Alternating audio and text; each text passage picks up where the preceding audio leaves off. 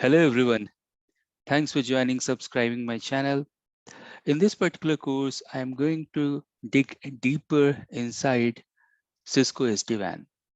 And more precisely, we are going to learn about Cisco SD-WAN automation. You can come to my website, giganetworkers.in. And once you are here, you can see that although there are so many different menu items here, you can see CCNP, storage, SD-WAN, etc. But for this particular course, you have to go and focus on automation tab. At the moment, you can see that automation under that, you can see only SD-WAN automation. But in future, I'm going to add other technologies as well, such as DNA and other Cisco latest technologies. Now, to get the document, what you need to do, you can go to the SD-WAN automation, click there.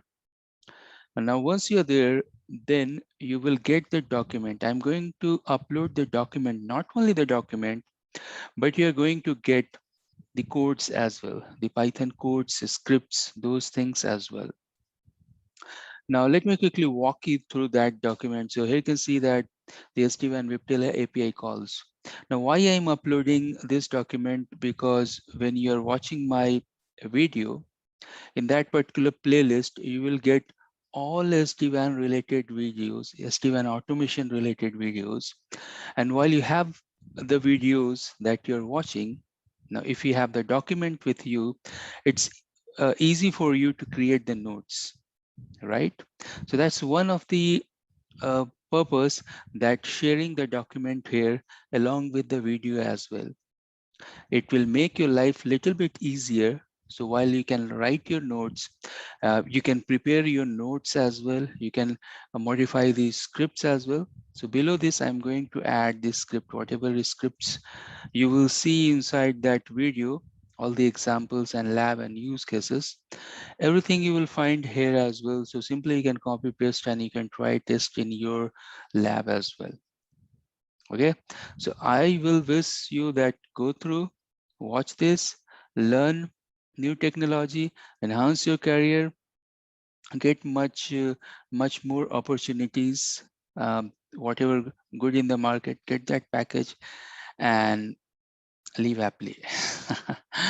All right, so please watch remaining videos related to automation.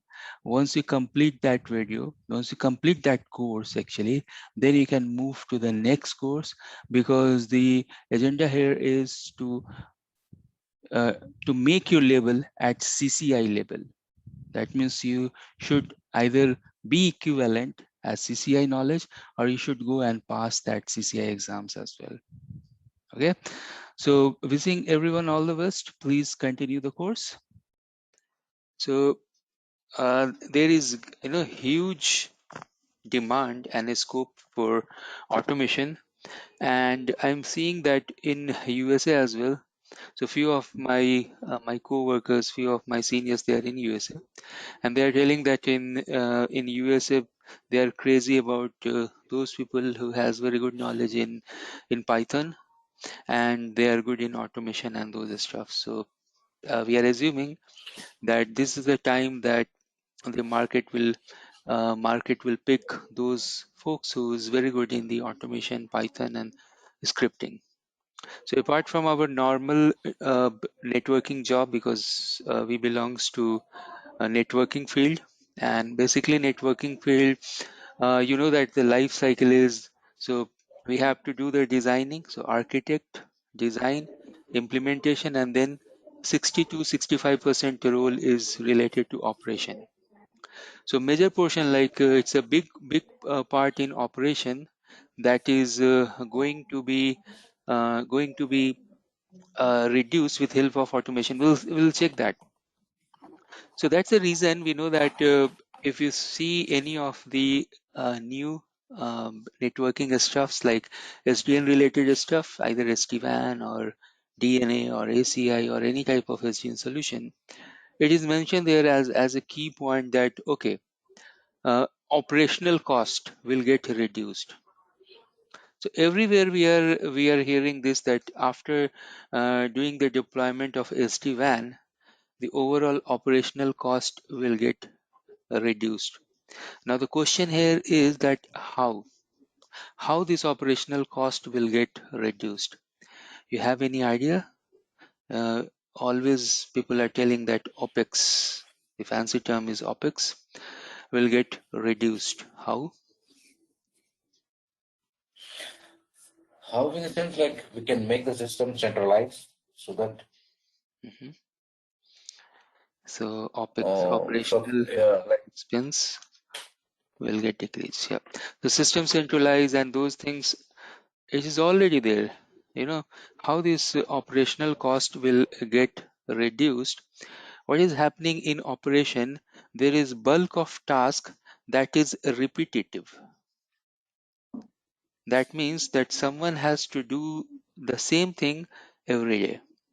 Now, if we are doing the same thing every day, or if someone is doing the same repetitive task every day, so that means that some human resource that is going to be used to do the same thing every time. Now, I will show you later on, there is one curve related to automation versus manual, and the automation curve is like this. So, to do the designing for this script and do the planning for this script, it is taking some effort. But once you create your automation script, next time it is going to be very smooth and it's very bottom in the bottom. Although the human type of solution, it is always like it is going in the flat line. So what does it mean? So let me change the color so I can draw here. And there are some famous things related to this. So if I can change the color here, let me go to the green. So humans, things will go like this always. It will not it will decrease, but if number of devices are there, so this can be increased. So suppose if a company is expanding their infra and the network infrastructure, IT infrastructure, so the effort will increase. Rather than in other hand, you will see that if you have the automation script, it will go decrease. So now, how? What we can do in automation is that whatever repetitive task is there, you can create a script for that. So instead of some human is doing those things manually, the script will do that work. But that's not the end of the automation or networking automation. Nowadays, there are so many other cool stuffs as well. So there are so many chatbot or botnet, etc. Means some chat window will come. If you do some wish inside that chat, the automation will kick off. So those type of stuffs are there in the market at the moment, and we can discuss about those things as well.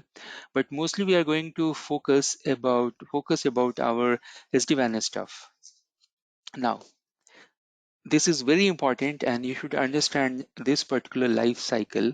So we know that we are in one of the transformation phase where for WAN, for LAN, for data center, we have SDN product. We know about those SDN product.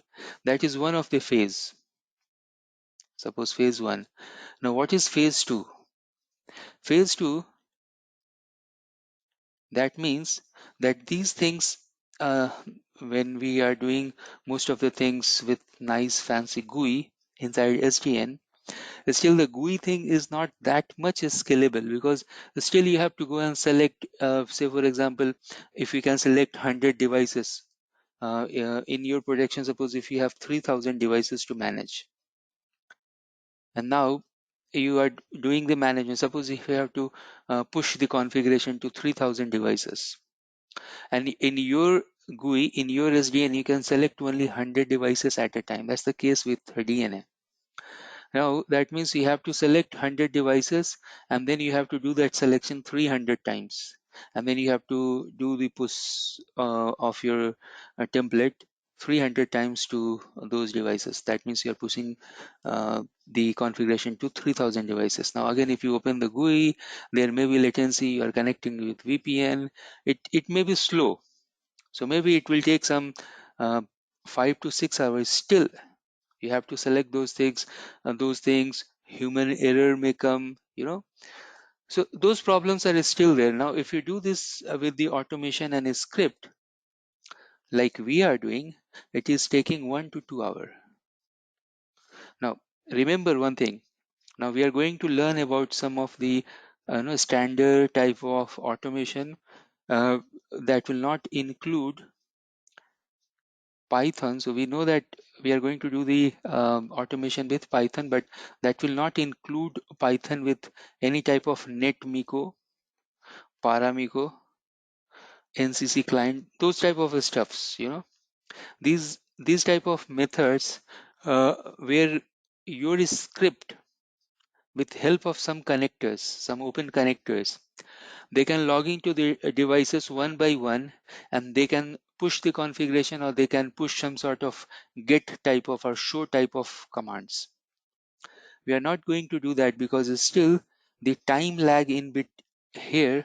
It's almost same that you are doing by the CLI itself. You are logging to the devices and you're running the configuration with CLI. So this stuff is not scalable. It is time consuming, or maybe if your connection will break again, you have to start from zero, or you don't know that up to which point you have done the configuration and then from where you have to start. So still, even if you're running such type of a script, there are chances that you miss some of the devices, or it will get break, or there may be chance that you have to watch that entire operation. So although you have run the script, but you have to check that it is running or not, it is failing, how much the success, and etc etc. On other hand, if you do the Python, so let me clean this stuffs. I can clean and I can write. Now, on the other hand, what we are going to do here is that we are going to use inbuilt APIs, and that's the next phase we have.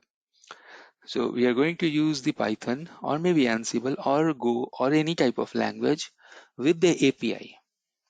So the next phase is that we are not going to use Python with old methods,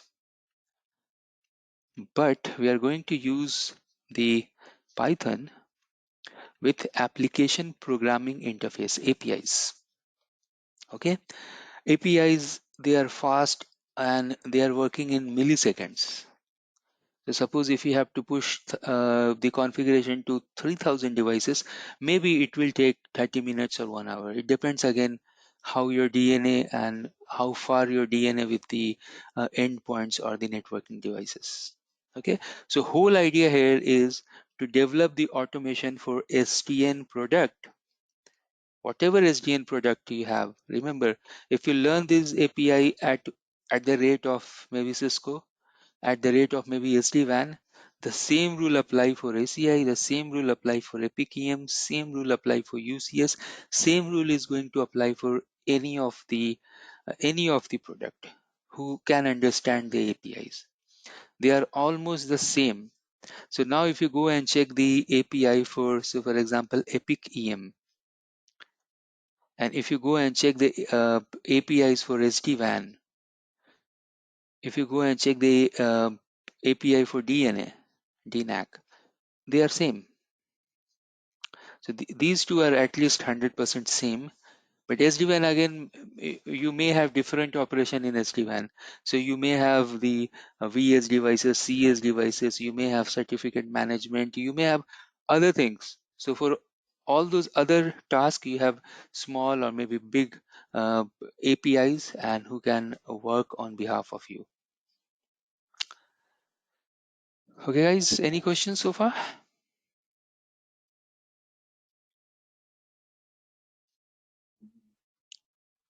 No. Yeah, no, Ratnesh, good. Thank you, And sure. Sam, you have any doubt? yes, so you said there are some of the tasks that we can we get a list of all the tasks that we can use this automation to work on with the SD-WAN? Can we get all the? Is there a list of tasks that we can Yeah, use this yeah, automation? yes, yeah. Okay. We have, and it is in in nice format. It is in nice way. So I'll show you that. So that's why we have this thing. And again, once you So learn this script Mhm. with respect one to second, SD-WAN. bro. What I Mhm. Yeah. What I understand from Sham, what he was asking is like a list of List of APIs tasks, yeah, where list of APIs what is are that? asking. Yeah, Okay, so I will show later on. okay, Yeah. fine, yeah. So list of tasks, what are the thing we can achieve with API? And that's why you can see here, first of all, what are the APIs? I will show you that. And then I have in day one, we have one thing here, one objective is use cases. So what are the Okay. things that you can achieve? And I Mhm. will tell you some of the use cases which is almost impossible with the normal day-to-day activity. I'll Okay. tell you that, and you can work on those things because those are very much close to the production. And I will tell you that how you can achieve those things. Okay, so I'll come to the use case maybe after 15 minutes. Okay, all right. So yeah, so you have different type of API. So you can think now your API as your new tool to do everything inside the network infrastructure. So I have few slides. Let me go through the slides first, and then I will come to the use cases. And nowadays, actually, presently, I'm working to develop the use cases and the scenarios for my companies. And I will tell you some of the use cases are amazing. Even we can't think those things with normal network activities. It's like impossible that you can do those things with a normal day-to-day operation. Okay, all right, so let's quickly open the slide deck, and I have few slides related to API, and I'm going to share you the link related to the slides, code, tools, everything you will get. All right, so these are the old slides. Just for the reference, I'm going to walk you through these slides just to understand, just to begin with what is the API and how they are working and their utility. They're going to use the method called RESTful API. Now, again, I'm not assuming that you're very good in Python or any type of language. And the goal of this particular class is this, that after this class, whatever classes we have after that, you should do each and every task related to, at least at this point of time, SD-WAN, because obviously I'm going to focus upon the SD-WAN. Now, what type of Python learning you need, I will let you know. And I'm going to share you the code as well. I will explain you about the code as well. And I have my blog as well. I will share you the link of my blog where you will get the uh, kickoff start. You can start from there. You can read those blog anytime you can go through those blog steps, the coding, how to get the lab, everything there in the blog. I will share you the link. All right, so now to make things very easy, I'm going to list something here. So we have our script that is nothing but we are going to use Python, maybe Python for automation. Okay, then we are going to use the method called API. With API, we are going to achieve the task. So this is the programming language that we are going to use, and API is something that is you can think API as you're browsing the website. It's like that, browsing the website. So you have some address, some URL, and then you have some task. So like that, the APIs are working. We'll see that. And then what type of use cases or what type of task we are going to achieve. Okay, so these are the things that we have to achieve, we have to work on together. So the method here is the RESTful API, and this is just a method. I'm not going in very detail about the RESTful API and the call and the procedures because that's not required. So the overall the architecture, you can see that you have your end devices. Now, if you have n number of end devices, it's very difficult to log into individual devices and check the things. So what you can do, that you can use the RESTful API mechanism, and here you can see either you can use some GUI, custom portal, etc. But the best thing here is to integrate them with some of the programming language like Python, Go, Ansible, etc. We are going to focus on Python because anyways Python is serving all the purpose.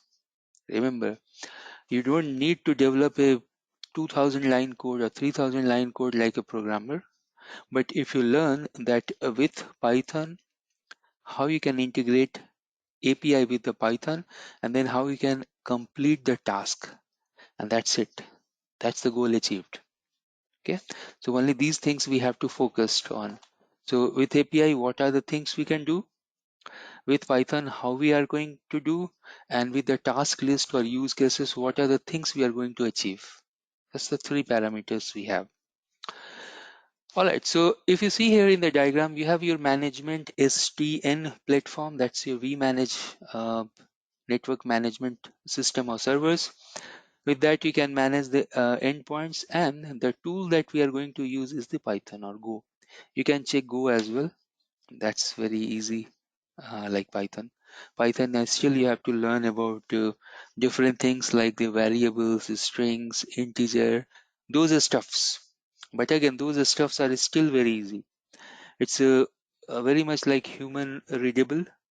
You can create the logic. So if you are studying Python, if you know, that's well and good.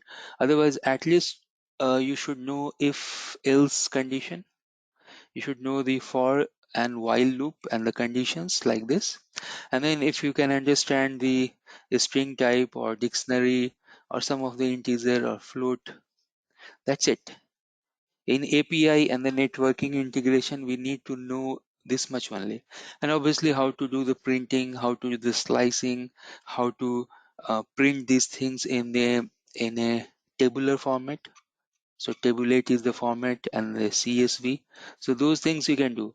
You can suppose if you have to print the device list, then you can print the device list with their serial number, with their UUID, with their chassis number, etc. And you can generate in tabulate form or table format, or you can generate the Excel sheet. So those things we need to understand. And one last thing is the file operation. File operation means that you may create one folder and you can save those reports inside that file, or you may read from that file all the IP or host name, and then you can use those inputs somewhere in the program logic. Okay, so file operation you have to check. So this much only you need to learn, and I have full blown code. The code will run anywhere. At the moment you will go and give your time, obviously you will understand these things. These things are not very difficult. I'll help you to understand those stuffs. What are the things we can do? What are the tasks we can achieve? Certificate management, configuration device, inventory management, monitoring, real-time monitoring, troubleshooting. Now I'll tell you, security, audit, configuration difference, management, obviously certificate management, but you can generate n number of different type of reports as well. I'll give you some real life example uh, that you can check. So for example, um, if you have again I'll fix the number as a 3000. So if you have 3000 devices, for example, and if you have 10 different regions and you have 3000 devices, now in your company, if you have baseline, everyone has the baseline configuration like a standard configuration. Now in your company, if you have baseline configuration, and that baseline configuration you want to compare with 3000 devices. Now these devices, they are using the same global standard configuration or not, you can do it.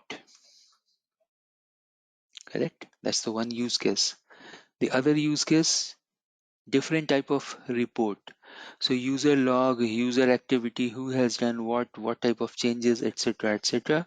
You can go and print in the CSV format or in the table format. You can do it, correct? Or other example I'll give you. Again, you have 3000 devices and all of a sudden you have to push some patches, some 10 lines to all 3000 devices. How you will do? It's impossible with the CL. I think that you log into means it is achievable, but it will take too much of time and the operational resources. So someone has to log into 3000 devices and copy paste the 10 lines. How much time it will take? Even if you write the Python script and if you use netmiko, paramiko, still it will take time. But if you do these things with the API, it will be like this: within 30 minutes, 20 minutes, job done. And the accuracy will be 100%. Now, once you have done this job via the Python, obviously you need the log. So what's the time stamp, how, at what time it happened, etc., etc. Correct. So these are just a few use case. Now I told you that I'm going to give you a big use case and a use case that everyone is loving. This is a security audit. What's the use case? Now use case is this, that again you have 3000 devices, and in 3000 devices you have to check the configuration vulnerability, and then you have to check the code or the image vulnerability or iOS vulnerability. How you can do it? So someone has to parse the configuration and give the information, or someone has to check the images. Maybe different devices have different images and images are hitting the bug. Those things are again achievable. You have to manage different type of a spreadsheet, Excel sheets. Oh, so this location has this spreadsheet, manages, track it. Or you can do it with the APIs script and programming within maybe 1 hour. Again, when you are developing the script, it is taking time to develop the script. But once you develop the script, you can use that script anywhere, n number of times. Correct? So that's the big key we have. That's the big benefit we have with the programming and automation. Development phase will take some time, but once you develop the code, then you can use it anywhere. Yeah. Questions?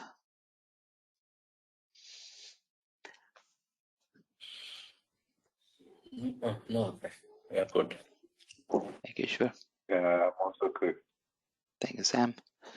Okay, so yep, so far we are just talking and talking.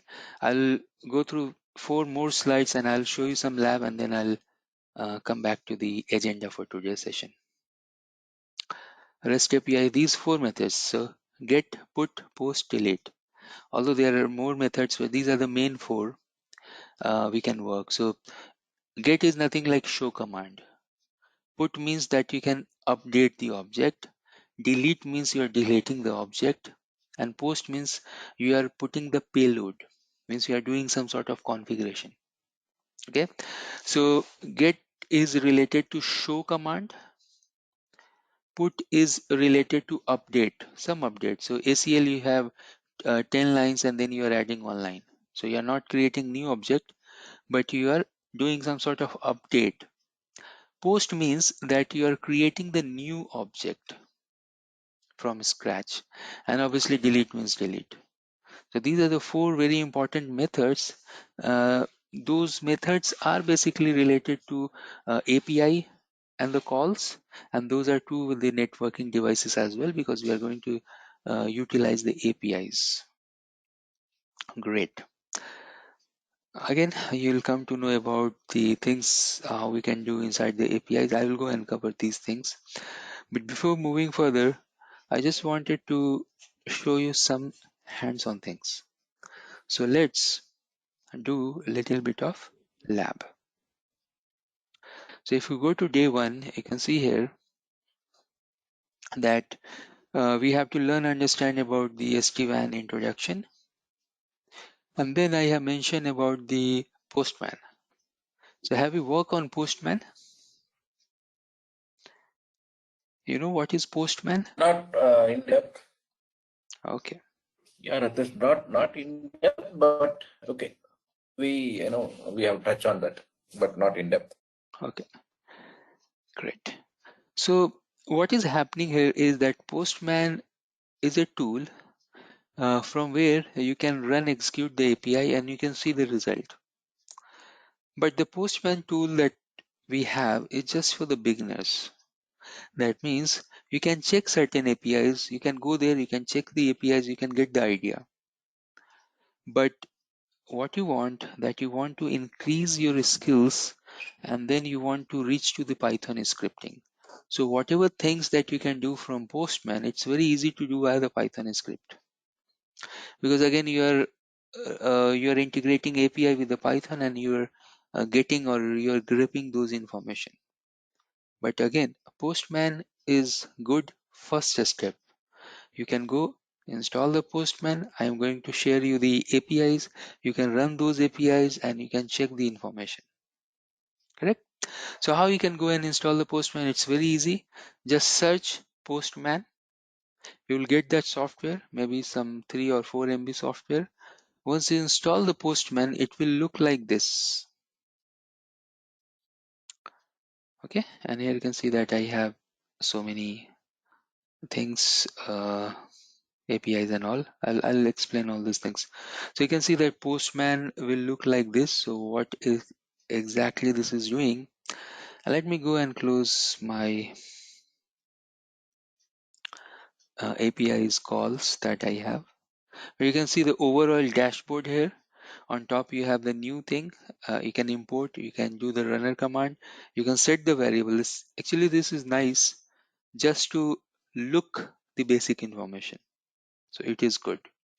Sometimes when we are writing the code, when we are developing the code, so what we are doing, we are going and we want to know what this API is doing.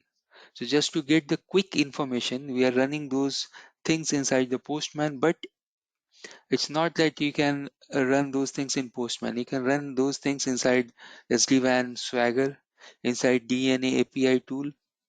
You don't need Postman to run any type of thing, but still it is good and friendly.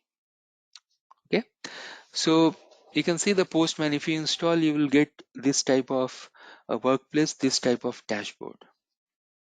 Okay, now once you get this type of dashboard, then what you can do, I'm going to share you some of the folders here. You can see that I have SD-WAN, Epic, Lab, UCS directory, director actually, and network programmability basics. These folders are there.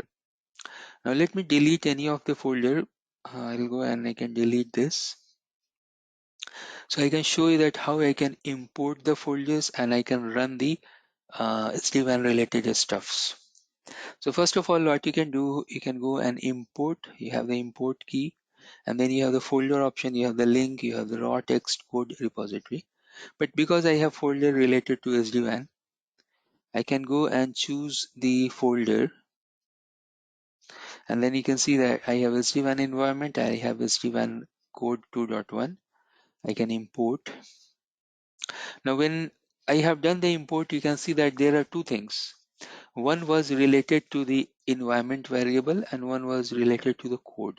So what does it mean? If I go and expand this folder, you can see inside this folder I have 4 folder: authentication, SD-WAN fabric, SD-WAN device template, SD-WAN device policy. Correct? Now let me show you these things one by one. So if I go to the authentication, again you can see that we have the post method and we have the get method. Correct? So post means that you are creating new object. Get means you are running some sort of show command. So here you can see that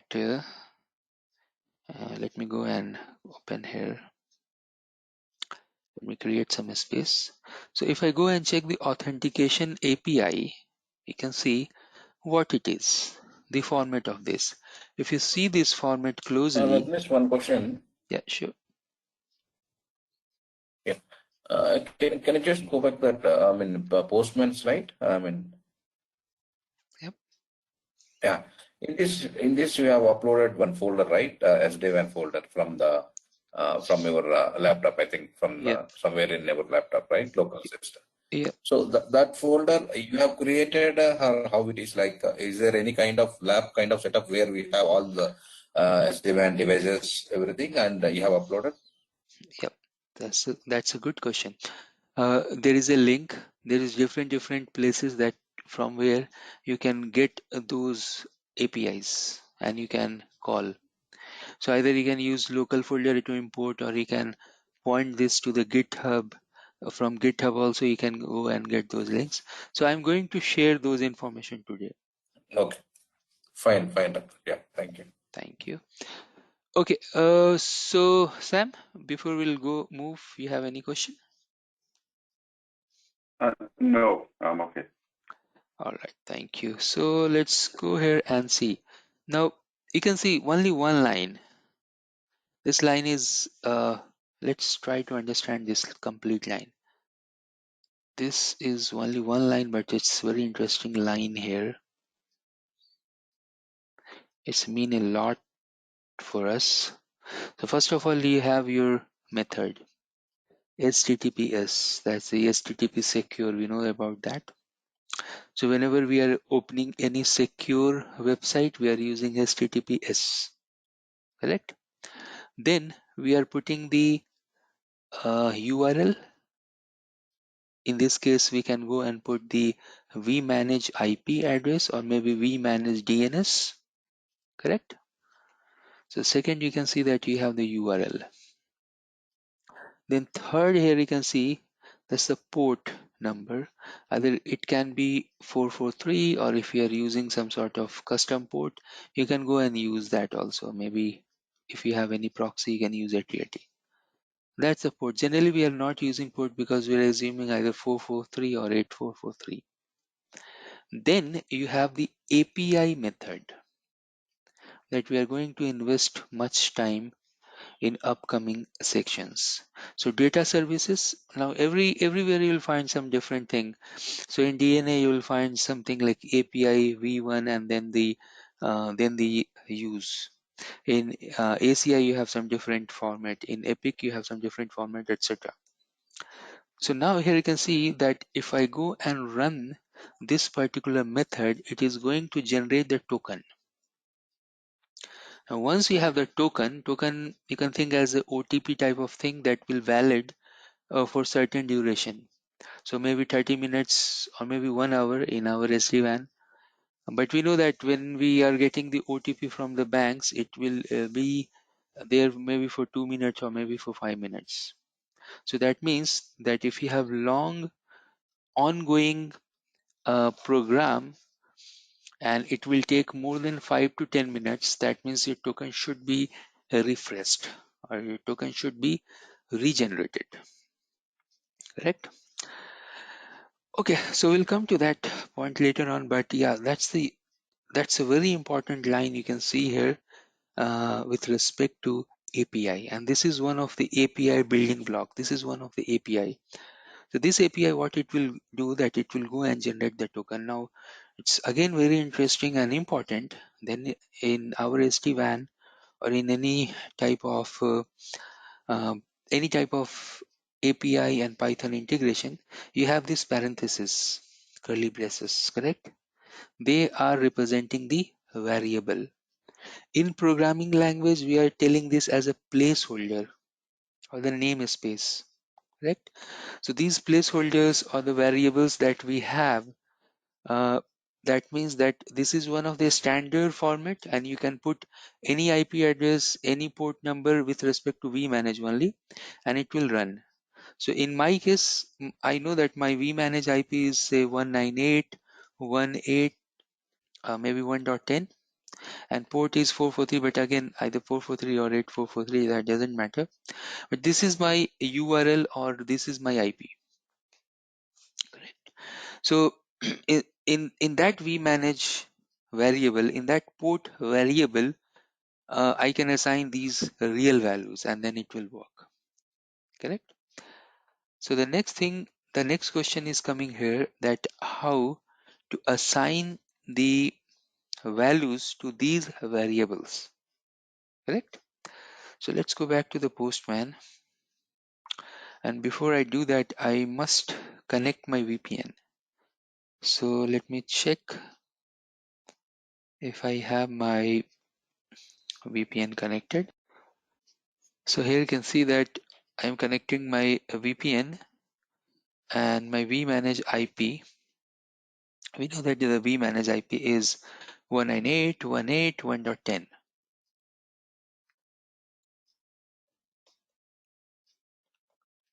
Correct?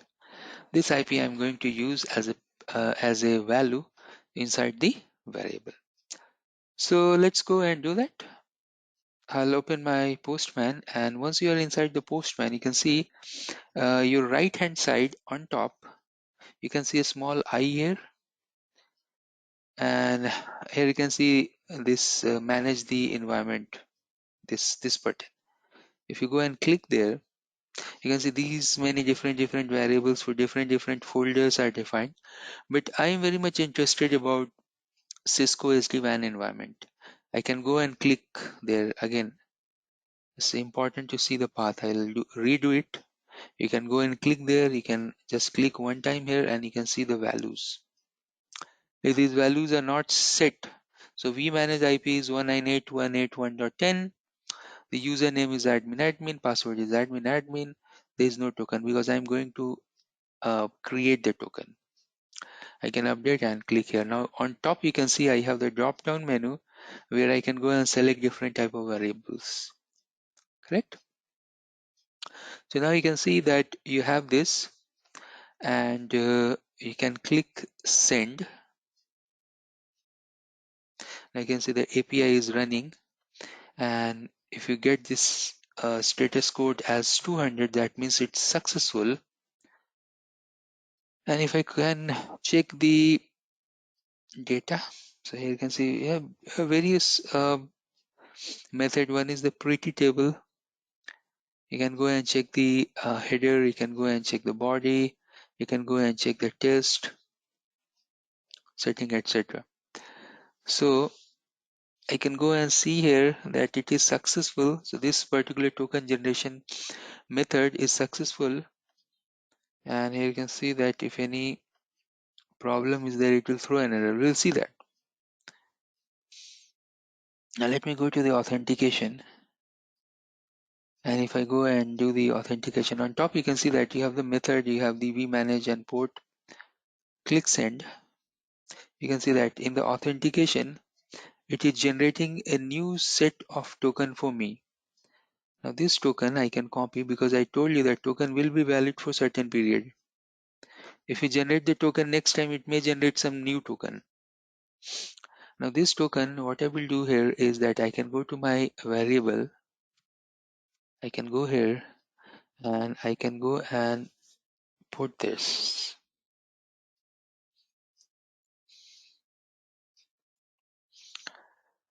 Okay, so you can see that I am putting the token, update it, close this. Next time I'll go to the SD-WAN fabric devices.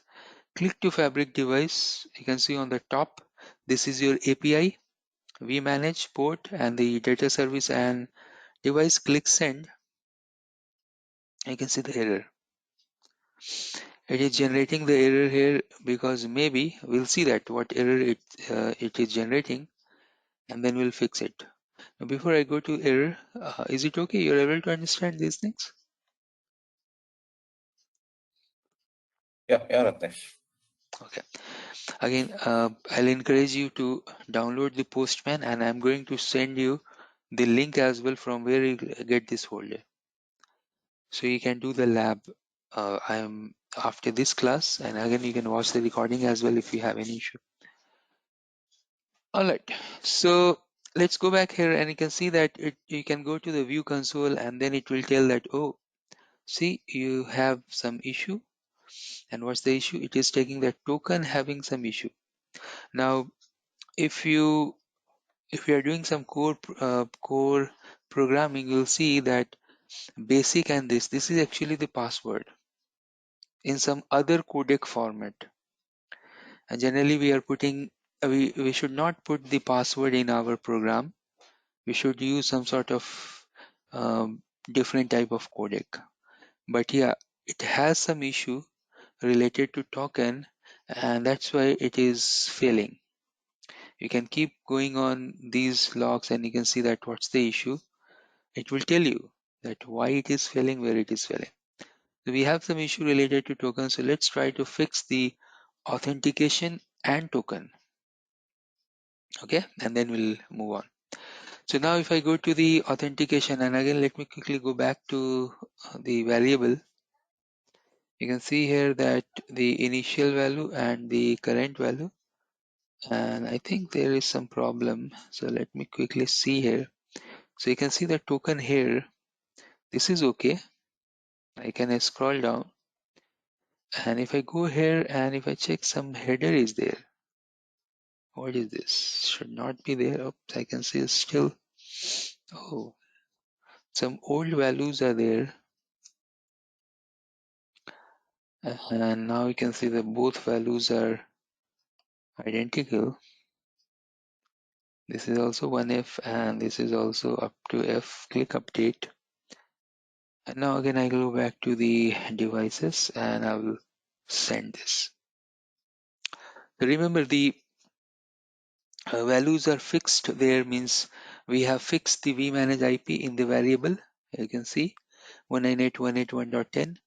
We have fixed the port as well as a scope. You can see the scope is environment, and then we are running this API. Now again you can see in the bottom that we have this time we have the success code, that is 200, and if I scroll up, so now you can see that it is generating the pretty table, the raw data. You can go and check the preview. Again, this is the raw. You can see this visualization. So if you are inside the pretty table, again, once you will be become very good in the programming and the APIs, you'll find that you have two fields. And I don't want to uh, tell you more stuffs in day number 1, but you will find at least two things: header, and you will find the body, or sometimes it is referred as a data. So you have the header field and then you have the body. That's your output, correct? So here you can see the header and then you will see the body. Again, you'll see your output in this type of bracket and then curly braces. Or maybe your output is like so many curly braces inside the box. So we'll see that the JSON format and other format, we'll discuss about that later on. So in day 1, I don't want to bombard with all the new things, but we'll come to know. So now if I scroll down here, or if I copy this and if I go to the notepad, and clearly you can see that we have the data now. So we have the data. First of all, you can see that you have the header field. And if I scroll the header field, you can see in our vManage lab, you know that you have the vManage IP, and you can see the system IP and other stuffs. 12, 12, 12, some VS Smarts are there, vBonds are there, etc. But we are getting the list of the devices. Whatever devices we have in the lab network, you have less devices. So you're getting the list number of things. Now, one thing I want to tell you here, that the information that you are getting like this, you can note here. Again, you will, I'm recording this video, you can go back in the recording and you can watch this. Remember this is one of the JSON format, starting with this bracket, and then you have curly braces inside that. So this is some sort of payload, and this is the format. Now this curly braces is, again, this is starting and stopping, etc. Now these fields that you are seeing here, you can grep these fields inside the program.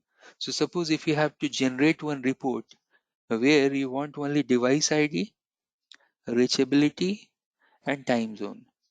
You don't need all these 200 lines. You need only 3 lines. You can take only those 3 lines and print it. correct? So that's the power we have with the automation and the programming. But in device ID, I think we have IP address, right? So for the same kind of lines, you should have 300 times. Device ID, this is for one device. This is for vManage, like that. If I go here, you can see the device ID for vSmart is different. And then, Okay. If you have, yeah, is those lines equal to number of devices? Okay. yeah, means one object we can see. So this is one of the output Yeah. for one device, like that, Yeah, for one device. Yeah. per Correct. device. Got it. All right. Okay, so likewise, you can go and check the device status. So device and monitoring, you can see the API. Now it's very much like human understandable. So what this API will do, it will tell you the device and their status. So if you go and run this, again, you can get the output. You can check the output here itself, or if you want, you can copy to the notepad and then you can read it. So it is telling the vManage, vBond, good amount of information. See, we are very much interested from here, the data. Leave that header. We are not very much interested about the header. This is the response from the data.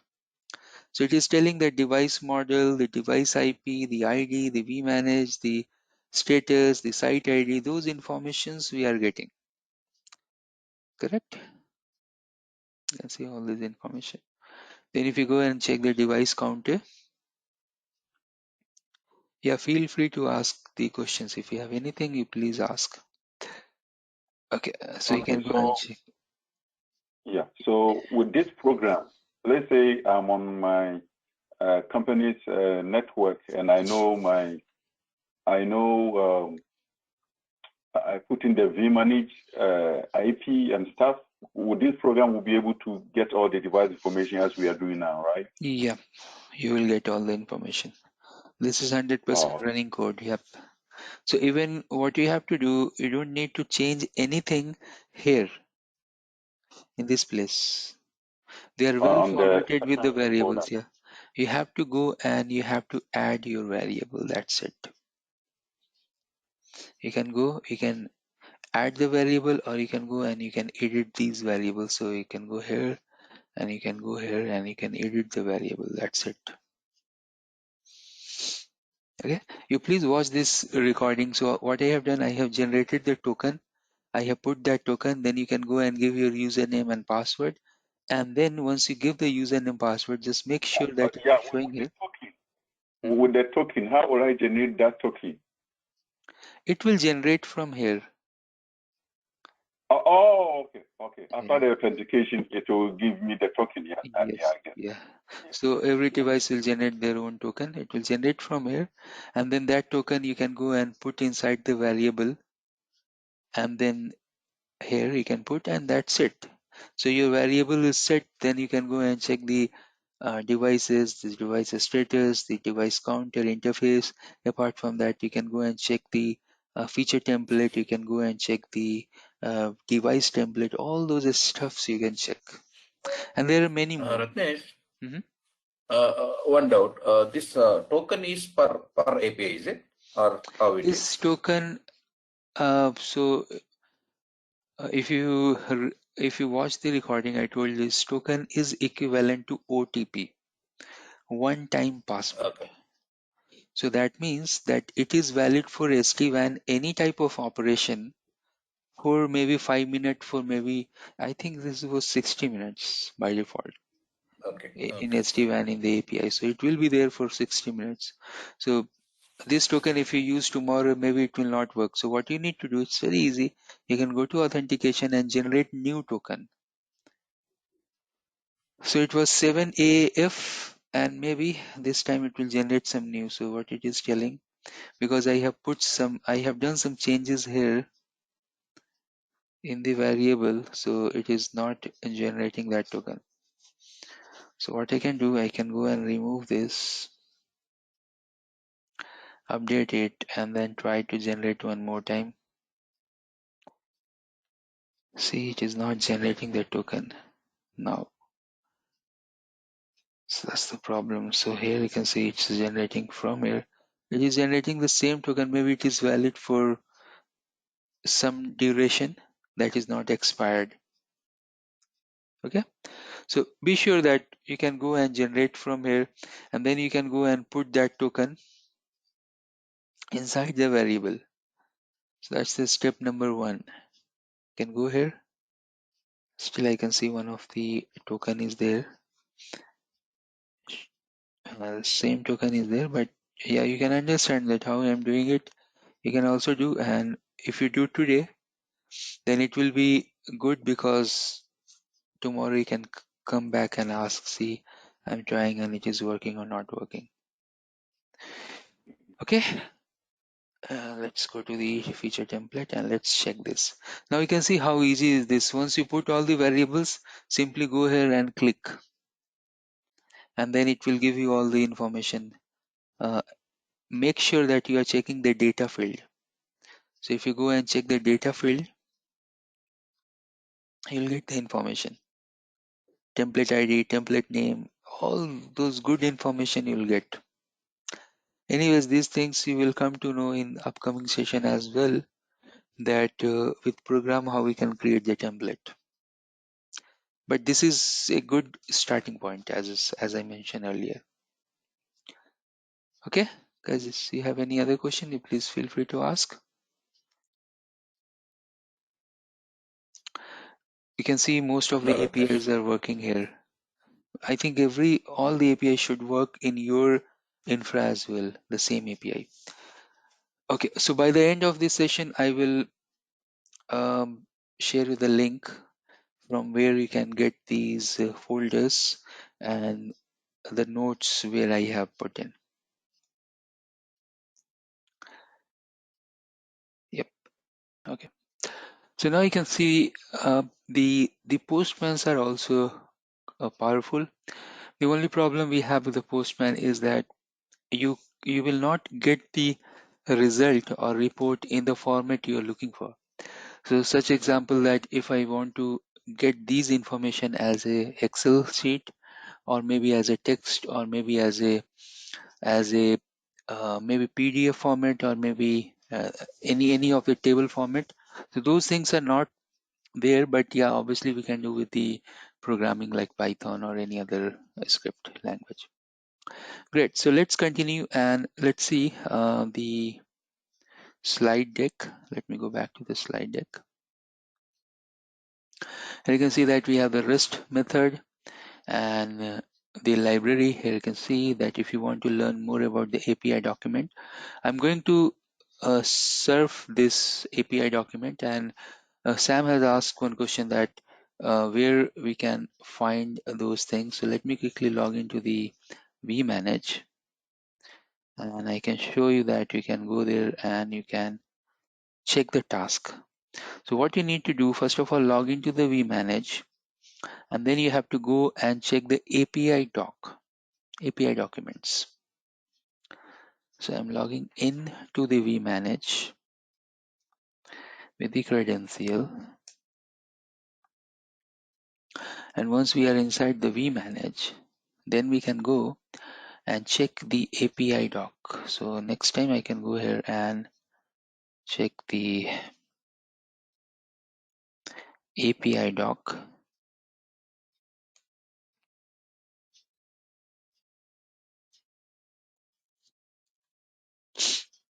It's coming, it's a little bit slow and it's loading. I can see here that with the GUI, it is loading.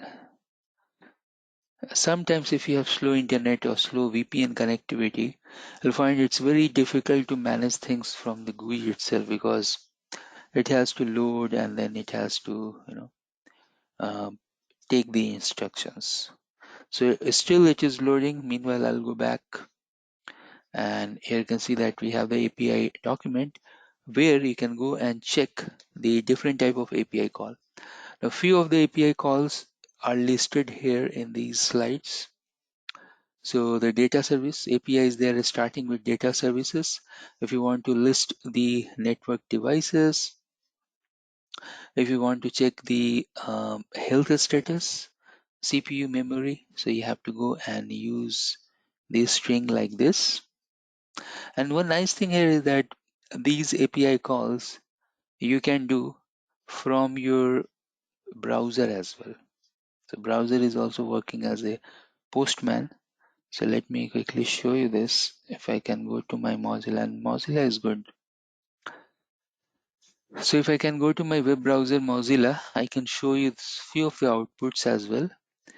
You can get the JSON format. So let me quickly log into the vManage. Once I'm inside the vManage, it's loading.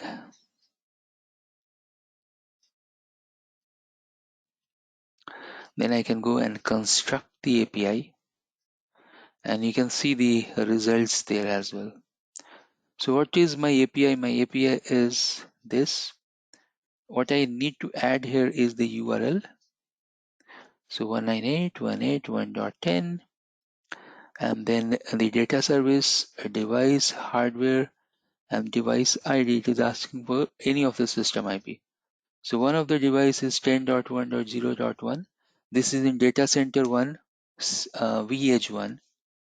And now here you can see the result. I want to print the data field.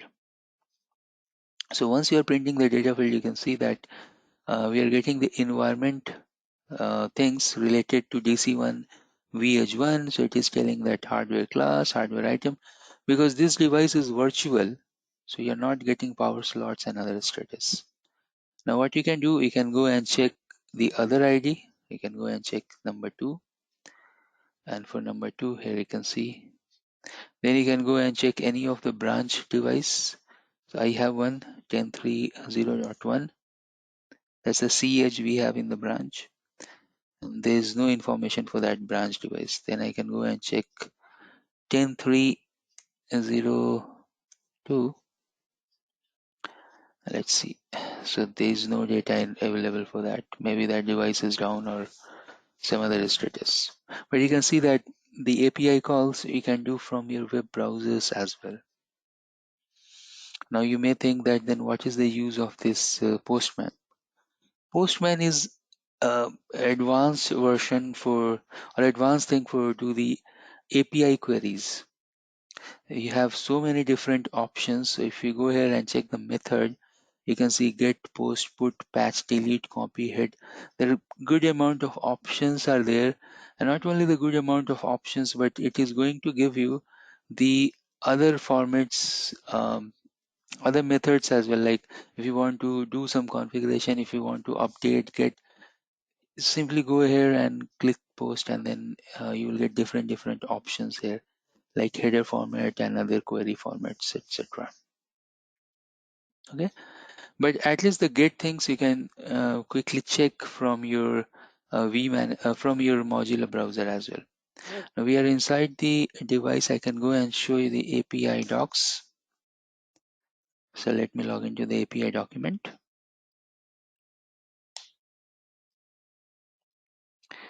You can see that what link I have used for that. So vManage IP and the API doc. It's still coming up. So it came, and now you can see that what are the things you can do, what are the tasks you can perform. For those things and tasks, you have these APIs. So capacity, you can go and check the capacity. Capacity use, max devices allowed, total vManage is like that. You can go and click try it out. And here you can see the result now. Response code is 403. That's not good. So it is telling that you have some issue running with this API.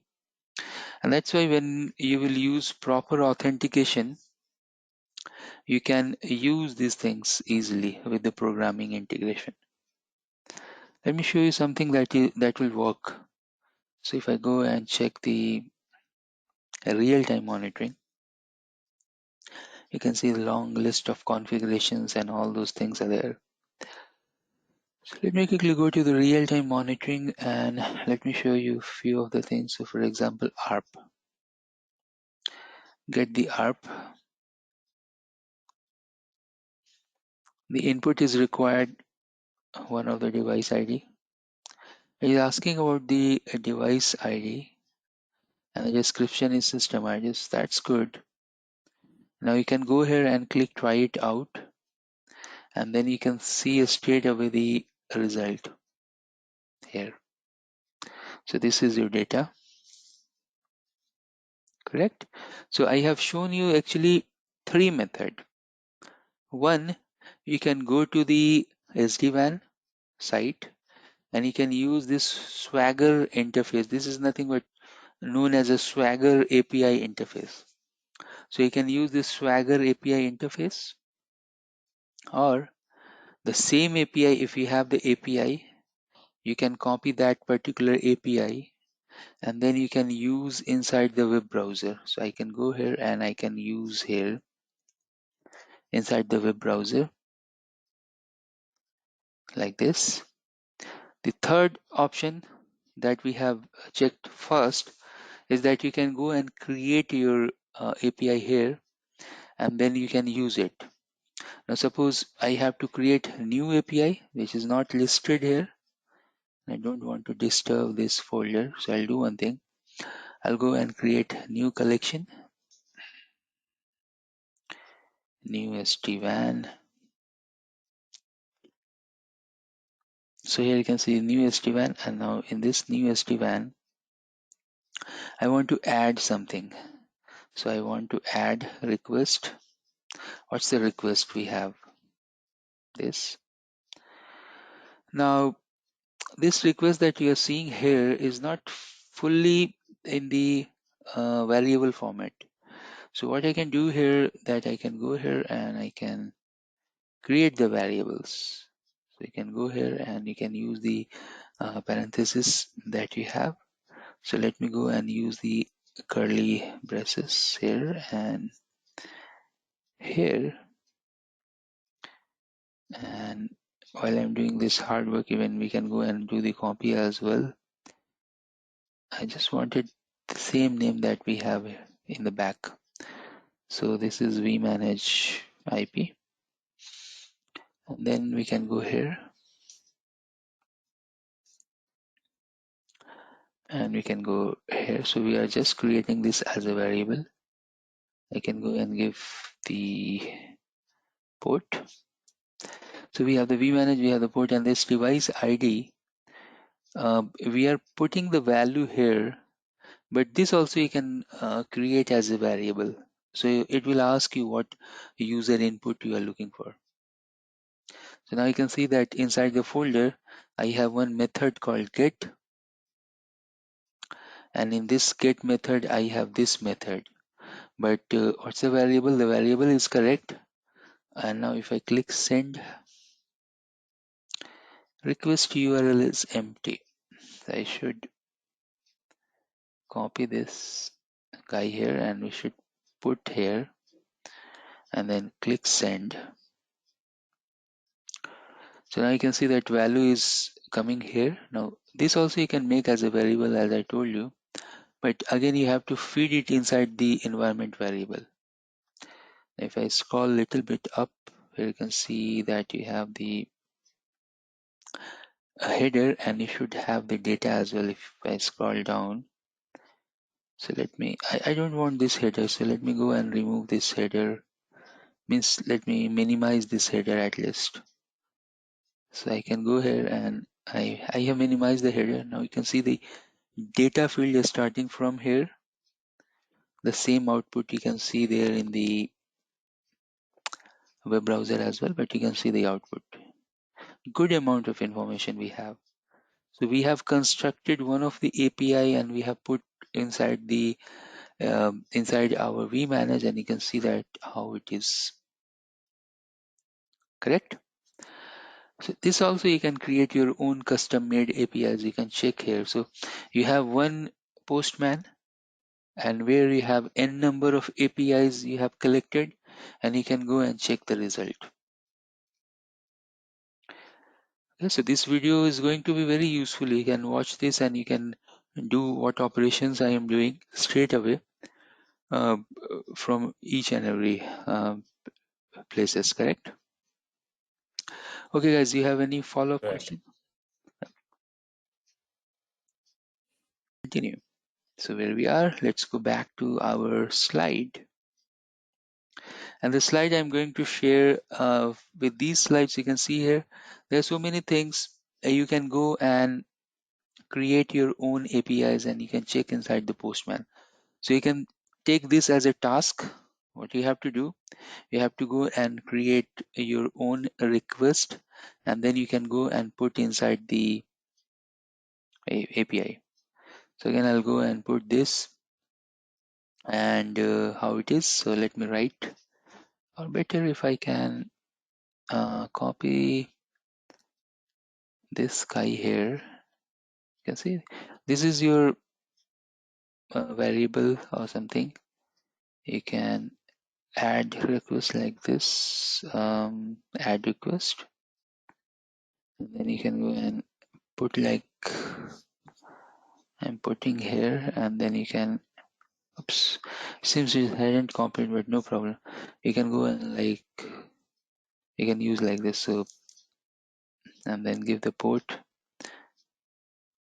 and give this slash, and then here put the vManage,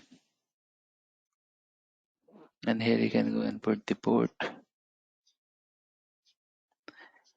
Okay, and then data service, and then you should have give the system IP address that anyways if you want to make as a variable, you can go and create this also as a variable. Now this particular API is going to give you the OMP peers. So now I have one more here, and on top you can see that is related to OMP peer, and simply, so this time I will copy this whatever we have on the top. I just wanted to copy and paste here inside the get with variables, and then we'll see that our environment variable is fitting those information or not. Okay, so since I'm not able to copy, but no problem, I'll go ahead and write one more time. So I have this and I have this. I have the vManage, and then I have the port information, and then I should give slash here.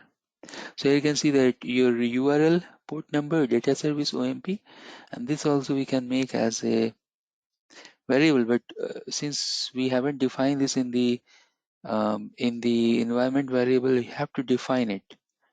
So first of all, go here and make this as a variable like this. So you can see it become red, and the bottom you can see it is asking about the system IP address. Now you can go here where you have your variable defined. You can go here and you can add. So what you can do, you can just press tab button, and it will add a new field here. Add new variable, say what's the name, let me copy. The name is system IP address, so I can go and copy this. You can go here and you can put here system IP variable. You can see the new field has come, and 10.1.0.1 and 10.1.0.1. I can update this. So my variable is set. You can see everything is variable. I can send this. Sending the request. 10.1.0.1 is not found. Wow. OMP peers. That's correct. vManage port. Let's see the variables. So what is there? You can see that we have correct vManage. We have the username, password. We have the token. We have the system IP. That means it should work. Let me try to send one more time. Okay, it is not working, no problem. I'll do one quick thing here. And 10.10. It should not be like this. Let me see. Okay, so some problem related to these fields here. That's okay. Port is okay. Okay, so let's check this in the GUI, in here in the web browser. Why this is not working? It should work. And let me go back here and give the values. And that's it, 198.181.10. I can see that it is generating the value here, but it is not generating the value here. Why? You can tell me the reason, any reason? Maybe the token got expired or something? It could be a reason that also. Yeah, so we'll check this now. Let's try to check that why it is not working here. Or, or, or can we try with other system IP whether it will show or not?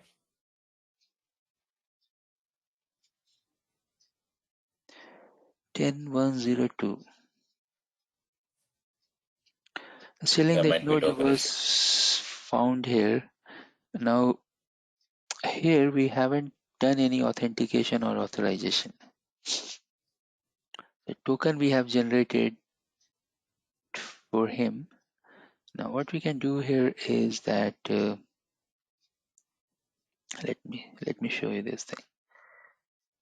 So this guy, if I can move a little bit up,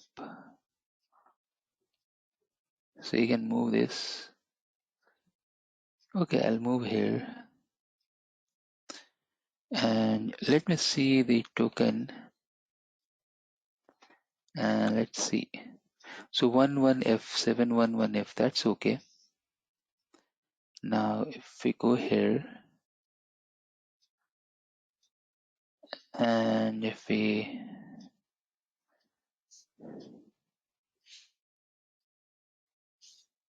let's see, but I'll make this as a variable, so I can go and use this variable, use other variable as well, and then the data service device OMP peer, and then the device ID equal to the system IP, correct? So you can see that while I'm doing this, in the bottom you can see those fields are created by the Postman, and I can go and give vManage here, and I can go and give the port here. So automatically from the variable it is taking port as 443, and it is taking the vManage as 198.181.10, and the system IP is taking 10.101. You can see these values they are getting from the variable, the environment variable itself. See, session token filter, token provided by ST2 do not match by. See, we have the token issue. So what we can do here is that we can actually put the token from here also. You have that option to go and put the token here as well. So key and value, I think here we can put, but anyways, I'll do one thing. I'll go and generate new token. I don't want this token to be used anymore. So let's go to the authentication. Let's see. Let's try to generate new token and let's put these new token there. So this token that I'm generating is not changing. It should change. Otherwise, we have to go here to the key field, key and value, we can put it. Okay, so let's do it. I can copy this and I can go to the place here, put this key value set. There is some issue. You can go and delete this line.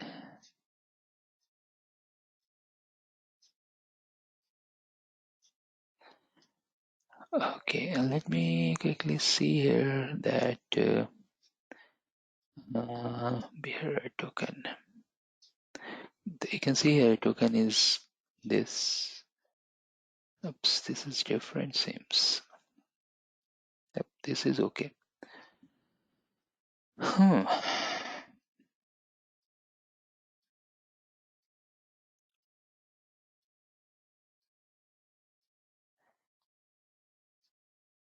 Okay.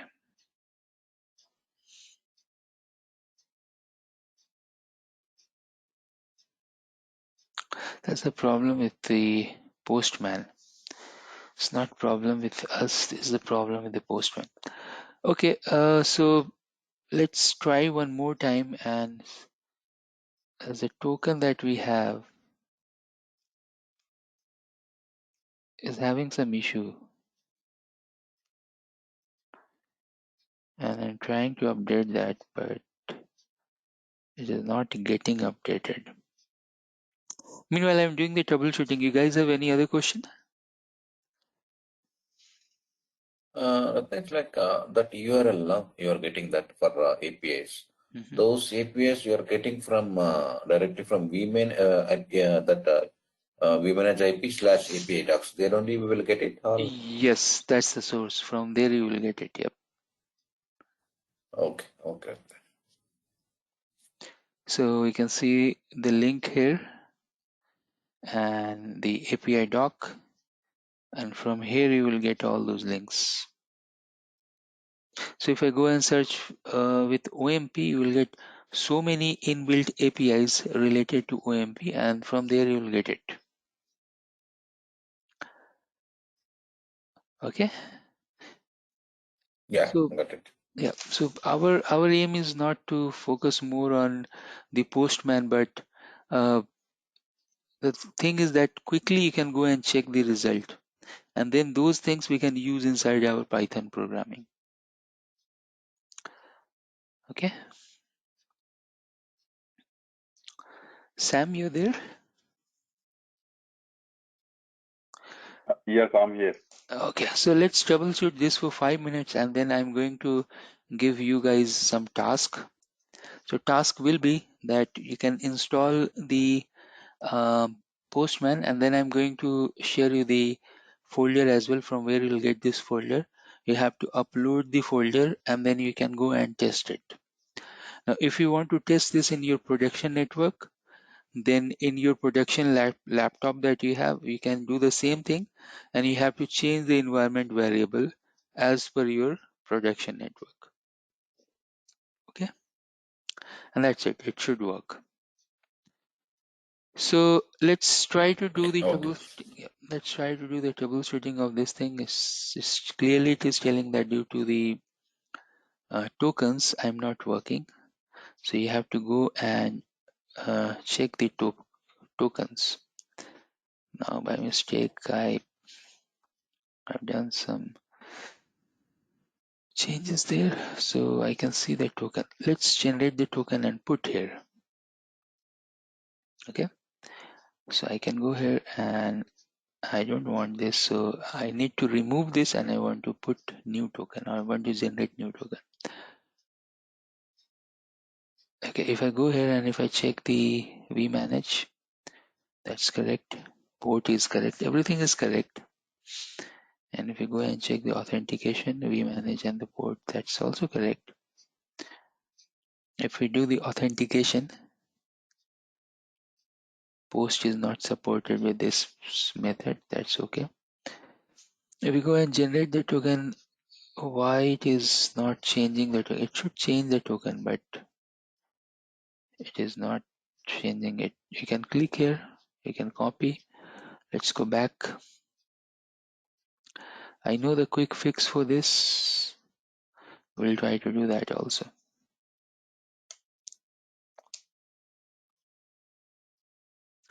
Update this, things are updated. We can go here and then we can run this.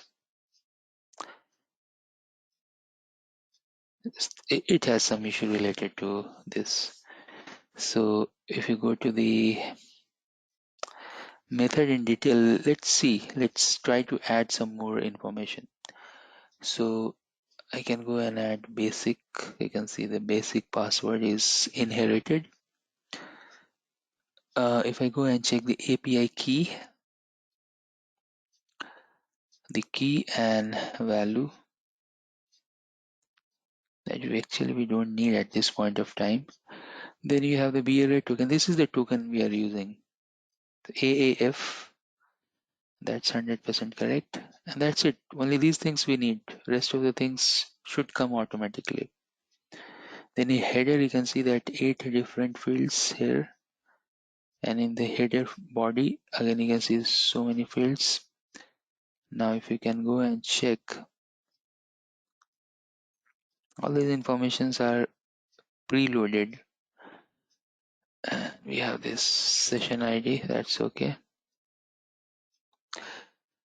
So I think everything is correct, but it's still we are not getting the results. So I'll do one quick fix here. We can go to the second variable. So you can see here I'm using this variable. Let's see. This guy here, his IP is different. And I will do one thing. Once you are here, you have all the options to do any type of changes. I can go here and I can delete this guy from the list. Then I left with this option. I can go and change the IP 198.168.1.10 admin. Username is correct and the password should be admin. Port I want to use 443, and then we need the token that we don't have. So this guy and so many Cisco variables are there. Now we'll go here and come on, generate some new token. Still it is generating the same one, old one. We'll go back and I can put the token here. This is okay. Then we can go here and let's check this. The system IP. Either we can give inside the variable. So if I go here and click here, and if I can go give the system IP, what is the full name? So the full name is, let's see, system IP address. So you can go here and you can give system IP address 10.101.10.101 and update, close and send it. Let's see, you can see 403, that means not correct. So it has some issue related to token. I'll check this later and I'll show you this thing probably tomorrow, that why it is generating this error. Meanwhile, if you guys have any question, please feel free to ask. All right, thanks for joining to SD-WAN class number 2. And today's session is going to be very important. After this particular session that we are going to do now, your imagination will increase. You will think more that, oh, these are the benefits we have with the integration of Python and the SD-WAN, and these are the things at least we can do. Anyways, I'm going to give you a good amount of use cases as well.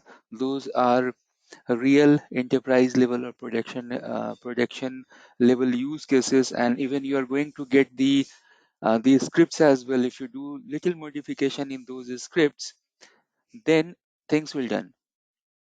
So those things are there, and we are going to use we are going to reach up to that point. But before reaching there, we must know the basics, and we should do hands-on practice and the labs. So for hands-on practice and labs, uh, you have to install softwares. And what are those softwares? I'm going to give you the list of those softwares. Okay, now those software are 100% free, and those are actually it's quite amazing that you can use those software to create the code. Suppose if you have the code, you can do the modification as well in the code, etc. Okay, so let's start. um, Before I'll show you the actual lab, I have few slides I want to walk through in these few slides, and then in the lab section. So let me open the agenda for today's session, what we are going to learn. So today is day number 2, and we are going to do the fast review of the Python, what this programming language can do for us.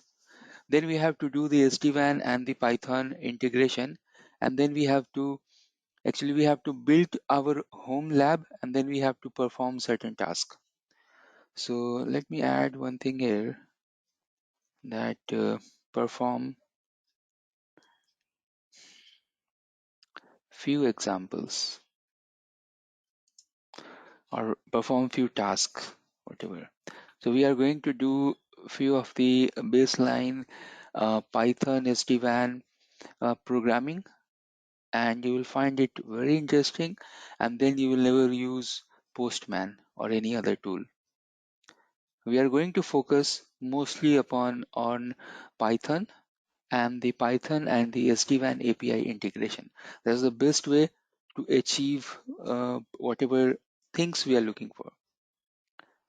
Okay, now there are some other programming languages as well, which is giving tough competition to Python. One of the languages is Go, but the baseline is this, that if you learn one language, other language it will become easier to learn other language. Okay, so that's the key here. So suppose if I learn Python, if I know Python 80%, then other programming language by default, you know those languages at least 30 to 40%. That's the ratio. So in future, suppose if you have some new things, some new coding, some new uh, framework, then it will be easier to learn those things if we know one programming language. Okay, all right, so let's start. Day number 2, we are going to do the review for the Python. So let me open the slide. We have few slides related to SD-WAN programming, and then I will show you few slides related to Python as well. So we are going to start our journey. What you need to do, that first of all you need to install the Git or JIT, whatever you are telling it. So here you can see this thing is required in your laptop.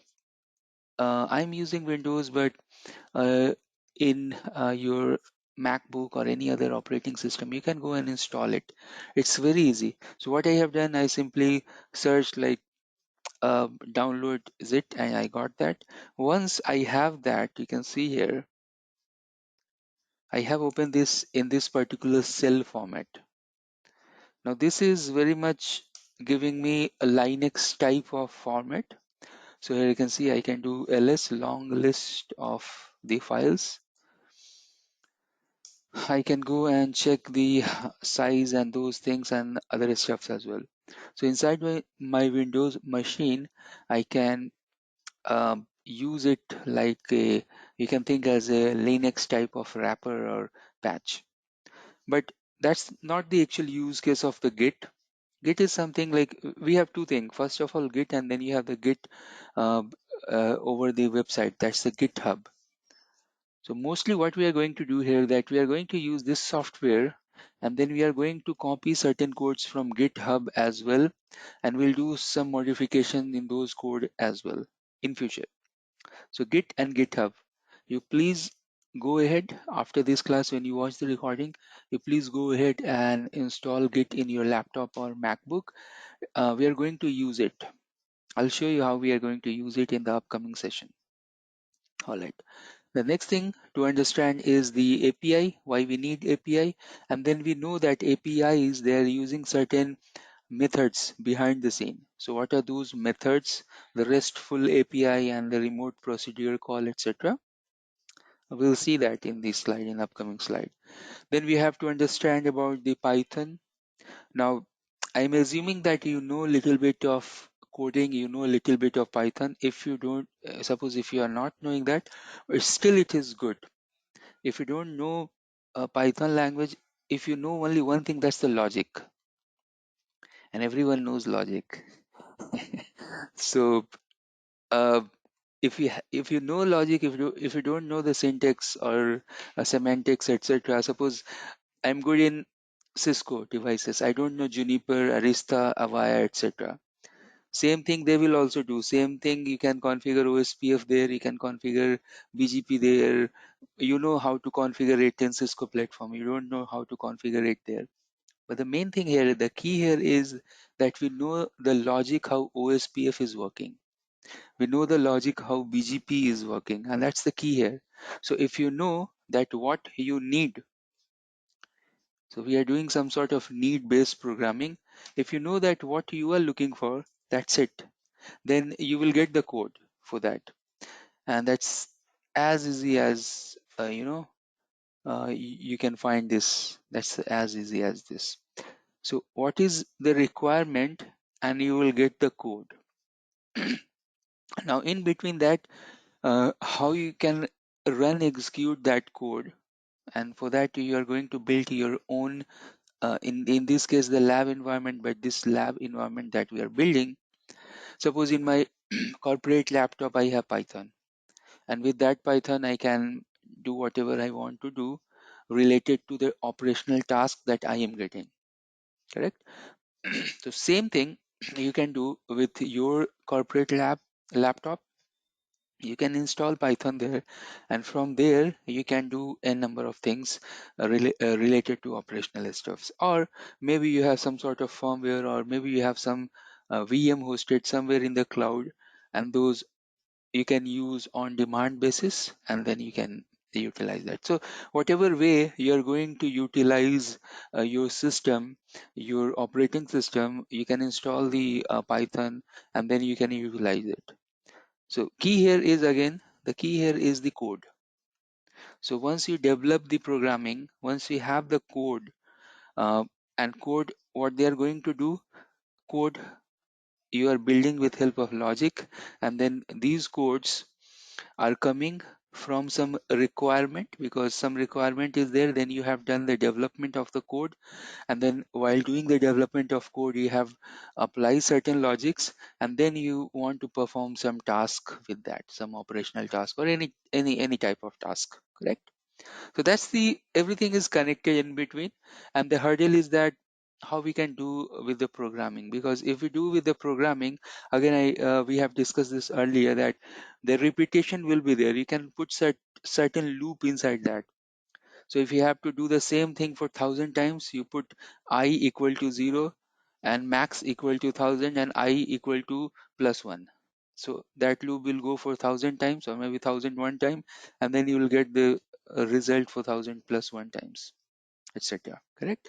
So build the logic, see what's the requirement, then according to get all the codes, you will get the code. There is no problem getting the codes.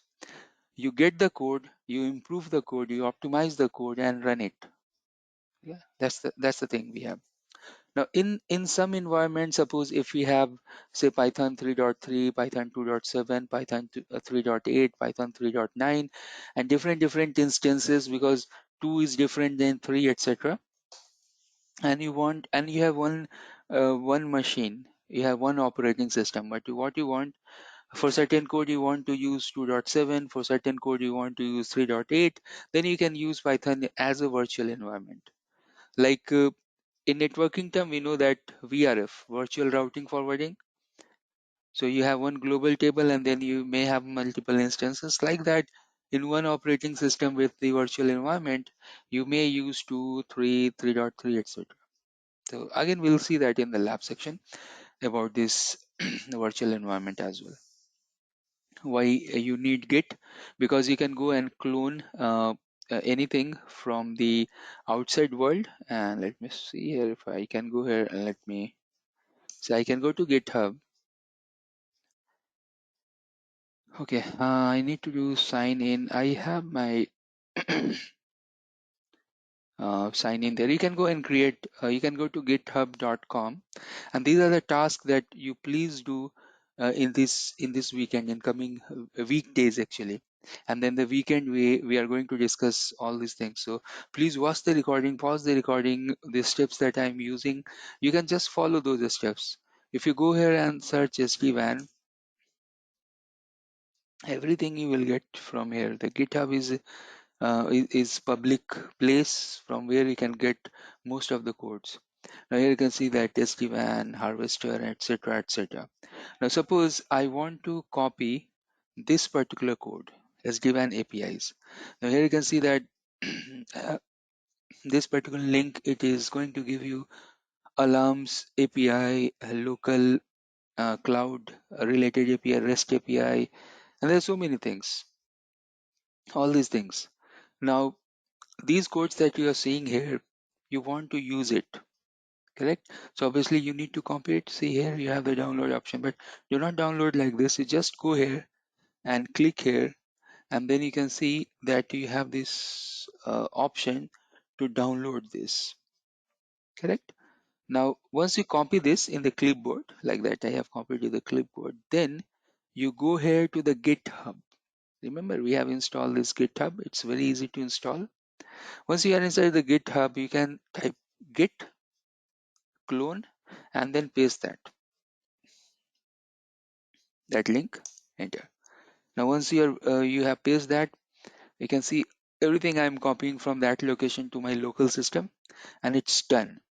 Now where is my directory? So I can go and check my present working directory. So I can go to the C drive, users, and this place. Once I'm at this place, I can go and check the SD-WAN APIs. So let me quickly go to that particular location I have. So I can go to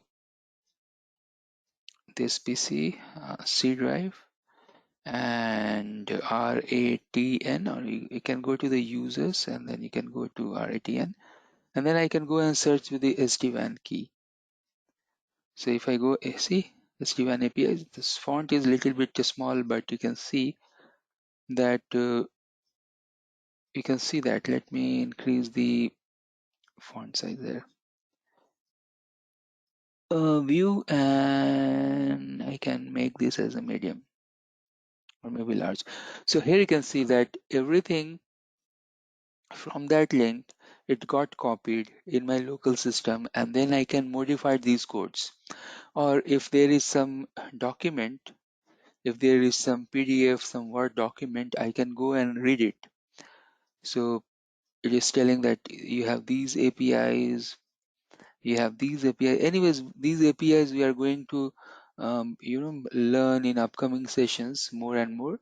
But yeah, you can see simply you have the code. So suppose for example, I can go here and I open this particular code. I have multiple options to open it. I have Visual Studio as well. I can open in the Python editor as well, that is the IDE. So I can go here and I can click IDE, and you can see that this is the code related to the alarm related code. What's the name? Yeah, alarms.api, and you will get the alarms and all these things that you suppose if you are new, you can think, oh, what is this parenthesis code, double code, etc., etc., but you'll come to know. I'll explain in each and everything in today and upcoming session. Okay, so you can see here the use of this, that you can copy it even from here also. If you want to run You can install Python here. At the moment it is not installed, but you can install it and you can run your code from here also. There's no issue, there's no problem. But we have better tool to run to execute our Python script. I'll show you that. Up to this point, do you have any question?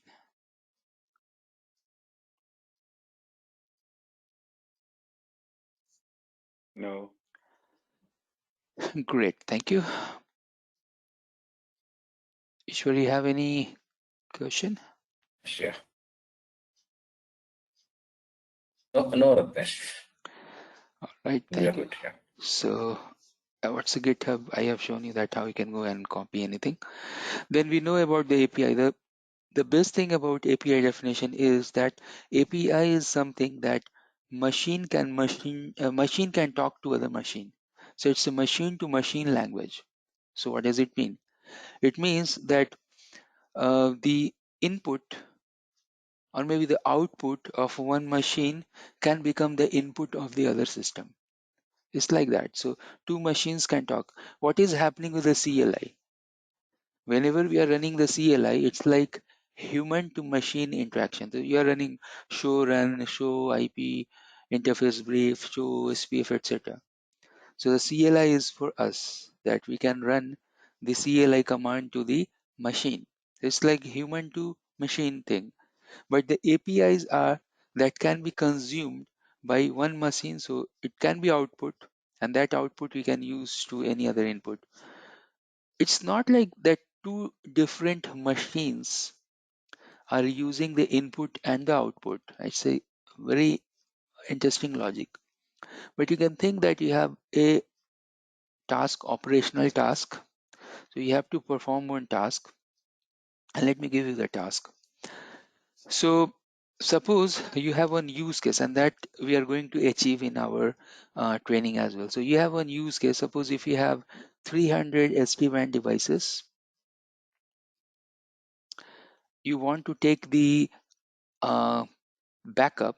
So you want to take the show run inside some folder, and once you take the backup for all the configuration inside your local folder, then you have something called baseline configuration or the standard configuration, and then you want to match all 300 configuration with your standard template. Now if there is the difference, then it will go and print the difference. Okay, so this is your task. The task is that operation, they want to make sure, they want some evidence that whatever configuration we have inside the devices, they are following the standard. Correct? So that become your task. Now for that task, you have to build the logic and you have to create the code. Correct? So logic and code, they are going hand on hand. That means that you have to create logic. So what logic? How you will develop the logic? The logic is that, okay, first thing, 300 devices. So I can do one thing. I can go to my putty, and then I can log into all the 300 devices at a time, and then I can run show run command or execute show run command. Or maybe all the devices are managed from vManage, so I can log into the vManage, and from vManage we can get the running configuration. We'll copy from there. That's it. That's the logic we are developing. But still, these are the manual thing. Manually you are logging, manually you are copying, manually you are pasting somewhere, then you are saving in the folder. Correct? So the task is somehow to take the running configuration. You are taking the running configuration, then you are copying. So you are doing the copy for the running configuration, and then you are saving in the folder, saving to the folder, and then final thing is you are doing some sort of difference program you're running, and you're comparing the configuration. Now if you are doing the difference in the notepad, or maybe some tools are there, so you can put one file one place, other file other place, and you can check the diff. Even in the SD-WAN GUI also we can check the diff. Correct? We have option to check the diff, or maybe you can run some diff program. but it's still, this is good for 1 or 2 or 3 devices. This is not good for 300 or maybe 3000 or 4000 devices, correct? So you have to develop some logic. So what you can do that, okay, I will use one API. So I'm going to use one API to get the running configuration. Then I will use some Python file program to copy those configuration inside the local folder, and then I will put a loop that will go up to 300 times, and then it will put all the files inside the folder. Now once I have all the 300 files inside the folder, again I will go and run one of the difference script, and that difference script will compare all the files, and then it will generate the output either in a text or CSV or Excel, etc. Correct? So like that we have to develop the skill set, like that we have to develop the logic and code you will get. Again, I'm repeating this thing. Codes are everywhere, you will get the code. Even the hardcode programmer, they are getting the code, and there's different places you can get the code. The thing is that what's the task, what is your logic, those are important thing, task and the logic. So now here you can see that you have one API to take the running configuration. Now inside the API, when you go inside the API, so there may be chance that you don't have API to get the configuration, but you have API, oops, but you have API to get the device ID, and then you have the API to get the device name, and then you may have API to get the configuration. So that means you may have to call 3 different functions to get the configuration file. And then you have to nest API A to B to C. So the output of A will become the input of B, and then output of B will become the input of C, and then you will get the output. Okay, so that's an interesting thing we have in the programming language. In normal terms, we are telling this that everything is working as an object, and then since everything is working as an object, you can call any object anytime, anywhere. Just like object oriented programming, where we are calling the objects whenever it is required. Okay, so that's the same thing like it's machine to machine interaction, and there are so many cool things that is happening behind the scene with respect to API. Um, there are some examples, and you will see, you will, if you go and watch some YouTube videos or some Cisco live videos, you will get good amount of examples related to the capabilities of the APIs and the methods used for the API. In this case, we are going to use the RESTful APIs. What is the REST method? Again, we have discussed earlier that you can get the object, you can create the object with post, you can update the object or update an object with a put, and you can delete an object. Those things are there. Again, we have discussed this earlier in our previous section that you have your URL, and then what method you want. It means in our case we have the data services, and then what type of call you have, correct? So these things are defined here just for your reference. These slides are there. Now, so we have to do the heavy lifting, and this heavy lifting, how we are going to do, we're going to do the integration of the SD-WAN with the Python. And once we have the integration, see, to build the code, it will take time. That means you are building something. But once you build the code, once your code is ready to serve the purpose, then it's things will become easier, smoother. So the tough thing we have here is that what's the requirements, what's the logic, what's the code. Once you have the code and it is serving the purpose, then you can go and optimize the code time to time to time to time. Okay. So now we are going to discuss little bit about Python. And again, I'm assuming that you know at least what's the Python, what's the different type of Python, what we can say, the constraints, or uh, inside Python, what type of Python objects we have. Say, for example, the integers, string, list. a dictionary or directory, etc., etc. Those things I am assuming that you know that, but still, if you don't know those things in depth, no problem. We are going to understand those things. Those are still very easy to understand. We have a dedicated lab for the virtual environment, Python virtual environment. I'll cover that.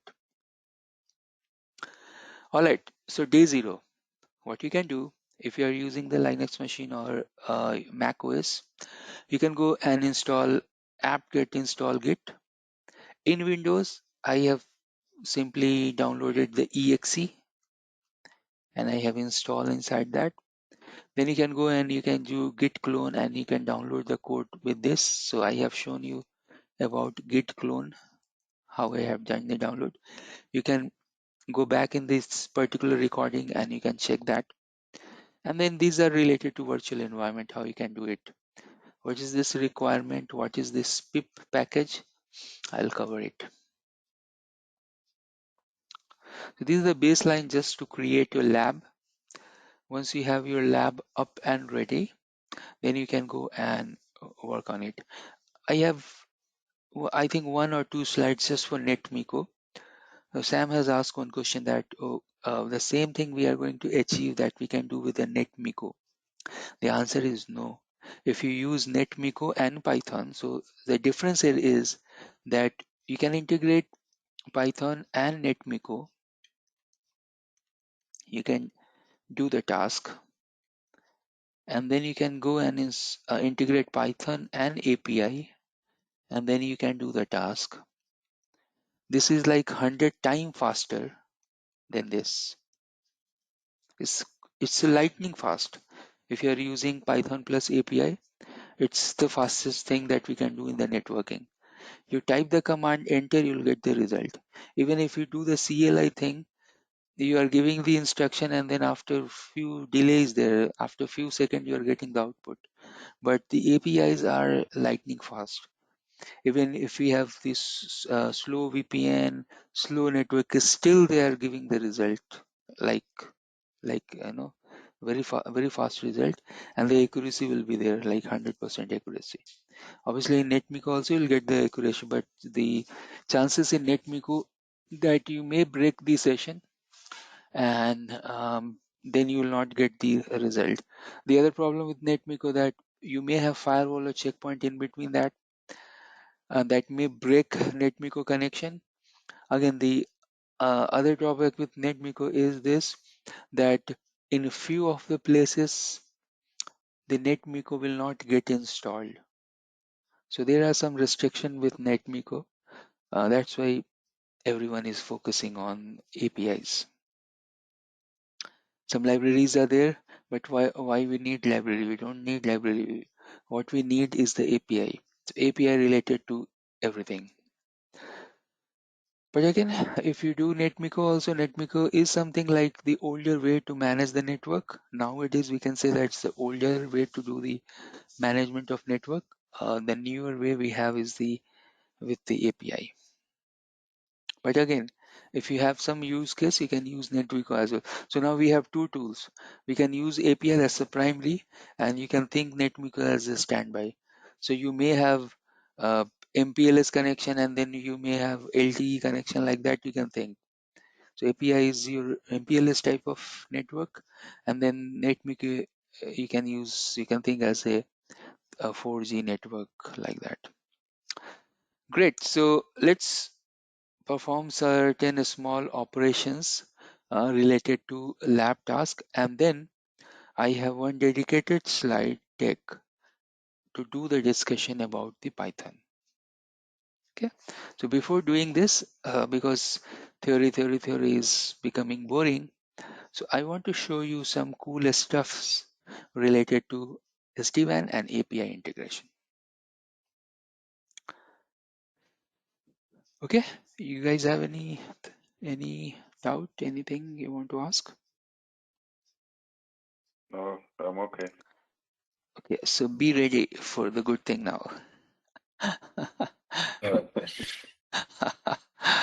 So we have really cool thing I have prepared for you guys, and I'm going to give you a start today, assuming that in coming 5 days that we have, if you have time, just study for at least 2 hours.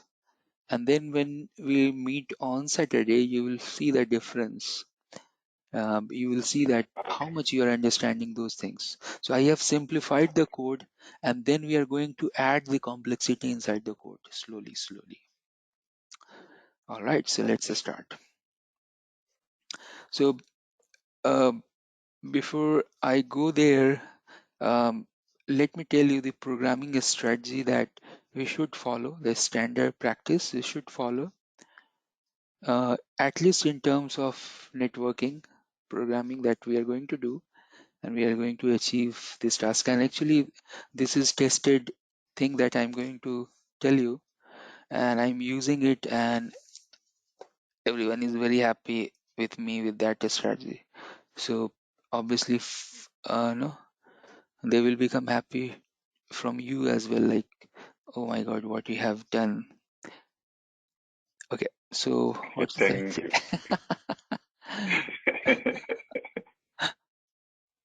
Make everyone happy. Okay, so just check these three things. So what we can do that you need one file called config. What is that? So you can go and put inside that what is the SD-WAN, say IP or maybe URL, what is the SD-WAN username, and what's the SD-WAN password. So you can create one file, say config.py, and by the way, the Python file their extension is .py. Like text file, we have extension txt, the Excel file CSV, PDF, and etc. Document doc, etc. Like Python has this extension py. Okay. Now, so one small file where we are going to put the variables. In terms of Postman, these are nothing but your environment variables. Correct. Now, once you have the environment variable, next thing what you want to do. Next thing, that's the cool thing that you can develop during the time period is your library. Correct. So next file that you can do for the big programs is to create the library function. Library and functions. Library plus functions I have written there. So here what you can do, your say SD-WAN underscore APIs.py. That's the name. You can give any name.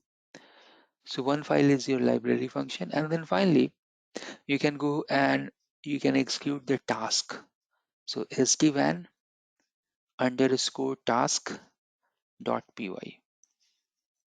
The good thing here is this, that the config file will be always with you because you have to set this one time. Then the library, if you become very good programmer, obviously you will start writing your own library, your own functions. But you can write it. There is no problem. Even you can copy and paste as well. It will work. That's just the functions. And then the task, the final thing. Now you can merge the 2 and 3. There's no problem. Inside the same file, you may have library plus your task. In our few examples that we are going to study, I'm going to merge these two. So we have only two file, config and the library plus task. So what does it mean by task? Task means, remember, task means get, put, post, and delete. Okay, these are the tasks. Mostly we Okay. are going to dealing with the get and put. Delete, obviously we don't want to delete, but you can delete it. There's no problem. You can create the API to delete anything. We'll see that one by one. We are going to discuss and we are going to understand these things. So this is the strategy 3 file, the variable file, that's the environment variable or the config file, your library, and then the task. Great. So let's start. I already told you that after the class, you please go ahead and install Git. If you don't have Python in your system, you can install Python. If you don't want to install Python, it's okay. You can go and install. So you can skip this and you can go and install a Visual Studio Code. I think that's the name. Let me quickly show you that. What's the name of that program I'm using? So here you can see. This name is, I have one program just for today's session to show you this. I have one program. I'll explain you about that. So you can go and you can install this guy, Visual Studio Code. This is Microsoft product, 100% free. It's amazing. It's really good Okay. to develop your script, you run your scripts. If you install this and if you put any type of program like Python or any, automatically it will detect it and it will tell you, oh, you don't have Python in your laptop.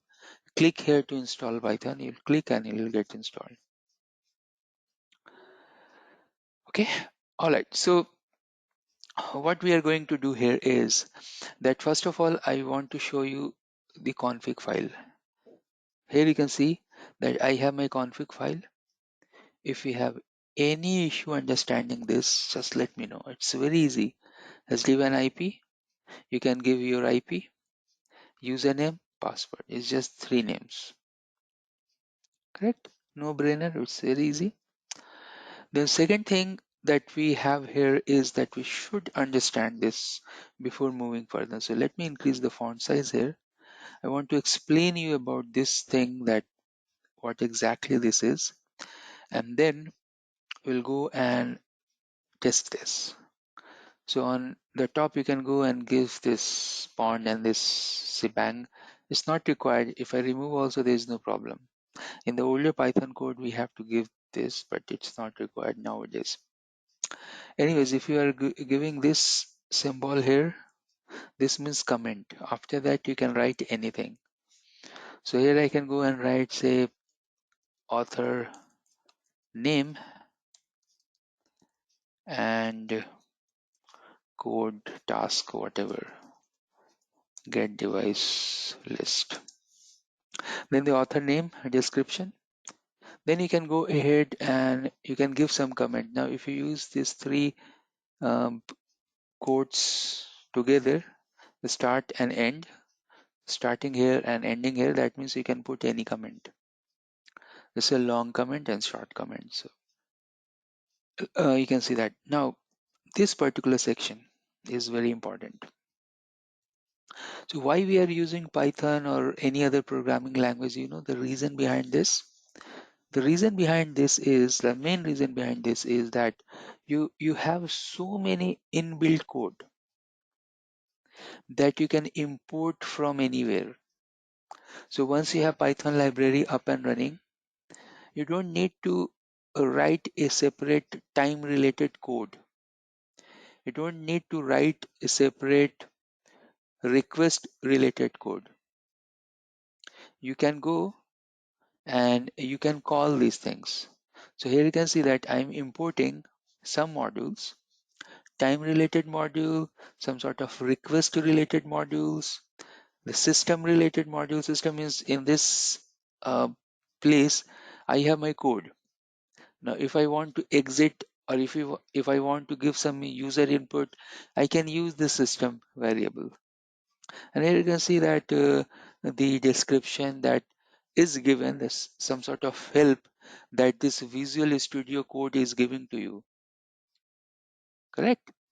So that's the cool thing about Visual Studio. It's one of the best editing tool we have, or the platform we have to learn the programming language.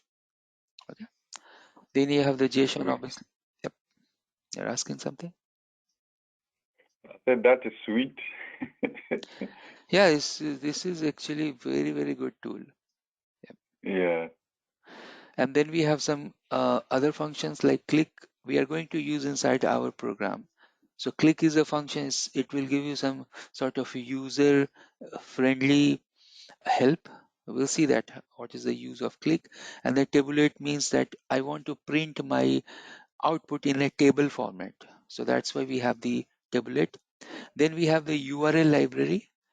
URL library is something that if you have some sort of certificate errors, or if you have some sort of uh, it is going to deal with the certificates. It's dealing with the certificate error. So here you can see from request package URL library exceptions, import insecure request warning. And from the URL library, if we have any warning, we can false those condition. So whenever you run the code, some certificate will try to do the authentication, but if you do false, means okay, I'm bypassing the certificate, I just want to run the API, so it will allow you with this library. Okay, so from line number 21 to 30, if you have any question, you can ask.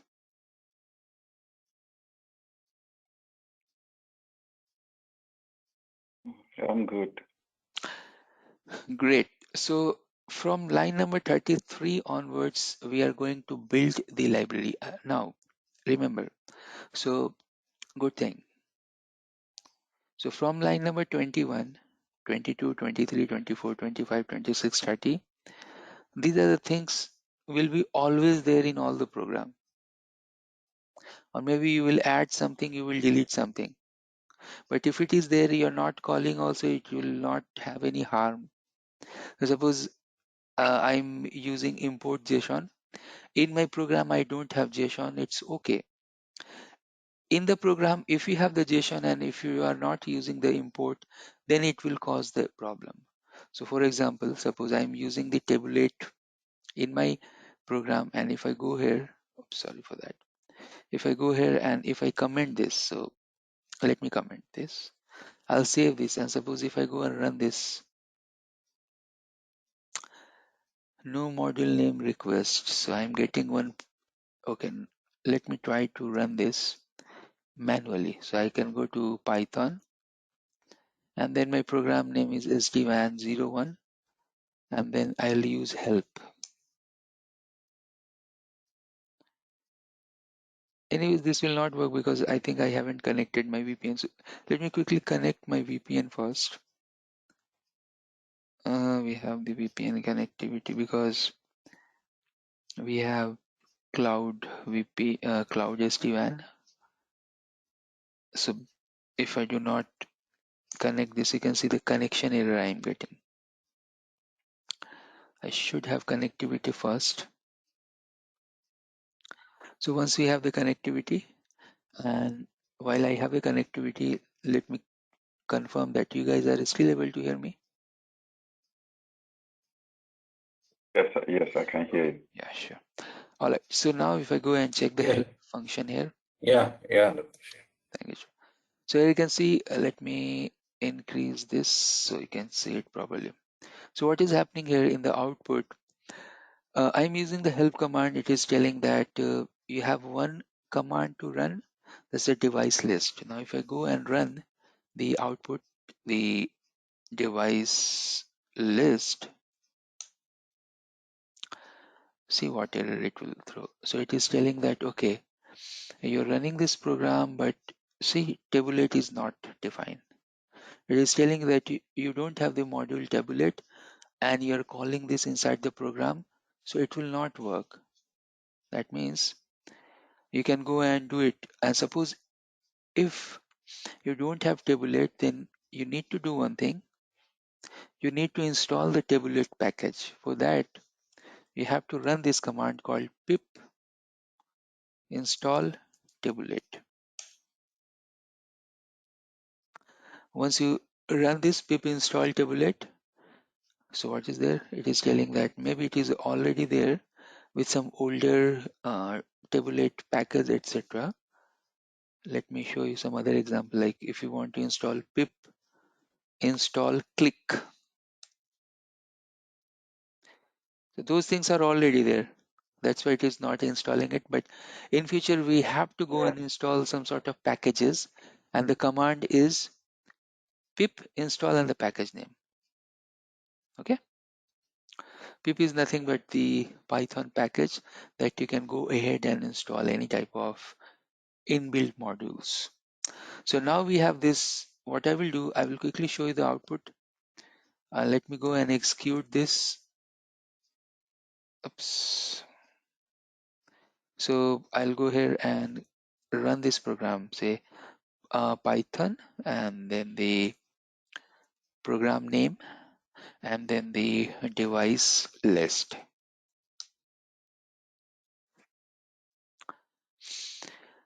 Great. Tabulate is not defined. Still, it is telling that it is not defined. So have I saved this after changing it? Let me run that. See? So when it is generating the table, and if I decrease the font size, you can see here the output. Oops. Let me run one more time. See, so we are getting the host name, one column, the device type, the device ID, system IP, version, device model, platform. One of the nice output in nice table format we are getting. Correct? Why? Because we have Yeah. one function tabulate. Again, how it is happening, I'll show you. We'll discuss about this. Okay. So let's continue our understanding about the APIs, about this program at least. So let me make some space here. I can go and close that as well. Okay, so what you need to understand from here is the library. I'm going to explain each and everything from this list. Okay, and then we'll run the program, and then we'll do some modification, and then we rerun. We are going to add some packages, modules as well here. So far, if you have any question, please feel free to ask. And let's continue. This 30 minutes are going to be very important. Let's try to focus for next 30 minutes. All right. So I told you that we can have a separate file where we can go and build our library. In this case, we have the file and task in the same place, but it's okay. So when you want to call a certain API, we have seen this thing yesterday. So let me go here. See on the top, and this was the failed example, but any other examples? See in the top, what are the things you have? You have the HTTP, that's the method.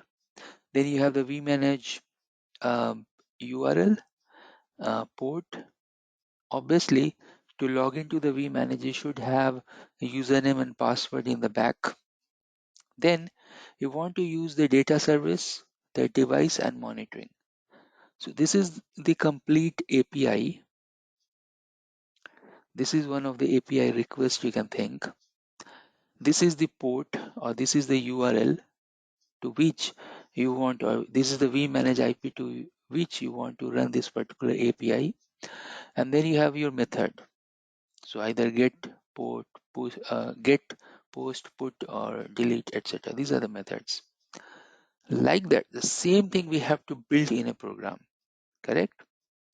So if I go back to the program, here you can see that you think that you have to build the logic, correct? So what's the logic?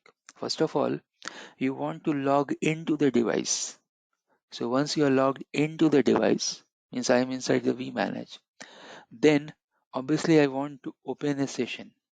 So log into the device, open the session, and then you can run any type of request. Either it's creating or deleting or any type of method, correct? The same thing you will see here in the program. So we have to go and initiate the session. And if I can write here, so let me try to write here. I can go here and initiate the session. So to initiate the session, what are the things I need? I need obviously the vManage IP address. So let me just give me a second. Okay. So you can see that you have the vManage IP, the username, and then you have the password. Now, this self is something like you log into the vManage. It's not required. We can remove that self, but the important thing here is the vManage IP username and a password. So you're going to initiate the connection. Then you want to log in. Here you can see log in to the vManage. Now, when you do the log in, then at that time you require the username and the password. Now, the next portion here, if I scroll a little bit down, you will find that the next thing that we have here. So let me scroll down. Let me close this. So if I scroll down here, you can see the login. It's very important here to check the login. So you're logging to the HTTP. Let me highlight this. Use my pen. So you're logging to HTTP. This S is a variable that is going to call the vManage IP. That's a string. Then the port number and then the vManage IP. So this is going to be called here. And this vManage IP we are putting inside the config.py file that I will call from some other place here. Okay, so this thing here is actually very simple to understand in terms of logic. So what are the things we have? We have the URL. Then whenever you are logging, whenever you log in, you'll find that there is J security check. Security check is there. Okay, security check means your username password are correct or not. So you can see that your string and then your security check, correct? Now your string and security check will become the login URL. Now that login URL will become the URL when you will add the login URL to the base URL string, correct? And it's a straightforward thing, nothing complex. You can think like this. You have the URL, that's your vManage IP. Then you have some security check. Then you have the username and password. So you have initiated the session first, and then you are logged into the device. So initiate the session, then log into the device, and then you can run the API. Now to run the API, you have different methods like get and post. We are going to discuss get and post here, put and delete as well. So you have your session up and running. Now next thing what you want to do is to log in. So let me clean the stuffs here. So you have the session, you have the login response. If it is not there, that's why we have the system variable. So suppose your password is not correct, your URL is not correct, then you will get one message, login failed. That means you are not able to log in. It will come out. Now once you log in, that's the one function. One function is complete. Log in. Then you have two methods listed here in this library. One of the method is get the output, and the other method is do some configuration. Now both methods are identical, but there is some change. Whenever you are doing some configuration, you know that whenever you are doing the configuration, you are putting some parameters. So for example, go to the interface and give the IP. So interface gig 0/0. Okay, and then you are putting the value there. IP address 1.1.1.10/24. Correct? Now in programming language, that IP address we are telling as a payload. Okay, so what you have to do, that open the session, go to that location, put the payload, come out. Correct? So that's the post thing. I'll come to that. But what about get? Get means you are running show command, show run. Now once you are running the show run through the CLI, how it is? It is returning some value. You're writing this command and it will give you some output. In programming language, we are telling this as a returning some value. So here you can see that your URL that you have built on the top, and it's very interesting. See this keyword data service. So up to data service is there. If you go to the Postman, let me quickly show you the Postman thing. If I go to the Postman here, let me clean this stuff. If I go to the Postman and if I go and check the data service, and after that if I want to check the devices, so here you can see the API is data service first and then the device. Now if I go and run this, so it will go and print the output like this, and I told you that remove the header and check the data only. So I can go to the, I don't want HTML, let's go to JSON output. It is showing HTML. I don't want this HTML. That's the thing that we can do very easily in the programming. Still it is showing HTML format. Let me run that. I want JSON output. JSON. This code that you are seeing, that is HTML. But anyways, so if I scroll down here, the data field, what it will tell you about the device information. And I can't see anything. So let me see here. Body. Raw. First of all, I don't want. And again, you can see the problem with the Postman. So we are looking for some other information, we are getting some other information, but this result is something like it will print the devices and with the information with the devices. So let me show you this in the URL. If I go here, let me quickly log into the vManage. Let me show you this from here. So I am here in the vManage. Let me refresh my session.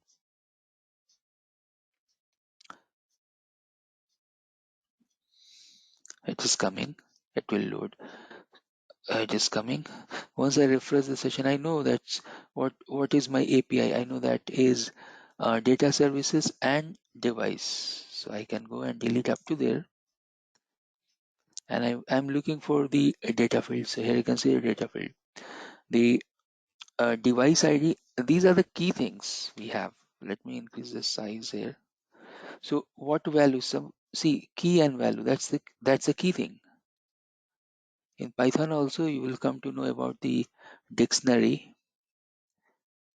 value. So what's a key? Key is device ID, value is this, system IP value is this, host name. It's up to us. When you print this in Excel or in the table format, it's up to you that what type of key you are taking and what type of value you want to print. If you don't want to print the time zone, the device group, the personality status, you do not take it in your program. You take only device ID, you take only reachability, you take only domain ID, whatever, and then you can print only those values. That's the key we have in the programming language. And then you can generate in the tablet, in the Excel, in any format, whatever you like. Correct? So let's go back to the program. Remember on the top, data services and device, we are understanding our program where we have the Visual Studio. Okay, so your get method, up to data services, it is feeded. Now you have to give anything. If you want to call the devices, just give devices in your function and it will give you the result. Before coming to the post method, anyways, I'll cover post as well because it's a minor difference between post and the get. So I can complete this. So here you can see URL. So get I'm highlighting get URL and certificate verify is false. So whenever that certificate prompt will come, it will mark this false, by passing the certificate and getting the result. So the response is, that's the key. The response is the vManage IP get URL verify false. And obviously, what you are printing inside the get, again, uh, you will see in the function what are the things you are getting, but you can see here clearly, and that's a key here, that this is one of the variable. Let me highlight. So this IP you will get as a variable, whatever you will feed in the config.py, and this %s that is there in task.py. In our in present case, the library and the task, they are in the same file or same page. Okay, so these two feed you have to put, and then you will get the response. This response, generally they are in the JSON format, but you can print in any format, it's up to you. Then the response dot data, we are returning this is the return value, this is the output of the ghibli goo, whatever we are telling. So before moving further, I just wanted to show you this thing, and then we'll check the other stuff. So uh, let me show you this example first. Let's try to understand this, and then I'll come here. It's a very minor difference in between this and this. The minor difference is just the payload. You are using one extra keyword payload here, and that's the thing. But let me show you the get function first, and then I'll come to the post. All right, so I want to use one of the function to just check my get thing. I want to build that. So how we can do it? I have one in the bottom. I can show you that. Now we have use to make this program user friendly. We are using one functionality called click. Okay, click.group. This is nothing. Just make this program some user friendly. That's it. That's the main case of this or use of this. Now we have one function called device list. This is just the function name. You can define like this. Now what this device list will do, see the response. So response is, and you see what is there inside the get device. So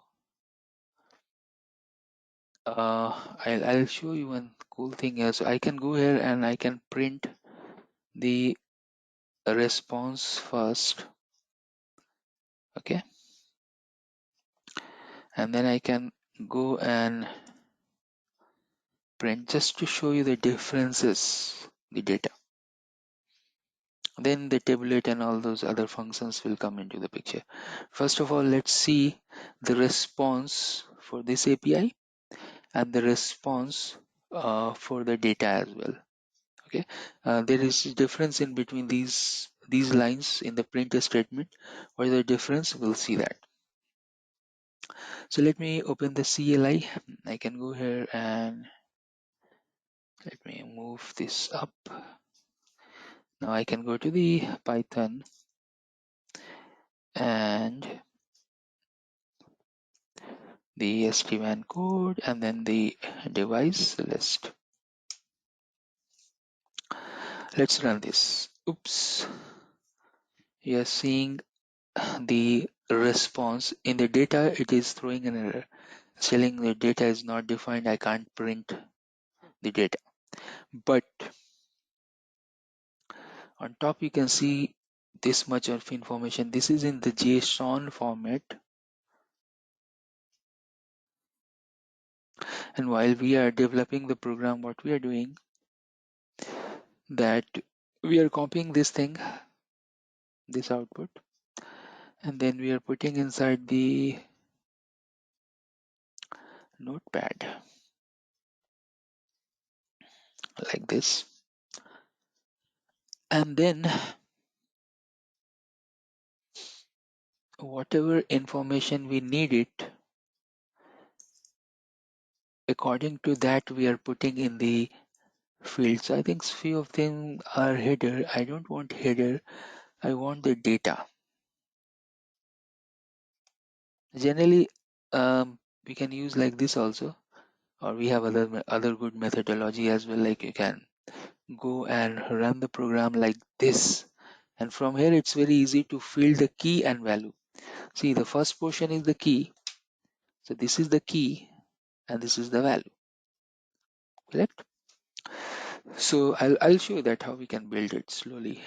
Let's go back to the program and let me make some space. So you can see that data is throwing an error because of some issue, so I can delete this, but you can see that response is working. Response is something that is giving you a something, what I can say, that is giving you the dump file. It is termed as a JSON dump.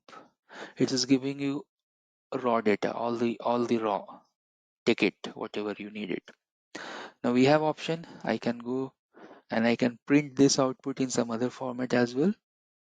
So let me go here, and there is one inbuilt function. I can go and type from pprint import pprint. It's something like nice format of print with some spaces. Now while printing that particular output, again I will print that output. So oops, let me go little down. So what I want to print here is that instead of doing the print, I will use pprint, and then I will go and run this one more time. Let me go back.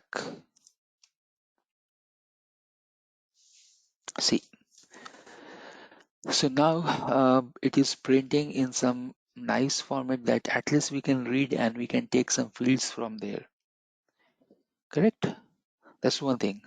Generally, as a best practice, we are not printing from pprint inbuilt function, but we are printing this in our own defined function. So what does it mean? It means that I have one function here. Let me copy from my older program. I can go here. See, I have one function defined as define pprint. This is my defined function. Simply I can copy this and I can go back here. I can scroll this little bit down from where my function got start or maybe ended. So I can go here and I can put that print function. Now I don't need module because I'm not calling the print function from any outside place. So I comment that, and now we can go bottom where we want the result in the print format. So I can go to the place where I have my preprint. So here you can see preprint is okay, but we are not calling from some outside packages. We have our own function. Oops. And then let me quickly save this. So once I save this, again I can go to the terminal and I can run this program one more time. So let me go here to the CLI and run that. So now you can see that it seems to be same type of function, same type of output, but you will see that it is little bit more formatted than the earlier one. So once you pause the recording, you will see that this is little bit in much better format than what we have earlier. If I scroll a little bit up, let me scroll up. When I have run first preprint, you can see first preprint. This is taken from some inbuilt function as a package, and then we have defined our own function, and with our own function you can say that we are getting some better formatted JSON output like this. So again you can see the device list, and if I go back to the API call, see like this, you're getting this. Okay, so we are getting the output. There is no problem on that we are getting the result, and then it's up to us that result how we are printing. So that's why we are using one of the package called tabulate. Print this in a table format. But to print that in a table format, you have to have the data. You need to define the row and the columns, correct? So that's why here you can see that we have to define the header. First of all, how much information you need it. You don't need all the dump. So suppose if you just need the host name, device ID, system IP, version, etc., you can take it. Or suppose you want only two things like host name and the device type. So you can go and remove. You can go and remove. So only these two fields you will get, and then you can save this, and then you can go and now if you go and run this time, so we have removed from the table format, and I don't want to print the dump. So I can go ahead and disable the dump. We can go back and we'll run that. See, only two items, host name, device type. It's up to you that how you want to print. Where did you click to disable that print PP response? Yeah, here you can see I commented this line number 112. Once you comment, yeah, it doesn't work. Okay. Yeah, this is just a comment statement. It will not work. When you say disable, I thought you pressed somewhere. Just you added a comment sign. Okay. Yeah. So you can add one comment line and it will get disappear because this is the comment line. So two ways to add the comment. One is this, and other one is if you have long list of things that you want to define. So you can use this quote and this will go out. Okay, great. So let's continue and see, I made this look very simple and small, but you can add big amount of complexity inside this. So here you can see the logic that we are taking the header, then the table we are calling the list we are calling inside the table, and here we have the for loop, and that's important. So what this for loop is doing that the for loop we have is appending the tr. The table is what? The host name and the device. And that's why it is going up to the end. So that's why it is printing line number 1, line number 2, line number 3, 4, whatever devices we have. So for example, 1, 2, 3, 4, 5, 6 up to 10 or 11. It is appending those output because again we are using one of the Python function append. So although it's a very small program, but at least 15 to 20 logics are working inside this, minimum that much. So if I show you one, if I highlight only these many lines, what are the function, what are Python programs are working here? First of all, the JSON dumps. Then we are calling the get request from the library that is there in the top. Then we are calling you can think this as a list. So we have one list, then we are putting inside the for loop, then we are using one inbuilt append function to append whatever we are getting inside the table, and then we have the tabulate format to print this in a nice output. So the good thing here is this, that you don't need to understand each and every syntax. If you understand this one, then what you can do, simply add the items here. Adding the items is very easy. Say I'll go here and I'll add one item. So I can go here and I can add one item, and that item I can go and give the, I need to check that what are the things I can go and add. So I can go here and check. Okay, reachability. So I'll take this keyword, reachability. I can go back to the code. I have to add here the reachability, and then I should go and add this thing inside the header as well. So I have the header, and then I have this inside the item. Control S, I can save this. Then we can go and run this program. So this time it will print 3 columns: host name, device type, reachability. Correct? Again, you can go and add multiple columns and row. What I'm going to show you in the next class is that how you can convert this in the Excel format. So the same result, it will print, and you can see the same result inside some Excel format.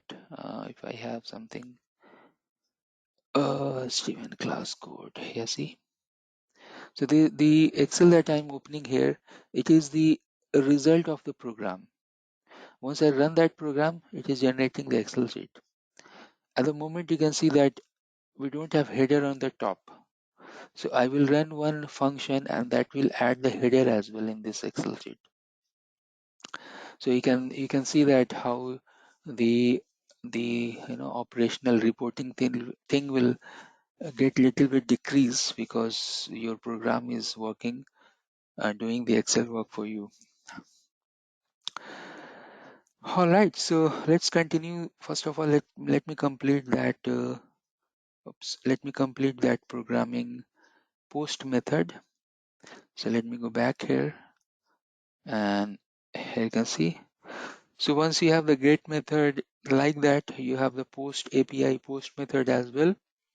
What you can do inside the post method is only 2 things are changed: the payload and the header. You have to give the payload what you want to configure. That will come inside the payload. And you need the header because the payload format is JSON.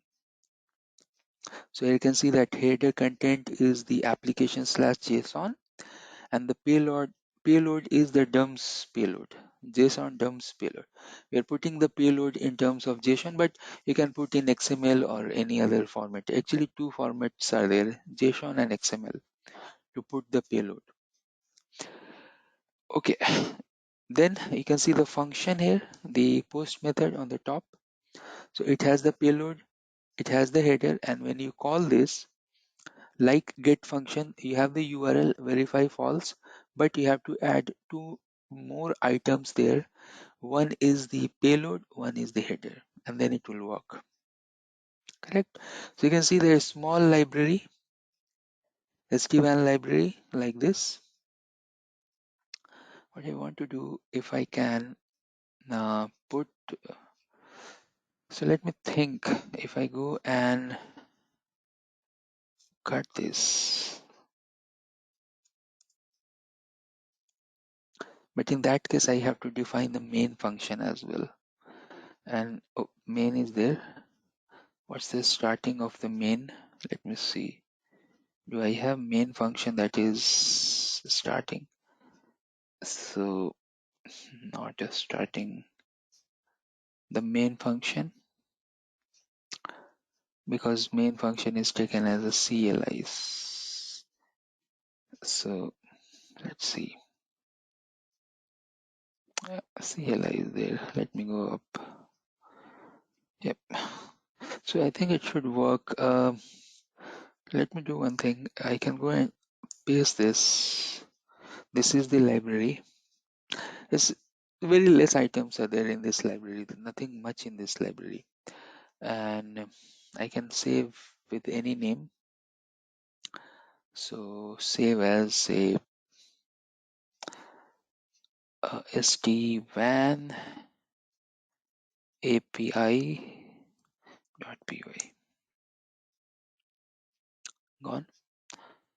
Now we have to import now SD-WAN APIs. Okay, and then You can go here and you can run this. So it has some issue now. Why? Because you can see that it is telling that some problem. So what is happening now, that when you are calling some function that is there in some other place in the same folder but in other place, whenever you call that function, you have to use that function name here as well. And that's the reason it is telling that it is throwing the error that although you are using this get function. So let me see that where we are using the get function. So here you have the get function. So when you are doing this get request, it should call that function. So it should come like this dot SD-WAN underscore APIs. Not like this, it should be like this. Say SD-WAN and then dot and then SD-WAN APIs should coming like this. And then you can go and check this. Come on, it's import SD-WAN APIs. Yeah, I can understand inside the SD-WAN APIs. Here also we have to go and define some sort of import statements. Okay, but yeah, we'll see that. We'll do the standardization later. Uh, First of all, let's work on the basic scripts, and then we'll go and add some more and more complexity in all this. Okay, so far the concept was to understand how we are initiating the session, how we are doing the login to the device, and then we can go and run one of the get function. If you have any question, you please feel free to ask.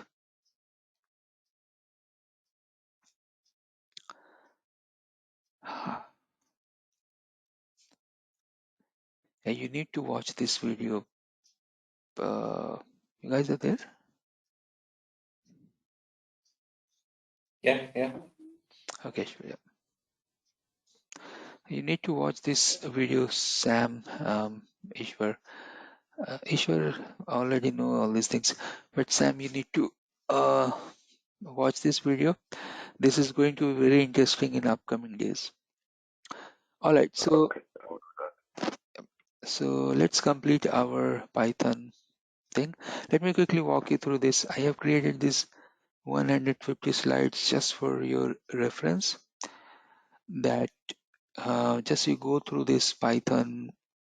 What are the things inside the Python? Basics of Linux is also required. Basic commands related to Linux. If you have, I think, GitHub, you can run those commands. So say manual ls or ls minus la, ls maybe help, etc., etc. So we can go and check those things. These commands are related to the Linux as it is. I have given here. So make directory, change the directory, delete the directory, change the variables, path variables, etc. Those basic things are there. You can go and have a look on this. Copy command is there, cp. Cat command is there, tail command is there, more diff. These are the important ones that I have listed here in the slide. Once the Linux slide will get over, then the use case, we have already discussed this. That's the use case, is that you will take the configuration from the SD-WAN, then you have the baseline, and then you can do the comparison. And that comparison you can print in the Excel sheet. Okay, we are going to work on this in our lab. Then basic of Linux related to networking, IP config, IP route, add the route, delete the route, etc. And then the basics of Pythons will start in this. So in Python, we need to learn that it's open source, it's very easy to run. We have executed just now. What are the strings, what are the variables, or what type of data types, to be precise, we have? So string, number, list, dictionary, boolean, files. What we are going to use more? Dictionary and files. We're going to use more and more. Even the conditions will also come, like while true, a plus b equal to false, then continue. Those things. Numbers are a simple thing. uh, IP addresses and other things. Even IP addresses are termed as a string. So numbers, we may use that numbers. Which number logic and string logic is very easy. A string, my name, your name is a string. IP address, some command like show run, output is a string, etc. So you will see that all these things in the program. Just for your reference, you can have a look here. If you go through these PPT slides, you will understand this what it is telling. Some keywords that we have used append in our program. So here you can see that we have the upper, lower, replace, etc. Then the number format, boolean condition, 2 plus 2 is 2, 2 plus false is false, false plus false is obviously false, etc. And then the list, you can put number inside the list, but the most important thing is the dictionary. Why, you know?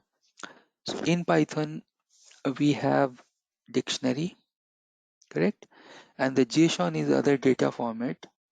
By default, those are very much similar to dictionary. So what's the key here in the dictionary is that is a tuple like key and value. You can see the key and value pair. And the JSON format is also like key and value. So you can compare the JSON format with the dictionary. It's very much compatible. And that's the main use case we have with the dictionary item. One thing very important here is that the list, so if you have empty list, you can denote like this bracket, and if you have dictionary, those are denoted as a curly braces. Okay, so those are very important thing. Then obviously we can play around with the dictionary, with the list, etc.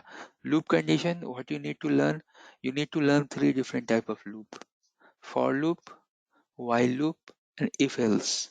All these 3 conditions we are going to use in our lab also.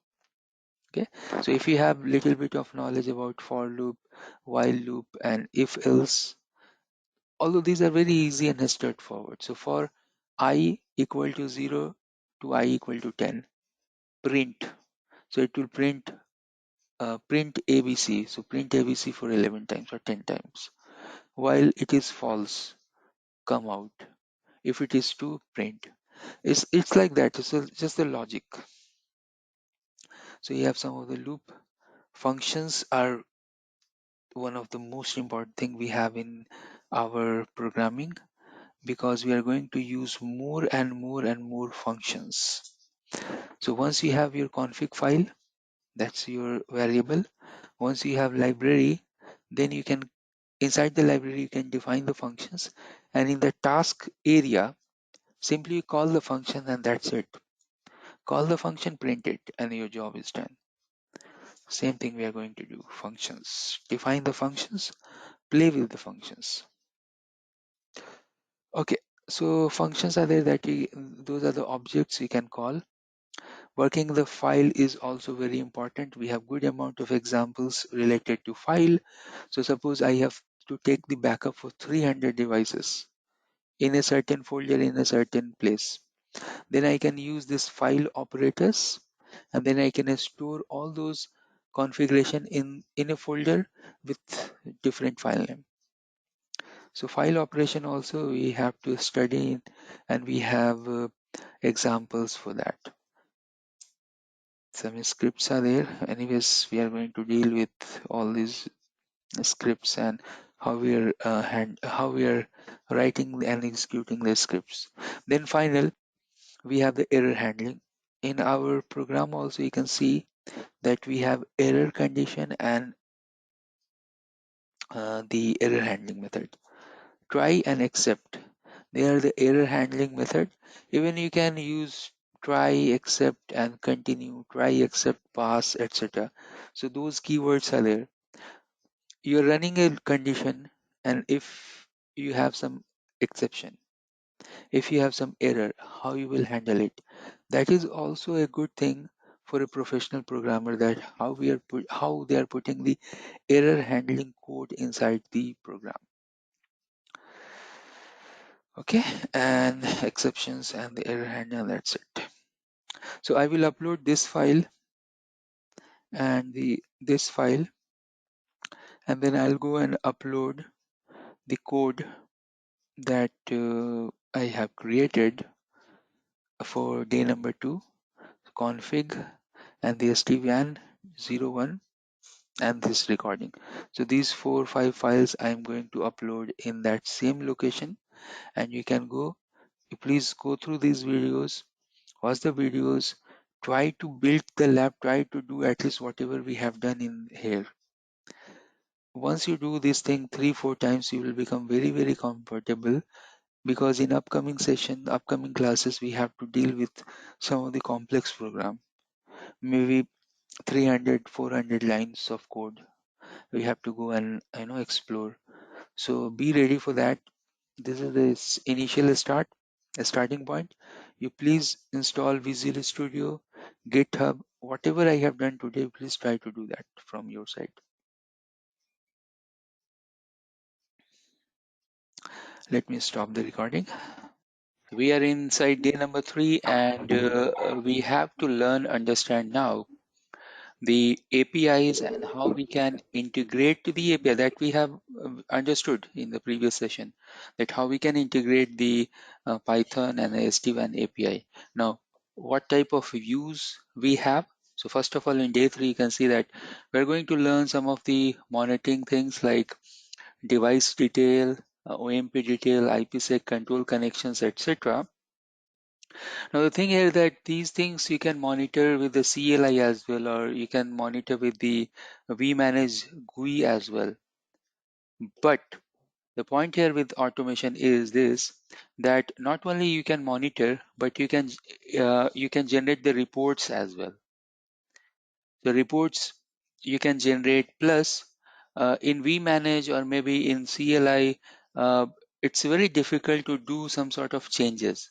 So suppose I'm running one command, show SD-WAN, IPsec, inbound or whatever outbound, and then in that I don't want entire output, but I want only 4 fields, or I want only 3 things inside that. Those things we can do, we can edit with help of our program, and then we can export those information or those reports to anywhere. Okay, so that's the thing we are going to learn today, and it's a very important and interesting. Now what we are going to do, first of all, I will show you all those steps, step by step. So from 0 to 1 to means from beginning to the end, that how we can do it. And suppose if I am touching OMP, IPsec control, but there are lot many APIs. So the way that I am using only for 4 or 5 examples, the same way you can use for other things as well. And I will show you that what other things we have. Suppose if you want to track BGP, OSPF, any type of routing protocol, any type of security features, for that you have inbuilt API in SD-WAN. So those API you can take, those datas you can take, and then you can feed it inside these programs. Okay, great.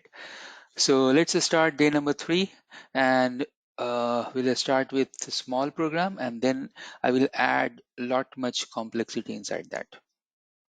So let me quickly go and connect with the VPN. I have my setup here because we are going to do labs, and in the lab we'll discuss more and more about that. Now, one of the interesting data type that we have in the Python script, means it's not Python data type, but one of the interesting data type we have is the JSON. And JSON is very much similar that what you have in Python dictionary, DICT dictionary. So Python dictionary and JSON, they are hand in hand, you know. And what is important inside JSON is that you have two values. You have key and value. Like in JSON as well, you have key and value. So what is happening here, and whenever you will go and develop your scripts in future, you will see those key and values. Let me write here something in the whiteboard, and these are my old lectures. If I get some space here,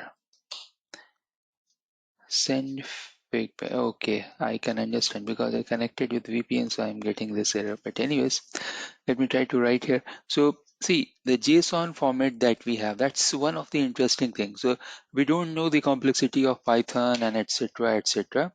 But suppose if we know that the JSON, how the JSON is working, then uh, more and more you can dig inside the JSON. So what can happen that you have your JSON, let me write here, and in future when you get the data type you want to parse. So what will happen?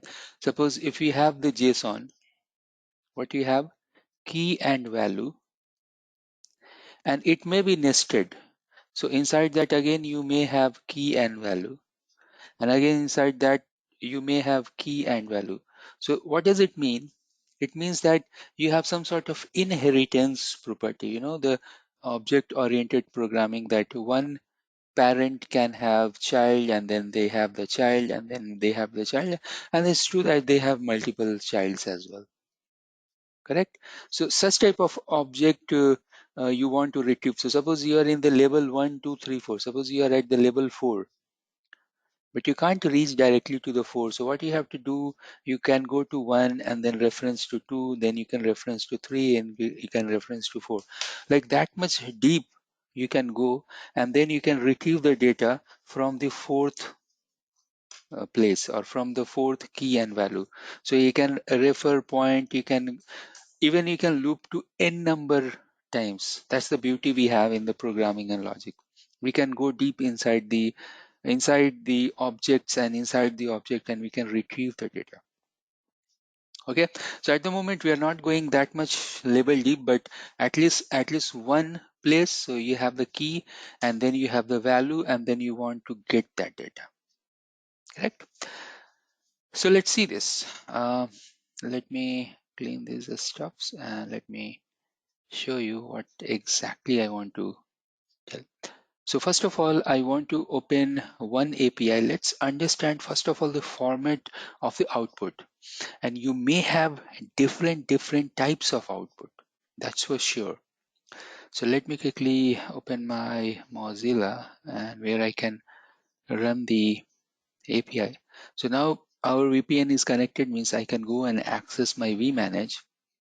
So let me give the URL for that.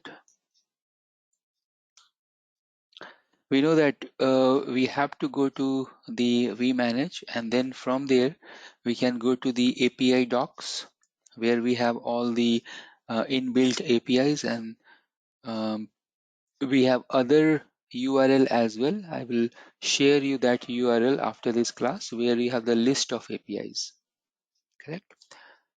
So let me go here, API docs. Now once this document will come, then I will show you one example, that API example we want to convert first inside our program. So we will get the result. I will show you everything. First of all, we'll go and get the raw data. Okay, so how it is? First of all, when you run the program, you will get the raw data. From that raw data, you can go and convert into the table format. So table format, and then you can go and convert into the Excel file, CSV file. So we are going to learn that how we can take a raw format, and this raw data you'll find in the JSON format, key and the value. So then that key and value, how you can take that value, whatever you want it, and then you can convert to the presentable format. Okay, so let's do that, and let me erase this. You can see that it's a little bit slow, but I know that what's that API, so I can go here and I can simply run that API. And one good thing about these APIs is that you can see on my screen, and when you watch this recording, you can see simply I am typing data service. Some places like in DNA or others, you'll find the URL is like the IP address, API, the keyword is API, then version 1 or version 2, and then the what you want. So in this case, in SD-WAN, we have the data services and device. And now you can see that is still my okay, my VN is got open, but still it was loading. But at the moment I click to the API, you can see how fast this is. Okay, it's actually APIs are quite faster than the GUI operations.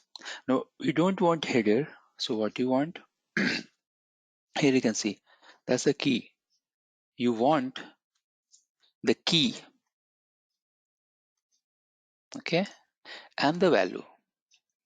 That's the thing, key and the value.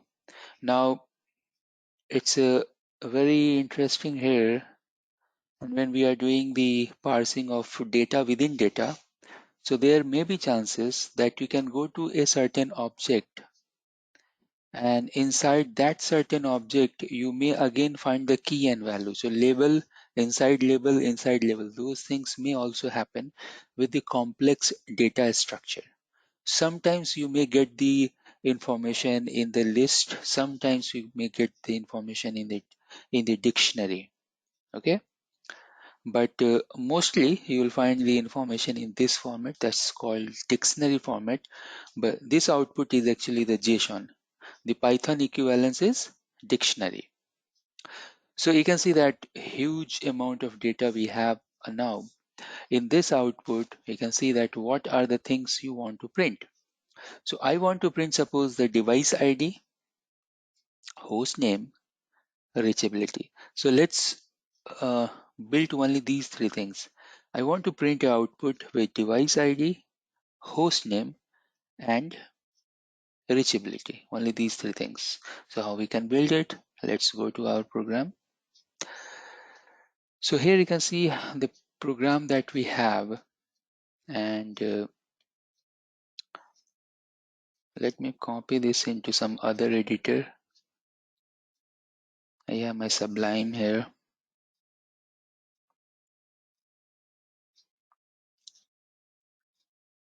Okay.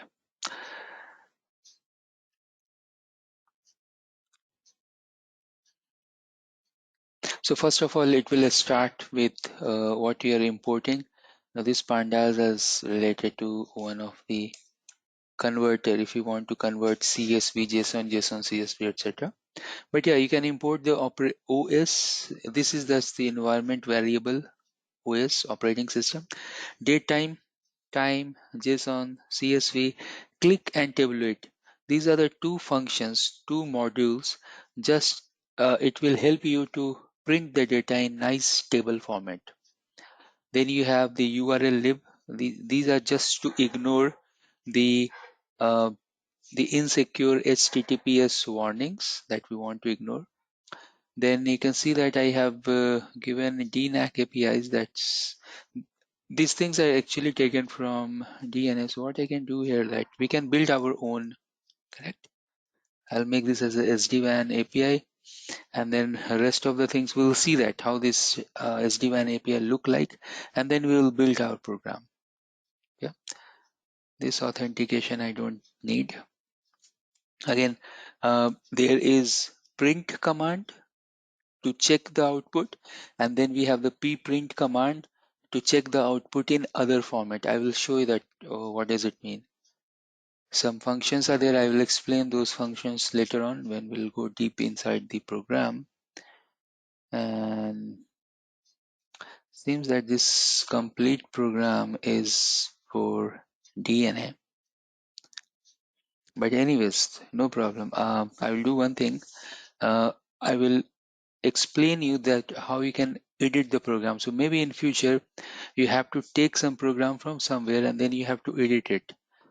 At that point of time, you can refer this particular video. So how we are modifying the code for some other programs, etc.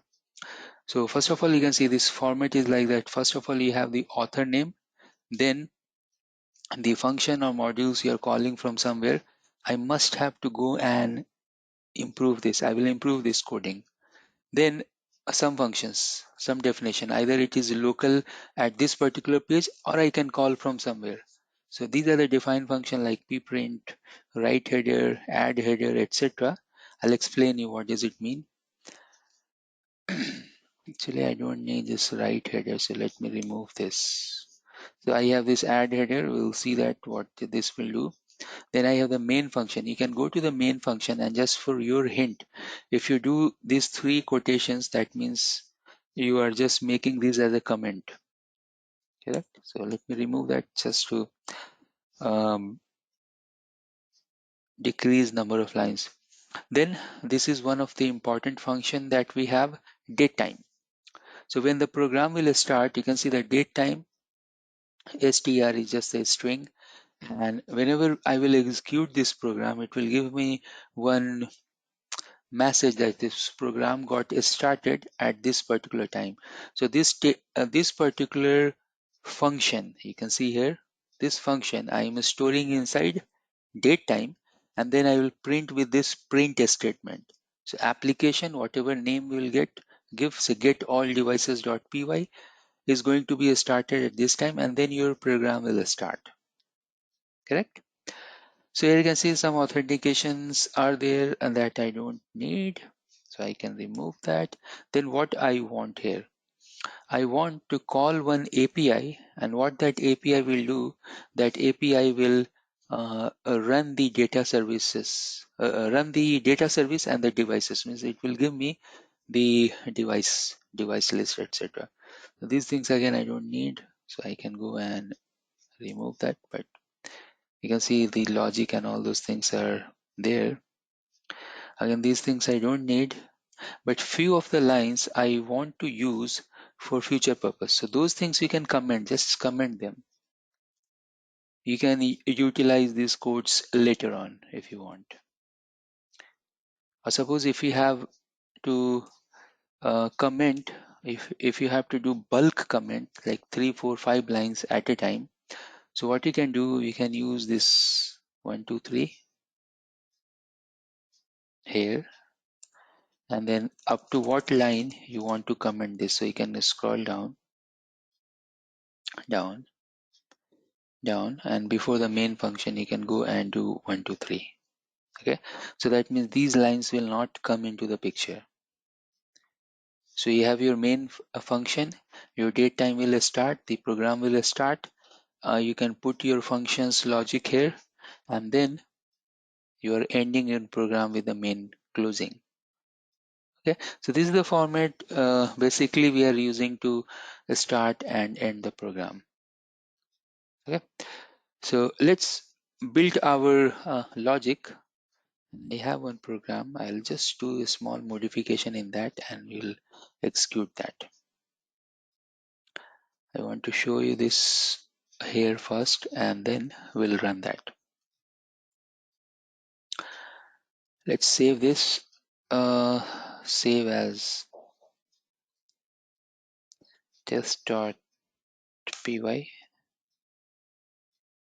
It's already there. Test2.py.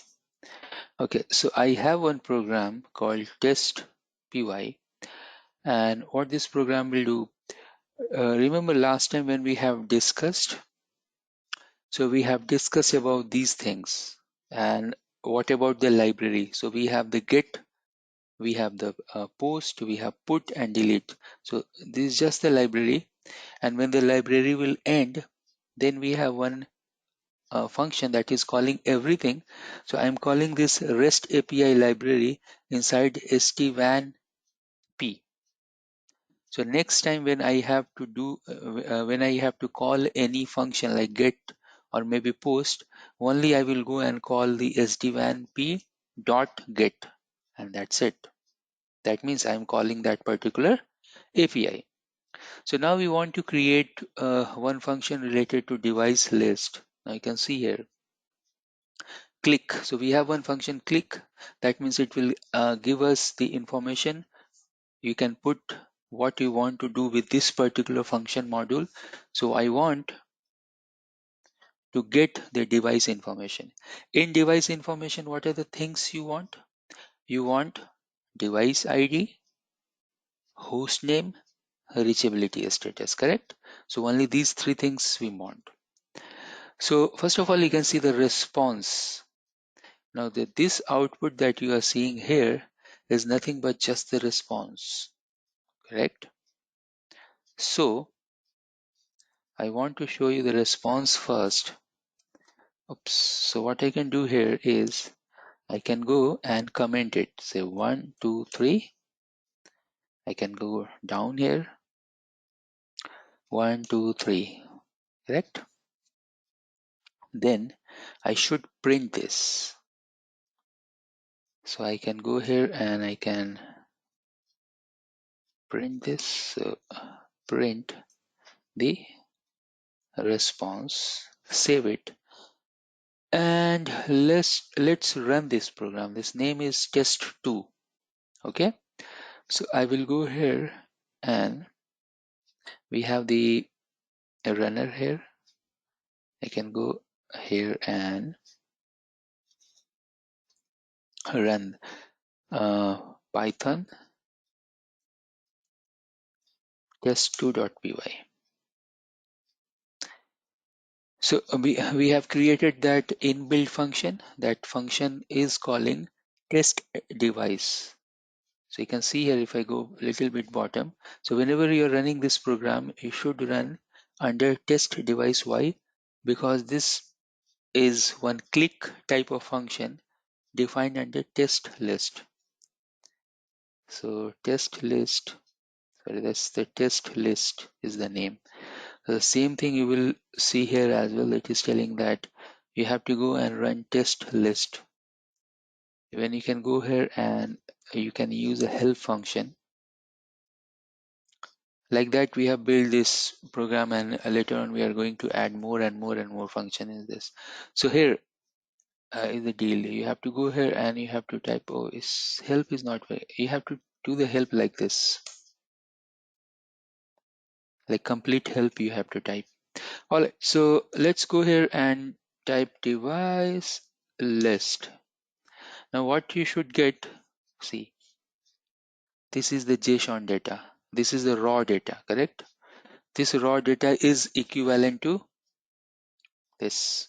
This is in the serialized format. This is like key and value, but here it is not in the key and value. It is actually key and value. If I copy certain things, say for example, whenever you are seeing this colon, that means it is the separator between the key and the value.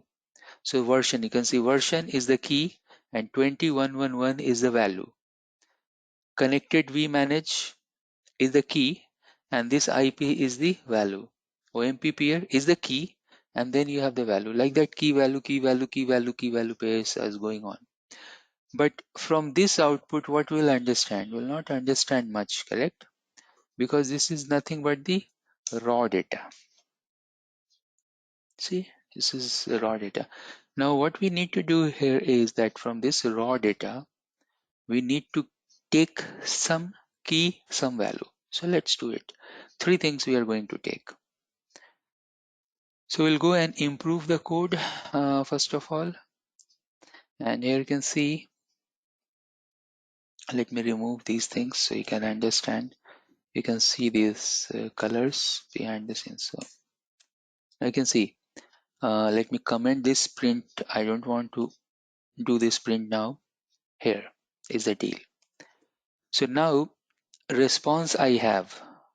From response, I am taking the data. So now items, you can use any name, A, B, C, D, X, Y, Z, whatever. So items, they are storing response data. Okay. Now everything is getting stored inside the item. Okay. And then we are putting some sort of header. Remember what are the things we want? So we want device ID, host name, and reachability. So host name is there, device type is, or device ID we need. So let me remove few of the things. I just wanted to show you with few things, and later on you can add a number of things. There is no problem.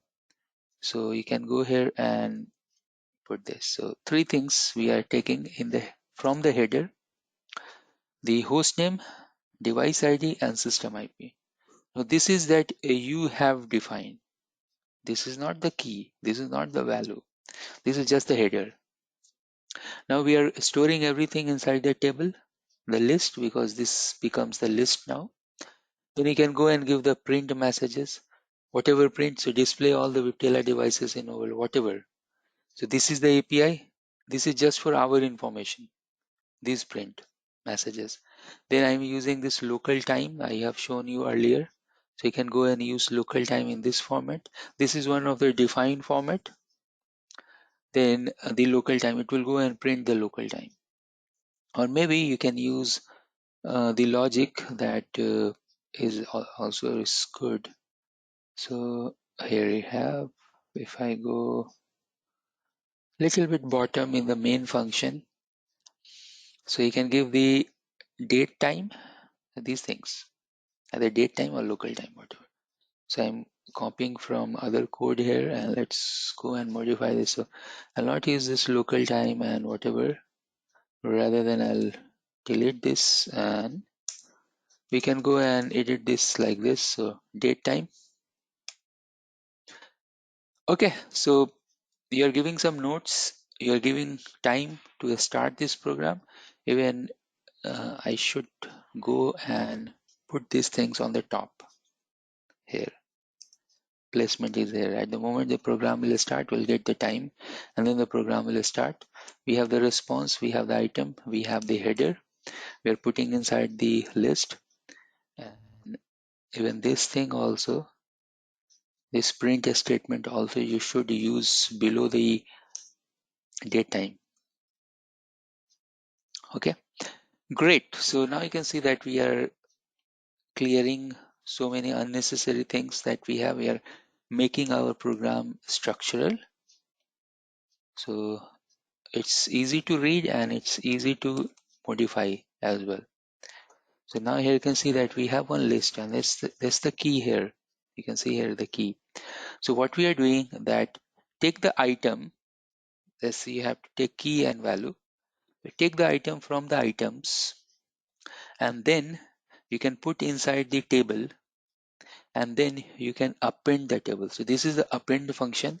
This will go and keep add the things. I will improve this.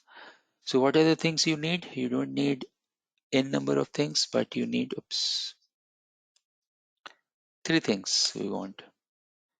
So we want we don't want these things, so let me remove. We want hostname, we want the device ID or UUID. Again, let me confirm that. So we need reachability. I need, okay, so I'll add this reachability. So device ID, that's nothing but the system IP. Oh, system IP is different. So device ID is different. So it's not there. I need to add. Hostname is okay. Then device ID I can see here. So here I'll go and add the device ID. This is the reachability. So let's add this. You can understand that how we are doing this. I can go here and second header field, I will go and add the device ID, and then the system IP is here in third. So let me remove this UUID. So you can see this format, that item, I have the host name, item, that's a device item, simply that you are taking some value from the items, okay, and then you are putting inside the table, and then you are with this try and except, this is the exception handling thing, you are printing in the table format. That's it. So let me save this, and you can see here that initially that program that we have is on this particular format. Now if you go and run, you'll see the output. So it is throwing some error. Date time is not. See, you're getting one error that date time is not defined. So that means you can go and use one function on the top, import date time. So I can go and use import date time. It's the inbuilt function that we want to use. And let's try one more time. So here you can see nice format. You have the host name, you have the device ID, you have the system, like this. Correct? Anything guys you want to ask in this so far? You have to watch this recording at least 2 times if you are new to the programming.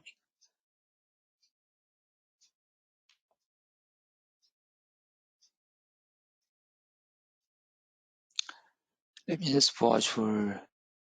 So let's continue and let's add some more data inside our program. Okay. So at the moment we have only 3 fields: host name, device ID, system IP. Now we'll go ahead and we'll add at least 2 more. So I want to add, do we have the reachability? Oh, we haven't added the reachability. So let's add the reachability. I'll go and add this.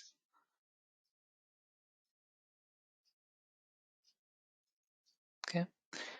And we'll go here and we'll go to this place. What you need to do, we have to add here. You can use this double quote. So if you are using double quote everywhere, this, then you use that only. And even you can go and put this, there's no problem. Reachability, because this is just a header. But inside the tr, you should give the exact value. So item, and inside that, inside these codes, we should give the exact reachability in the small. I'll save this function, this particular file, and let's run this. So now we'll see that one extra column has been added. Correct? Let me add 2 more, and then we are good to generate this report in the Excel format. I'll show you that. So what are the things you want? You want the certificate validity. Yeah, that's a good information. We should add max controllers, UID, device model. Yeah, device model also is a good information. Maybe site ID is also a good information. Platform is also a good information, correct? So let's add 2 things, certificate validity and site ID. Okay. All right. So let's go here. And next time adding. So first of all, I will add in the header, and they can go here and add cert validity, and then you can go and add the site ID. So cert validity, I can create one space here, say item, and then you can go here and you can put the cert validity. You can press enter here. You can continue the lines. Suppose if you are breaking the line, you can go to the next line. There is no problem. Program will understand that. And then you can go and add the field here, and you can add the site ID. Correct? So now we have these many fields. I can save this, and then you can run this program. Now you can see that site ID is not coming as 10 or 20, etc. So we'll check that program. Maybe we haven't defined it properly. So site ID, oh item, I missed that keyword called item here, and that's why we are not getting the number, but it was printing the string value. So now we can go here and press enter. You can see the site ID. Key error. It is throwing an error. It is not taking the site ID here. So let's see why it is not taking the site ID. We can see we can go here and we can see that site ID is like this, and I think I am taking the correct format. So let me go back, and we can go here and we can put that field here. Yeah, control, and that's actually the tricky thing that we are doing here. So now I can go here and I can run that program one more time, and again it is throwing an error that site ID is something that it is not able to grab. Now if you go and check, is the site ID is within the loop inside loop.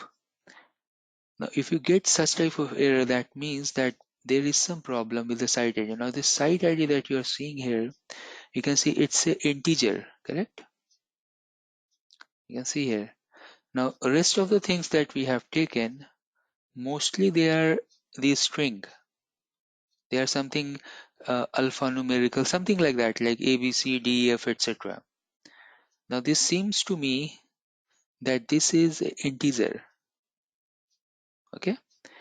So what we can do, let's go back here and let's try to change the data type or this variable type. So item we are taking, that's true, but I think it should be str, and if it can take it inside the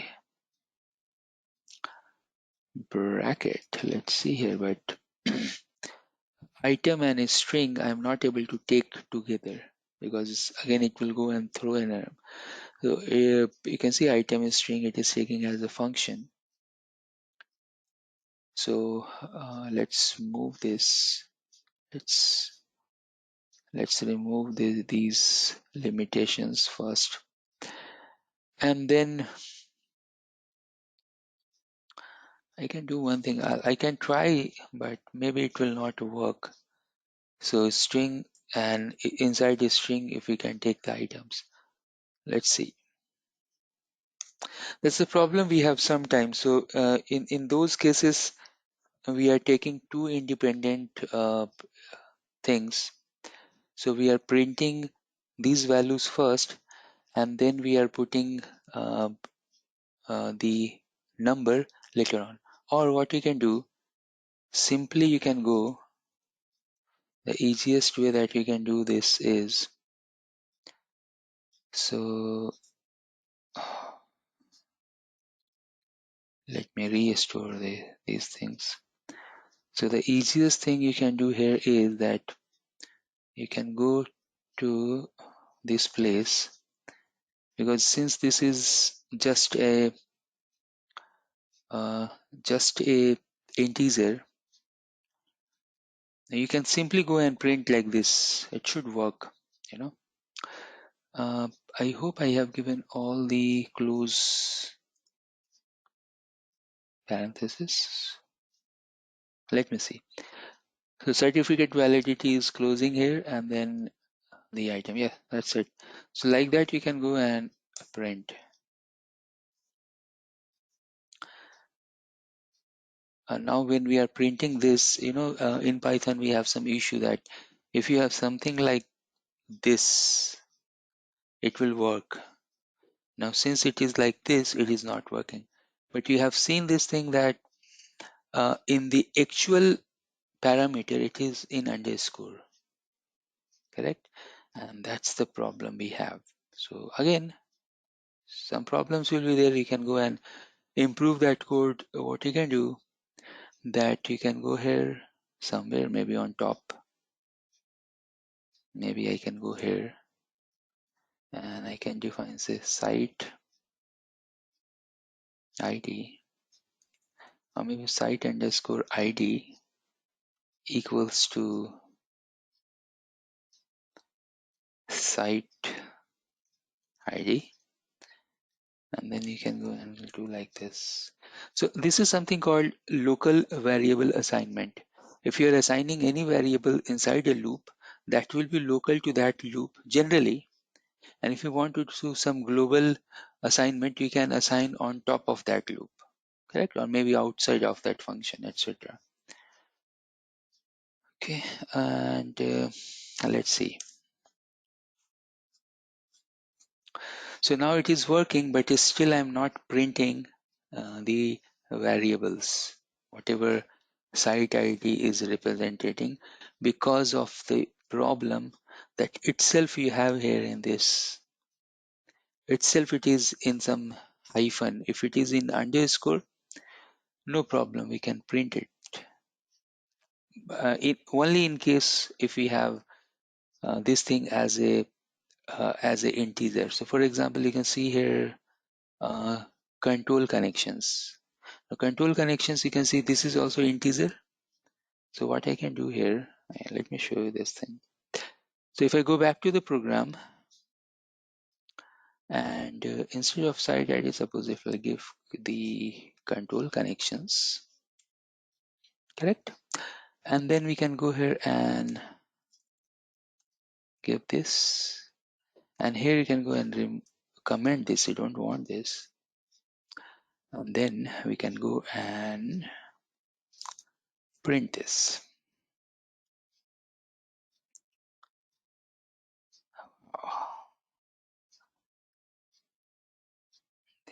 They keep giving us the error. Okay, I'll do one thing. I'm showing the problem as well. Sometimes because of different type of data variables, they will not print, they will not work. So no problem. You can try different options. So now you can see the control connection. I haven't done anything, but you can see that it is working. And when I'm using site ID, because just of this maybe hyphen underscore and the integer mix of those things, it is not working. With control connection, it is working. So just for your reference, you can see that how we can develop the code. I have used so far more than 10 things inside this. You have to understand the header. You have to understand the header format from where you are calling the username, password, and DNAC IP. Because we, as a secure program, we should not put our username password in the same program itself. Rather than we can call from somewhere. So suppose now again, if you may have some security issue and you want someone, if they use this program, they should put some username password. So what you can do here, you can go and you can do these things from get pass. This is some module, yeah, Python module that will prompt for the password. Import get pass. Okay, and then what you can do here is that so you can give one print statement, say enter your password to proceed, something like that. And then you can go here and then you can give uh, your password like this here. So your password equals to get pass. Okay, and then you can save this and you can remove this guy from here. Now what will happen if you run this program? Enter your password to proceed, correct? Now admin is the password, we know that, so I can go and give admin, and now the program is running. Okay, so this is one of the important thing. Now sometimes it is happening that that maybe you are in an organization and maybe you are managing 4 different vManage cluster. So all 4 different vManage cluster, you have different IP or maybe URL. So that also you can make as a user input. So you can go to the program and you can take this SD-WAN IP, Control C, and you can use one input function. So you can go here and you can give like this, the input, and then you can give enter SD-WAN IP address to begin, and then you can use this, save this. Now what will happen? Let's see. So enter the SD-WAN IP address to begin, and let me put here, then enter the password. That's the admin, and you're getting the results. Only one thing here is that I should remove this also from here now. Correct? And let's run this program one more time. So we can go here and enter the SD-WAN address, that's the vManage IP, and then enter the password. You can see. So again, you can see that usability. Usability is that for different vManage also you can use this program, and you have provided the security as well because someone has to give the password to proceed. So the API call or the script, we are giving some generic format to that, and some sort of security as well. Great. You have any question, anyone?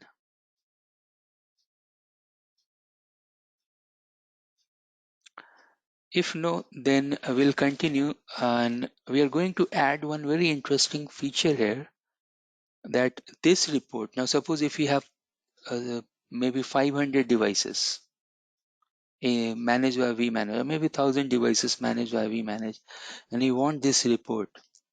Now you can't take this report over the screen, because how many devices you will see over the screen. And suppose if you have to send that report to someone, so you can't copy this complete thing and you can send it. That means you have to generate this file as a CSV in the Excel format, and then you can send to anyone, correct? So now what we are going to do here is that this particular result that we have, we will convert this over the screen as well, in Excel as well, or only Excel. It's up to us how we want to represent it, correct? So I'm going to add the Excel, how to generate the report in Excel function inside this, and we will see that. And after that, we'll take the break. So let's understand that, how to add the Excel format. I have that format here. I'll copy and I'll do the edit for that. So let's go here, and you can see I have some functions here. And if I remove these things, so you can see here that if you want to generate the Excel, then what you need to do, you have to define first of all opening of the file. And I don't think so I have here. I think I have deleted. No problem. Let me check my other program. I think somewhere. Yep.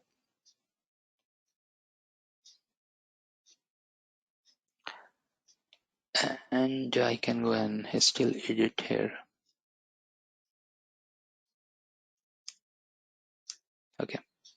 So when you're generating the report in Excel, the first thing that you have to do is that you have to define these 2 lines. Output file, open device you can give any name, so any name dot csv, and then write w for write new line. That's just the opening of the file, and then the output writer, csv writer, and the output file. So these two lines you need first of all to add into your program where you are starting your program. So you can go here, and anywhere you can add before the for loop. So I can go here and I can add here these two lines are specific to CSV file. Now you can go and give the comment as well.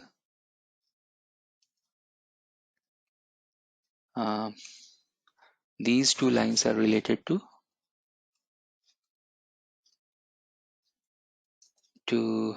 generate, say generate CSV file,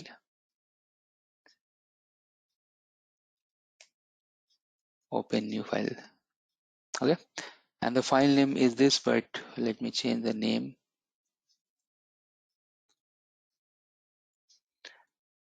Device new.csv.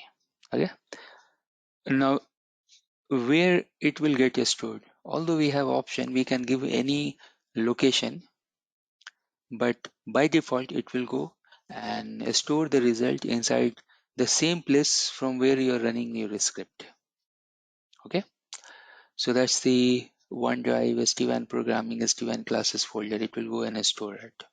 So that's just the opening of the file, but we have to add some more things. So now you have opened your Excel sheet and then you have to put the data inside that, correct? So next thing that we'll do, that we'll go and put the data inside that. So now for that we need to use the for loop, correct? And let me go and add the for loop, and in our case we have only 4 functions. So next I can go here, even I can add the header here as well in this place where I'm adding this condition loop. So now here you can see the devices in all device list, but in our case it's not the case.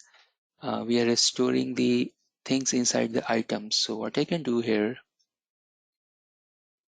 should be items. Okay, so device in devices, you can give any name here, but this should be correct. So device in items host name should be, now you have to use this. So host name, device host name is a variable calling device and the host name. So what's the variable, what's the key actually you have for the host name, and that I don't want to take from there, I'll take from the actual API. So how many things we want to print? We want to print only 5 things, correct? I'll do one thing here, I'll go and remove rest of the lines. We have only 5 items, correct?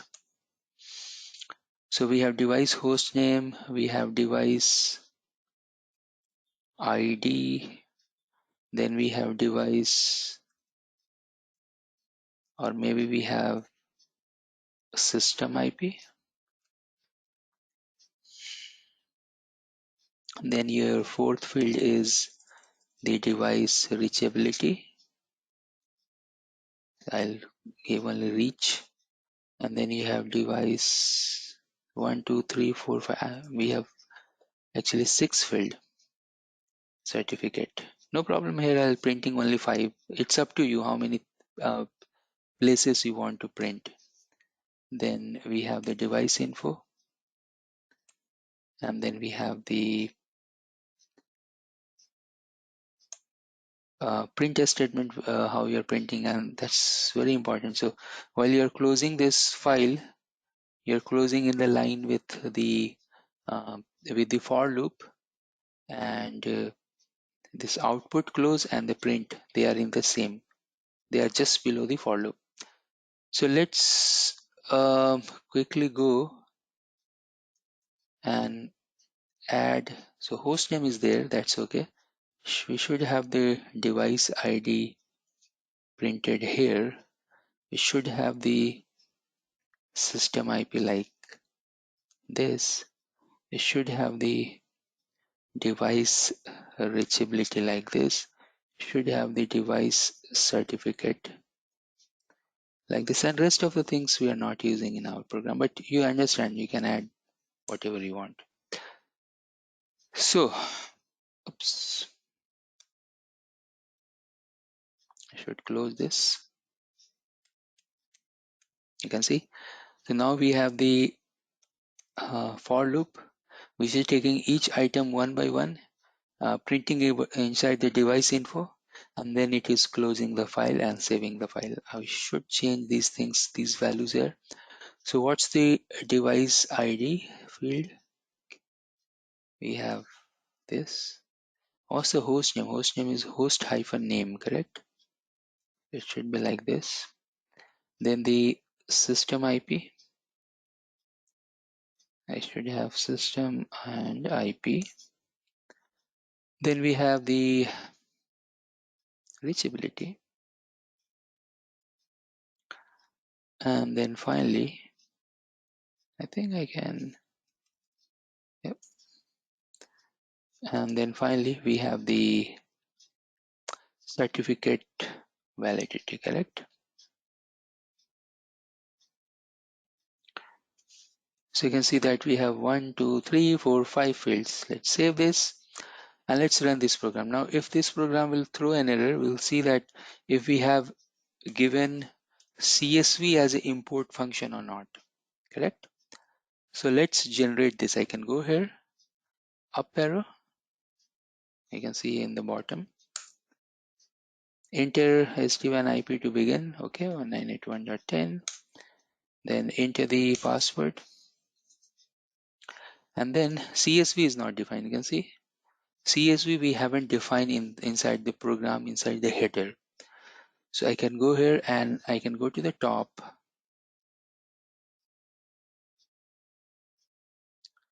and anywhere you can, oops, you can go and import the CSV. Okay, come back and run this program. It's telling that output file has unexpected indentation. As always, whenever you are working with the programming, you will find that indentation is there. And other thing it is telling is that import CSV having some issue. That means we don't have pip install CSV here. If you don't have, you please go and install that. And now you can see that because I am connected with my VPN, I'm not able to do this install with the CSV. No problem, I'll do it. I'll disconnect the VPN and I'll install this. But the command is pip install CSV to install it. The other thing is the output file. So let's see that output file. A nice thing about this editor, if we have any problem anywhere, it will highlight that. So if I go to that place where I have output file, it's telling that it has some issue with indentation. Correct? Let's see. I'm not seeing this output file csv.py. Okay, seems because of we don't have CSV.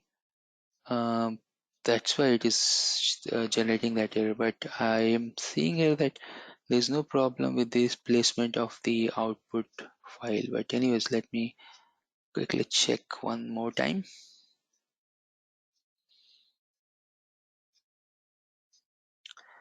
I can go and define it on the top of the header. Okay. Yep, that's there. Yeah, so I don't think so any problem with the program. because they are in the correct line and we don't have loop on top of that. So I think that should work. Let me quickly disconnect my VPN and install the CSV.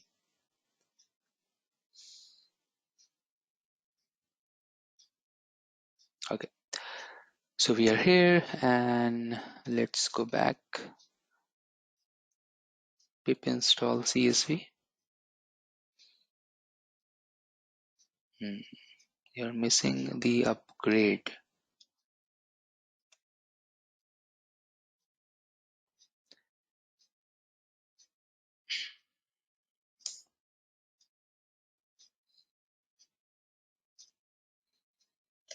Some Python package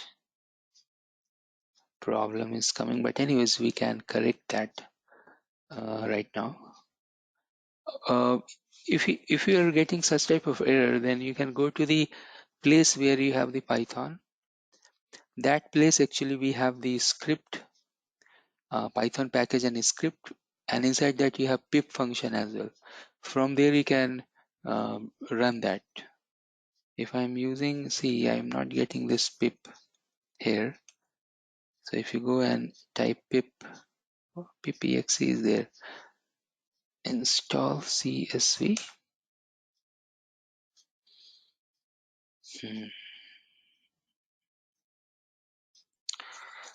Seems CSV is not the, but it should be there like this. Okay, no problem. Let me quickly search that for CSV, what package is there. So if you are coming to these things like Python package for CSV, let's see.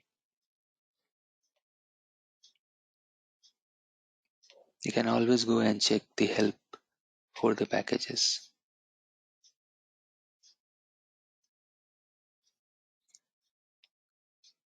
So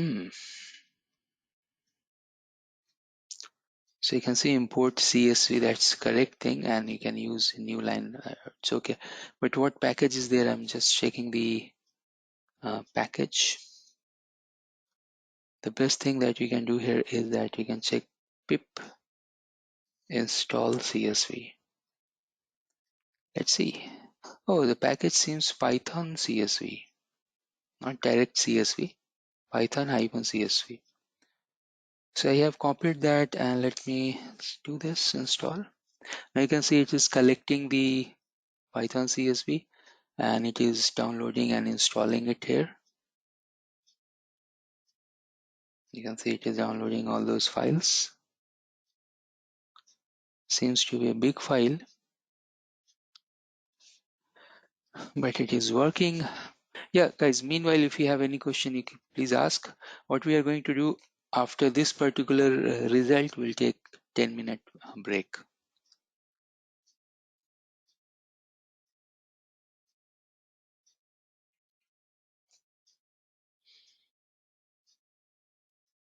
Everyone is quite quiet. No one is telling anything. That's the programming for you. If you're doing first time, it's a boring thing. But that's the future, you know. Let me stop the recording. Let's complete this and we'll take one break here. So that's the story about the programming and automation. That the automation team, they don't know programming, but we are learning this programming. So network team, they are learning the programming now. So whose job in danger, you can understand. It's not us. Yeah.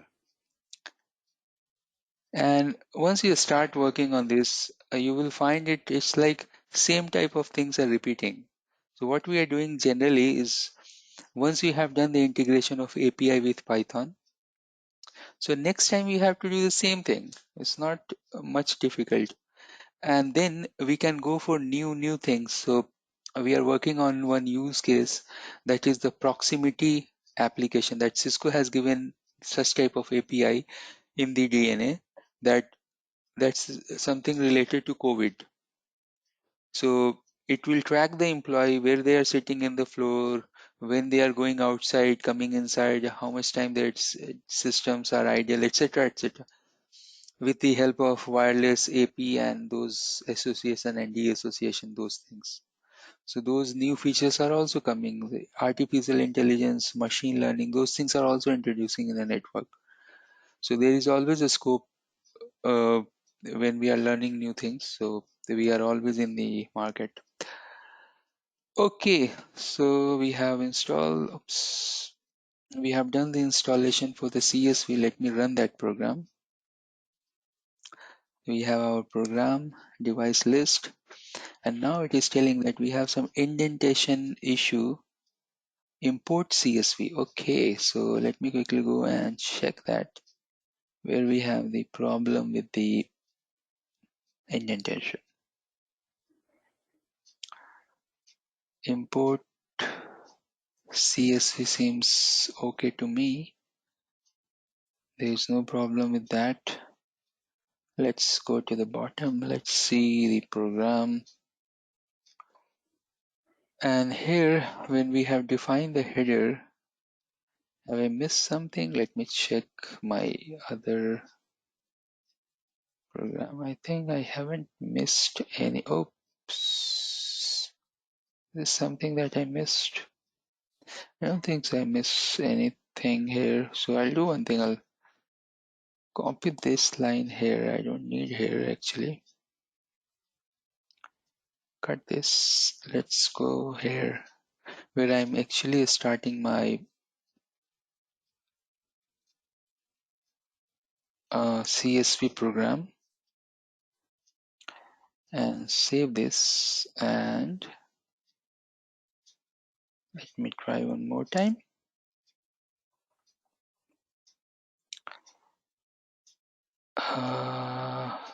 Test to py import CSV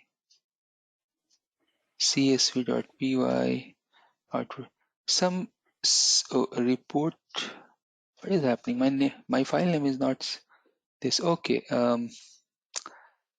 some problem related to this report CSV. Let's see here. Output file.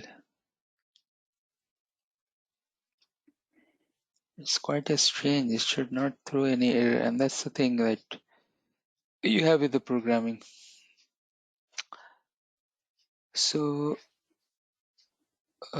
just give me more minutes and then we'll take a break. I'll do one thing. I'll go here and I'll just change the name, but seems to me it's okay. And that new reports.csv, is it defined? new report.csv. No, it's not need to define anywhere actually. This is just the name. But anyways, we can use any name there. That's not a thing. And I just match this name and that upper name. Okay. No, you can give any name there. You can see it's Got telling it. some indentation, unexpected indentation here. Okay, so let me do one thing. I have my Notepad++. Sometimes Notepad++ is better than the other editors where we can go and check the indentation. I'll give any name, say one.py. It's telling that you don't want to save there, so I'll go and save somewhere inside the here one.py. Okay, let's see here. So we have some indentation issue. Indentation means that space and those type of things. And is it with output? Oh, seems output file. Let's see.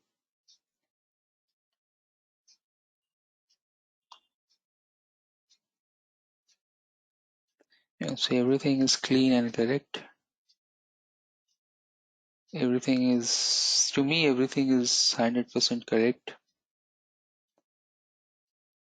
And yep,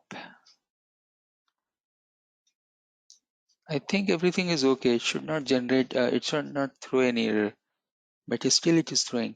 So we'll do one thing. You take a break for 10 minutes.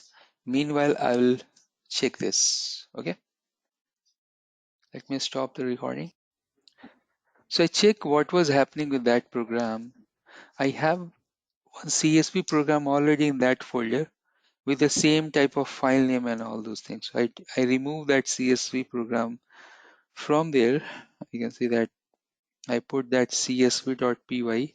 This guy is a Python program. This naming was almost same, and it has some conflict with the program that we are writing. So now it is okay. You can see the same program. There is no change. I'll upload these program what we have done today in the recording section, recording folder. Same program. I have run that and it has generated the output. Let me run that one more time so you can see that how I ran that. 198.168.1.10 and then password. You can see report.csv it generated. If I go to that particular folder, you can see the report file is there. I can open that and here you can see the result. Let me increase the font size. So the only problem with this result is that you're not seeing the header, correct? You're seeing just the result that we are printing, but in Excel report we should have the header as well. The good thing about this that we are able to generate the CSV file, and you have seen all the problem, like you have to import the CSV module, then in that folder we should not have the same type of program conflicting that, etc., etc., those things. We have improved that and we have reached up to this point. Other good thing is that if we have thousands of devices as well, it will go and add it without any problem, correct? So next thing we have to do here is that we want to add the header on this. So for that we have one program, and we can call that module here in our program. So let me quickly show you this, that I have one program just for helping. I have put that program, and if you see this program, I have one function called function name is, I think, add header. That's the function I have. So what it is doing, it is calling one other type of module called pandas, pandas. And the pandas we have to go and import like this. Import pandas as PD. It's a shorter name, but we are importing the pandas. Pandas is a good program that can convert CSV and JSON to one another form like that. It has some other utility as well. So what I can do there, I can simply copy this code, and we have to do some small modification inside our program. We'll do it. But what I'm doing here, I'll go here and somewhere,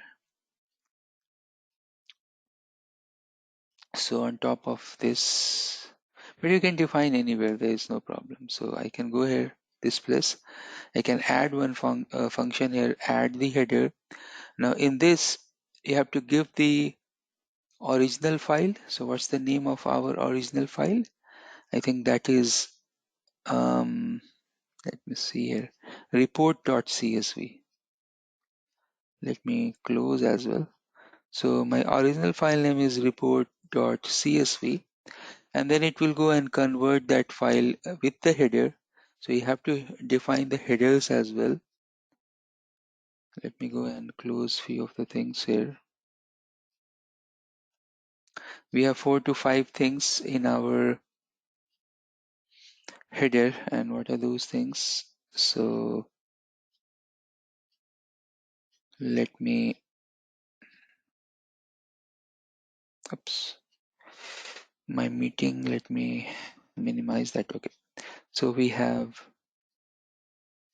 these things, or maybe if I go a little down, so we have these information. A good thing about this that you can simply copy this information. You can go here and you can add in the header list.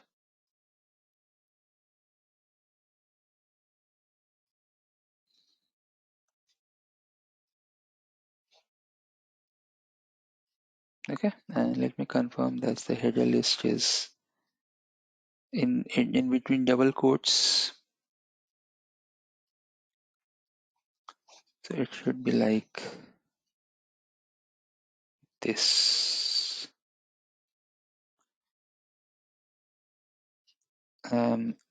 Once your program is ending, by end of that program, you can call this function. So you can add the header list. You can save this, and then you have this add header. Simply this function. You can go and add here by the end of your program. So probably when you're closing, oops, here you can go and add. And then I can go and delete the file. So you can see that it will generate new. I can go and delete this. So we don't have a report file. And then we can go here and we can run this program. Admin. Let's see. Wow. So PD is not defined. Panda is not defined. So maybe that we don't have that module install. Everything I'm doing in this particular laptop from scratch. So I can go and do pip install pandas. And it's telling that already satisfied. So that means some problem in the program itself. So what error we have? Let's quickly see here what error it has generated. It is telling that PD is not defined. But I think we have defined that PD, correct?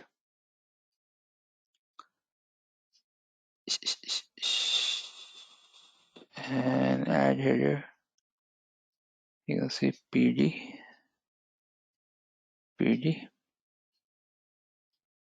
And if you go on the top, oops, where I have added that line. So many different programs are there. You can check where I'm adding. I haven't added actually, seems. Okay, no problem. This line was missing, and when you watch the recording, you can see that where I have done any mistakes. So simply you have to add this line, and that's the same thing that error was telling, that this function is not defined. So you have to go and define that function. We are almost done. Let me quickly connect the VPN, and I can go and give the VPN password 1DD263. So while we are developing the software, that is a one-time effort. We are putting that one-time effort here. But once you have your software up and running, next time onward, you just have to add something, a small things inside that. That's it. So let's run this. 1.10 admin, and let's see. See, in that program, not only that it is generating it is telling you what's the original file and what's the merge file. You can see, so this is the original file without header, correct?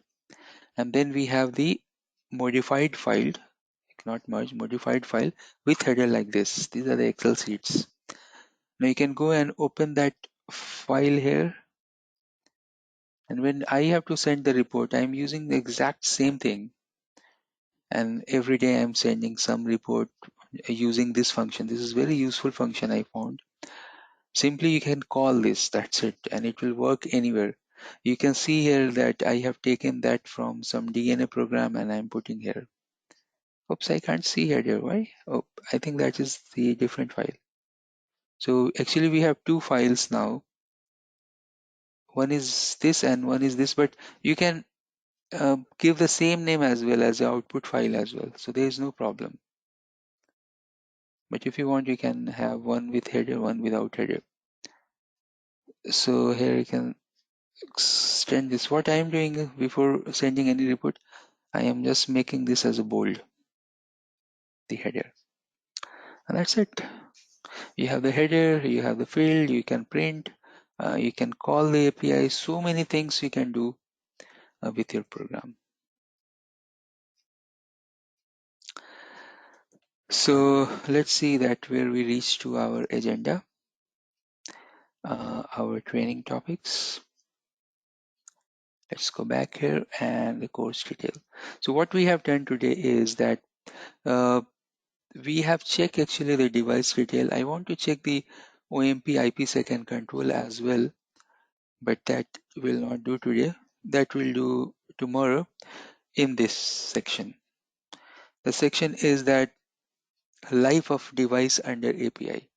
So what I will do, I am going to add more and more, not only these three, but we will go and add at least 6 different or maybe 6 to 8 different functionality inside Get API, and then I will show you some cool tricks. So suppose for a certain device, for one device, you want to check all these things or whatever device. So it will ask you that what's the device name. Once you give that device name, then it will go and generate the table. Now again, it's up to you. You want to generate the table or you want to generate the CSV file. What type of report you need, because this is the trick that we have done and this is valid. So whatever coding that we have done here, what you need to do while generating the CSV, we have to use these lines. So let me, so you have to use these lines. It will generate the file for you. Correct. So if I am using OMP or if IPsec details, whatever details, either I can print over the screen or I can print like CSV. Correct. So I will do one thing. I'll add one more function and then we are good for today's session. So I'm going to add the OMP details. What you can do, Aishwar? Yeah. We still have 10 minutes, so we can easily add OMP. What you can do, the steps. Step number 1, go to the API doc and you can go and check OMP. So you have this OMP. Now in OMP, you can see there's a lot of information. So what OMP information you want? So I'm going to take any of them. Say retrieve device OMP status, OMP connection list, retrieve OMP summary. Let's see what is there in the OMP summary. So for this, device ID is required. The moment for device ID, I will show you tomorrow that how you can give device ID user input. But today, let's see just a normal summary type of API where nothing is required as a input. So this is what retrieve device OMP status. If I click, try it out. It is generating some sort of OMP detail. Let's see that what status, what output it is generating. I can go here and I can put here. Actually, in this output, nothing is there. No good information is there. So this particular API is not a good example to use. Let's see other OMP link, OMP connection list. It will go and generate the OMP connection list, but there's state is required. Again, I don't want to use any input today. We'll see tomorrow about the input. Then OMP PS. Let's see if any requirement is there for OMP PS. A device ID is required. Leave this also. Then OMP, advertise, receive. I think for everything we need something. So I'll do one thing. I'll show you control where we don't need any input. So control connection. Show control summary. I think this may be a good example. But there also they are asking for something. What about this network summary? Let's see. Anything is required? No, I think it's okay to run. Check this. So do we have any good output with this? Let's see.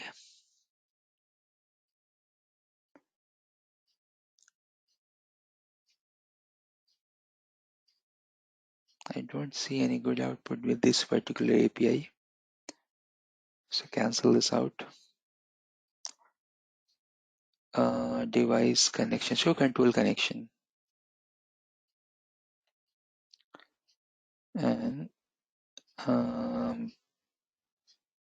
so these guys, they are requiring some input.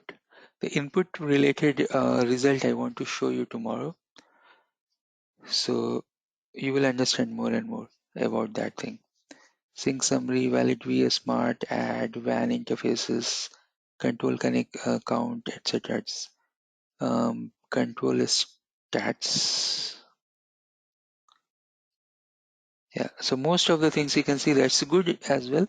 That while you create your monitoring APIs, then it will come into the picture. So what we'll do, the device ID will put as an input.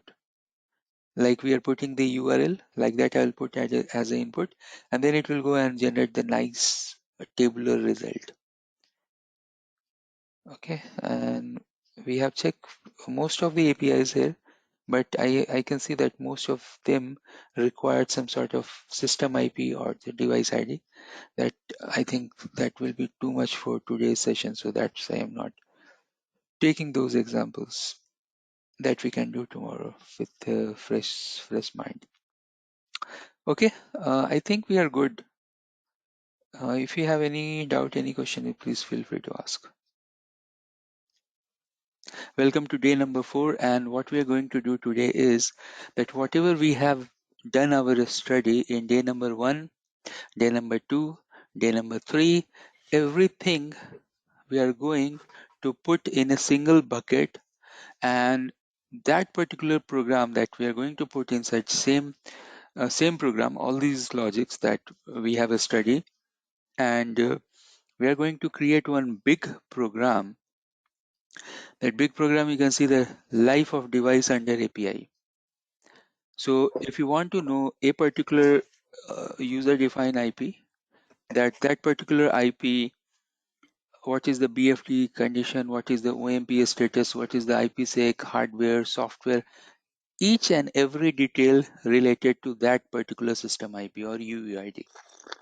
That we are going to do the development for, and then I will tell you, we will see that. Then we have the lab for backup configuration. So suppose if you have devices, you want to take backup, maybe if you have n number of devices, I'll mute yourself. So maybe if you have n number of devices and you want to take the backup of n number of devices, you can do it. Okay, so let's start. And for day number 4, what I have done, that I created one separate folder, and you can see that we have a lot more coding. So we have these many labs, plus we have other lab as well. Okay, so one by one, let me first of all increase the view here, and please mute yourself, Sam, please. Yeah, thank you. All right, so here you can see that we have one long list of labs. So I told you that whatever we study in previous sections, we are going to summarize those as well. And today we are going to do one big lab. So that also I'll show you. So in this day 4 folder, you can see there are so many program, and 1, 2, and 2 programs, and then 3, 4, 5, 6, 7, like 6, 7 programs are there. So let's just start with program number 1. So what I can do here, I can go to, first of all, the program I want to open, or maybe I can run from my CMD as well. So you can run your program from CLI as well. You can run your program from anywhere. There's no problem on that. So if I go here and you can see I don't have Python package here. So simply what I can do, I can add Python in that particular folder where I want to run this program, and I can see that I should have one python.exe here. Python. I think this guy, oh, this is STL, this Python and this Python.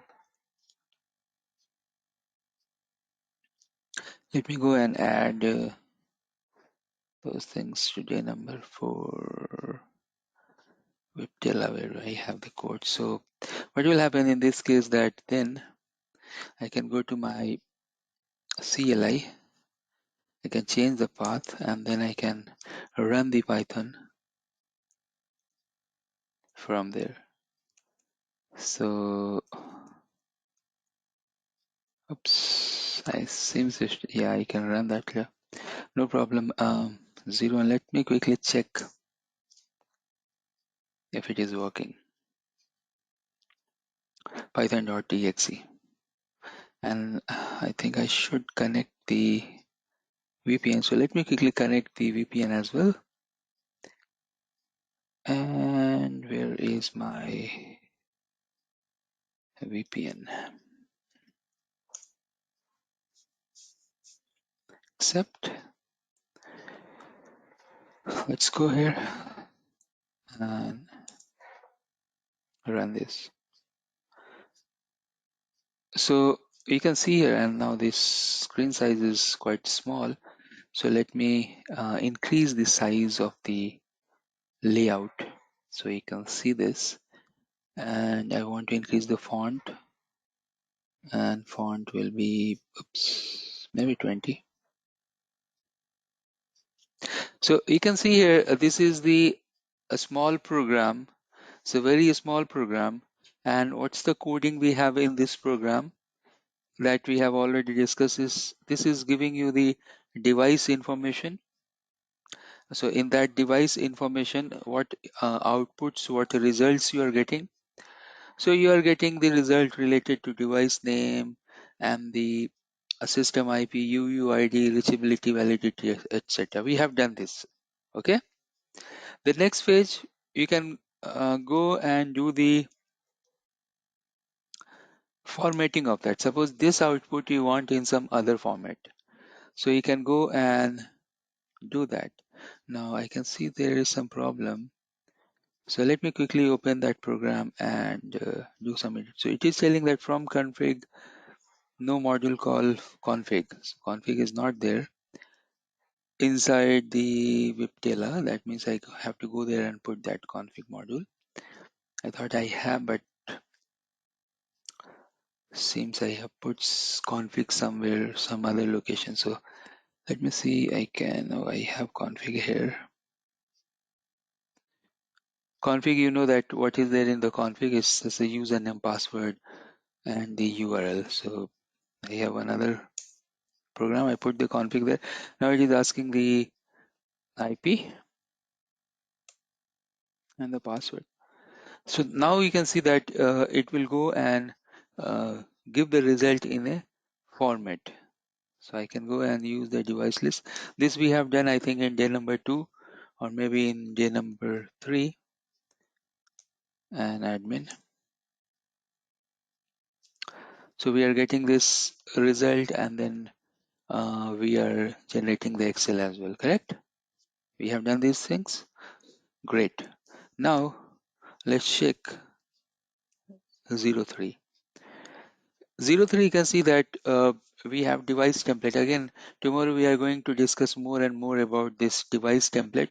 But yeah, I have created this program related to device template. You can see that device template, and this is one of the big program we have. Okay, so let me show you that how you can utilize this. I can go here and then I can use 03, and if you do the help, so what will happen here is that it will tell you that you have these three options. So what you want to check the device list, you want to check the attached device list, you want to check the template list. So suppose you want to see the template list. So with that particular vManage, how many templates? So you can see that name of the template, which devices, what's the template ID, how many devices are attached. Now again, if you want to see that with that particular template, how many devices are listed or attached. So for that you can go and use the device list and all these programs. So I'm just showing you the result, but we should know that in programming how and what type of changes you should do. So it is telling that if you want to run this program, you have to go here and you have to give the device list. Here you can see the help section. So how it is, you have to go and use the device list, and then you should give the option you have to give the template ID. So I can go here, I can copy this, I can put here, enter.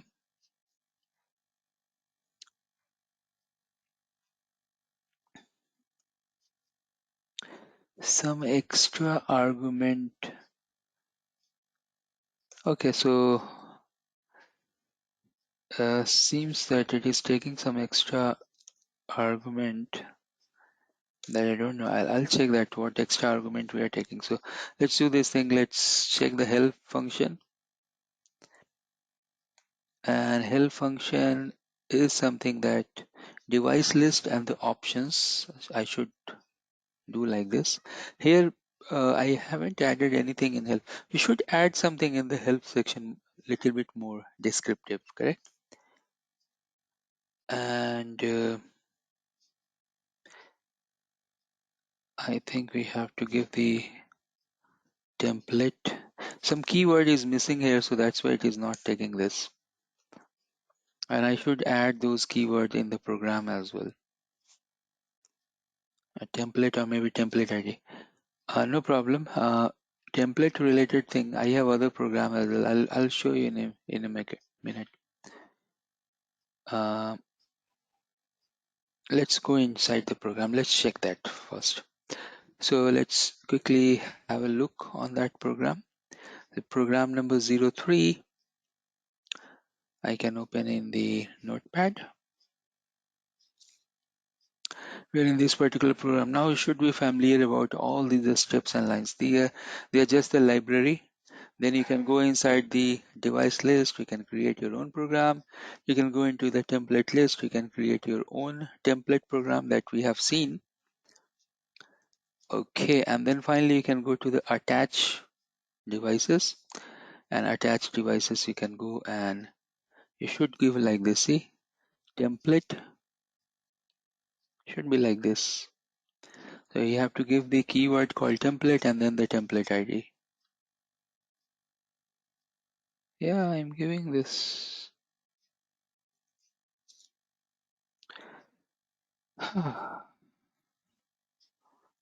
One second.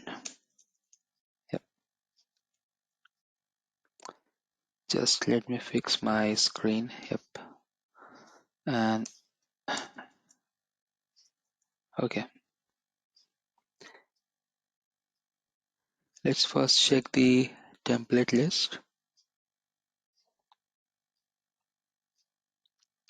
And then we can go and check the device list. Template like this. And then you can go and give the template ID. Let's use any other ID. Maybe this guy. Copy up to here.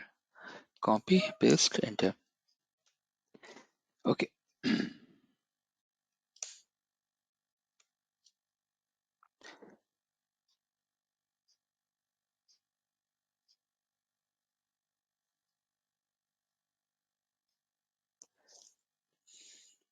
So you can see I'm using some. Is it supposed to be Yeah, template 03. ID? Yeah, it should be device template. The program number 3.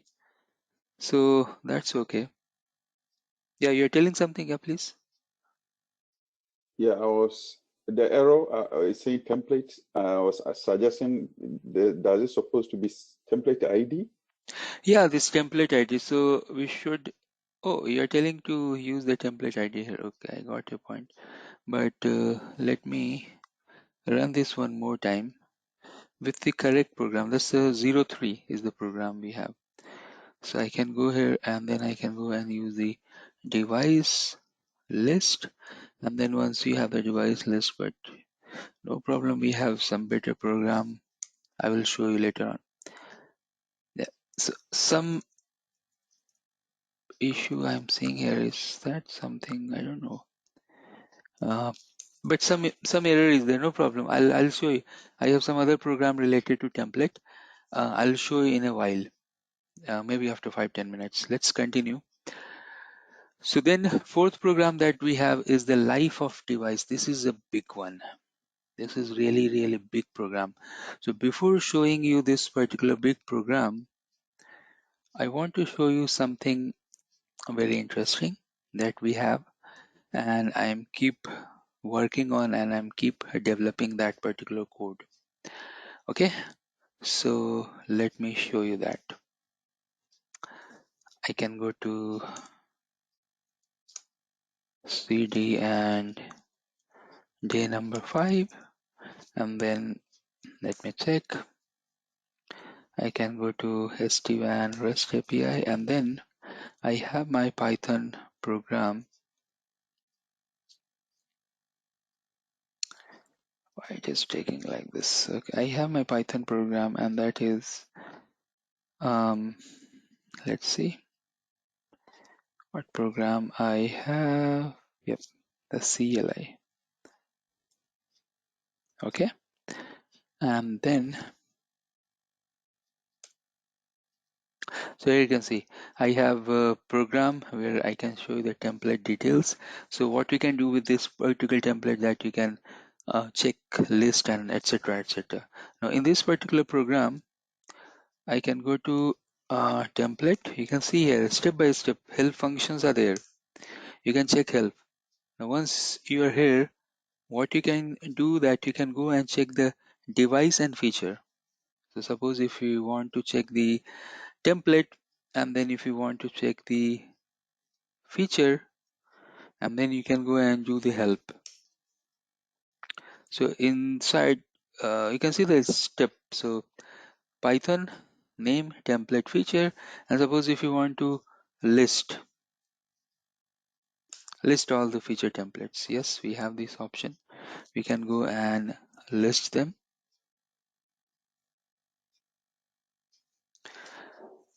Oh, now you can see different colors.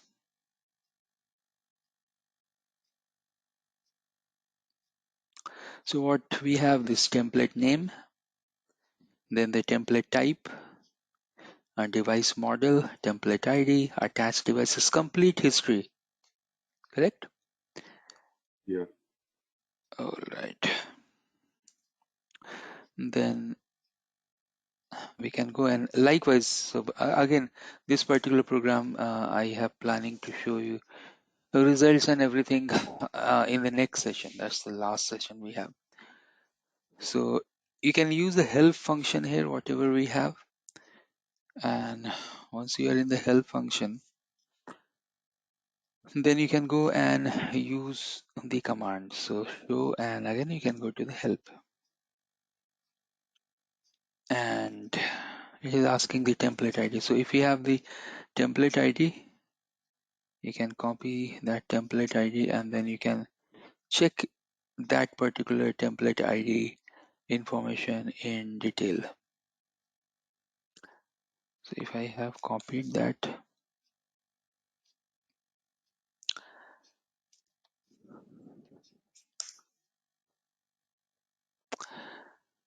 so you can see the detailed configuration inside that template ID.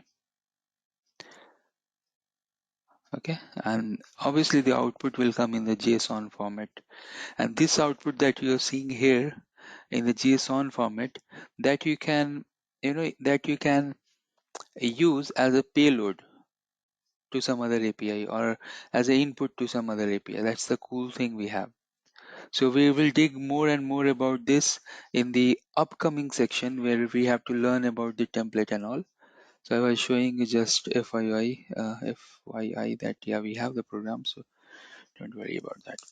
Okay, so here you can see that let me show you the results as well that we have ran earlier, and on those results, so we have the device list, and today we are going to work on BFT control, OMPSL, etc.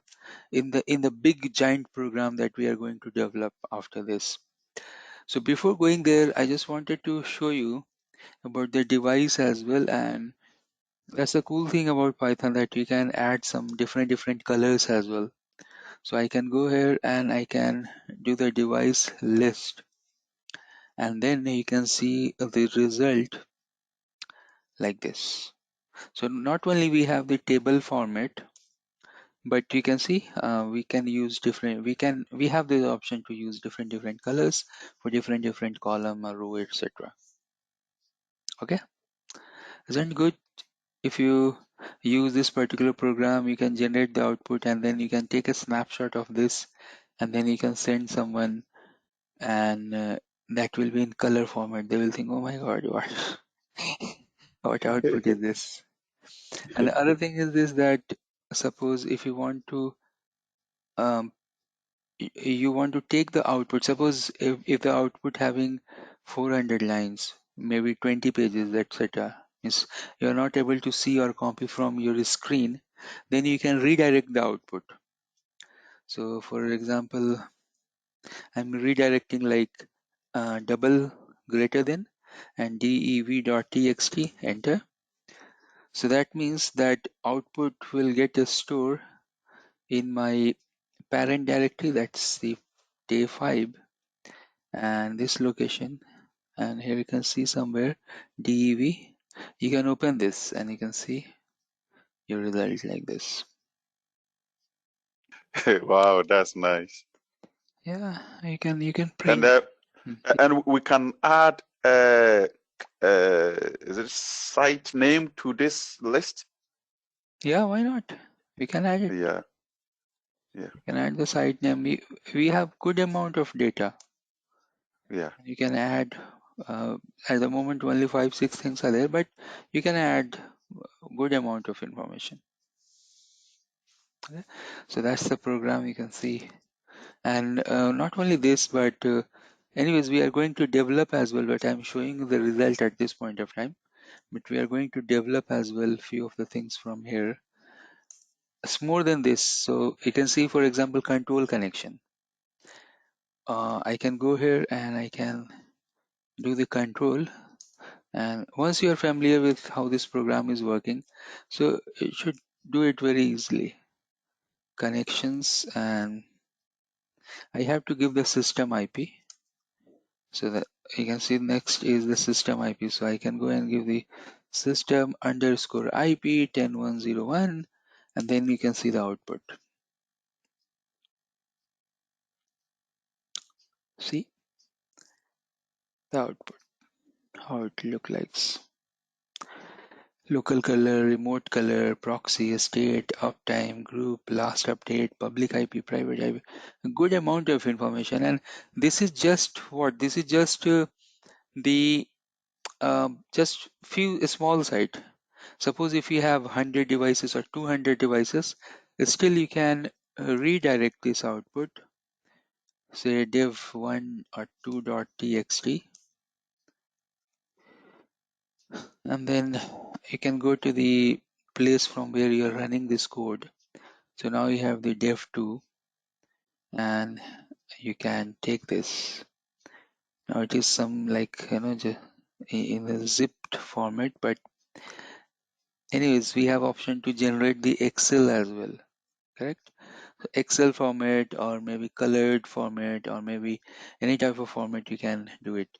Now we can work on this just to make these things little bit adjusted, not adjusted as this you're seeing on the screen. correct? So we'll do that. I'll show you that how we can adjust that output and all. But yeah, you can see the big output like this. Okay. All right. So let's come back and let's see the agenda. So agenda today is that we have to do first of all. Okay, so some troubleshooting APIs. I will cover the troubleshooting APIs. So troubleshooting APIs means that you should know the IPsec up and down status and all. And let me show you the first thing first. So troubleshooting APIs. So I want to show you that, and then we'll come to point number 2 that we have. So you can go here. I have this IPsec information. I can go here and I can show you what you want with the IPsec. You want to see the status of the tunnel. Let me see here. I think that the status I have that I can show you. Okay, so this particular output is system IP and I think I have to give the system IP. Let's see, because these things that we have related to. So here you can see some issue is there with BFT. No problem. We'll overcome these issues later on, and we can see that. But let me continue this particular program so I can show you a few of the troubleshooting things that we have. So we can see we have the SLA, and SLA is a part of troubleshooting, service level agreement. Then BFT. BFT is also part of troubleshooting. Why? Because we are using BFT, bidirectional forward detection, to know the link is up or down, because whenever the tunnel is there, tunnel is associated with BFT, correct? So you can go to the link and you can see the power now with the programming. So here I can go to the link and then we have the state. So I can go and give the state, and we have option here with the state. We can go and check up and down statuses and all. So the state, and if I want to see the up,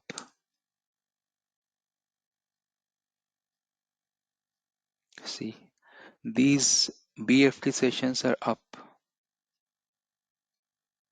Okay, I can see the what's the system IP, what's the host name 1, what's the system IP of 2, what's the host number 2, what is the link, what is the status, what is the last update, correct?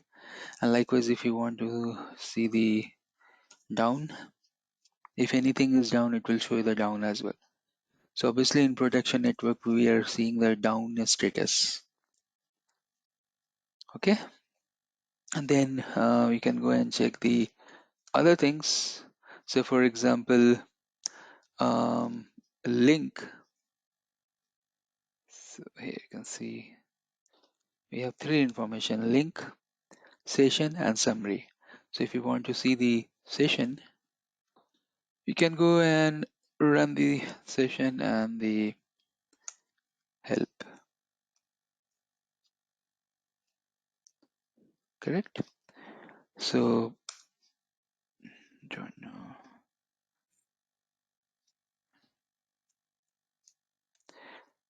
session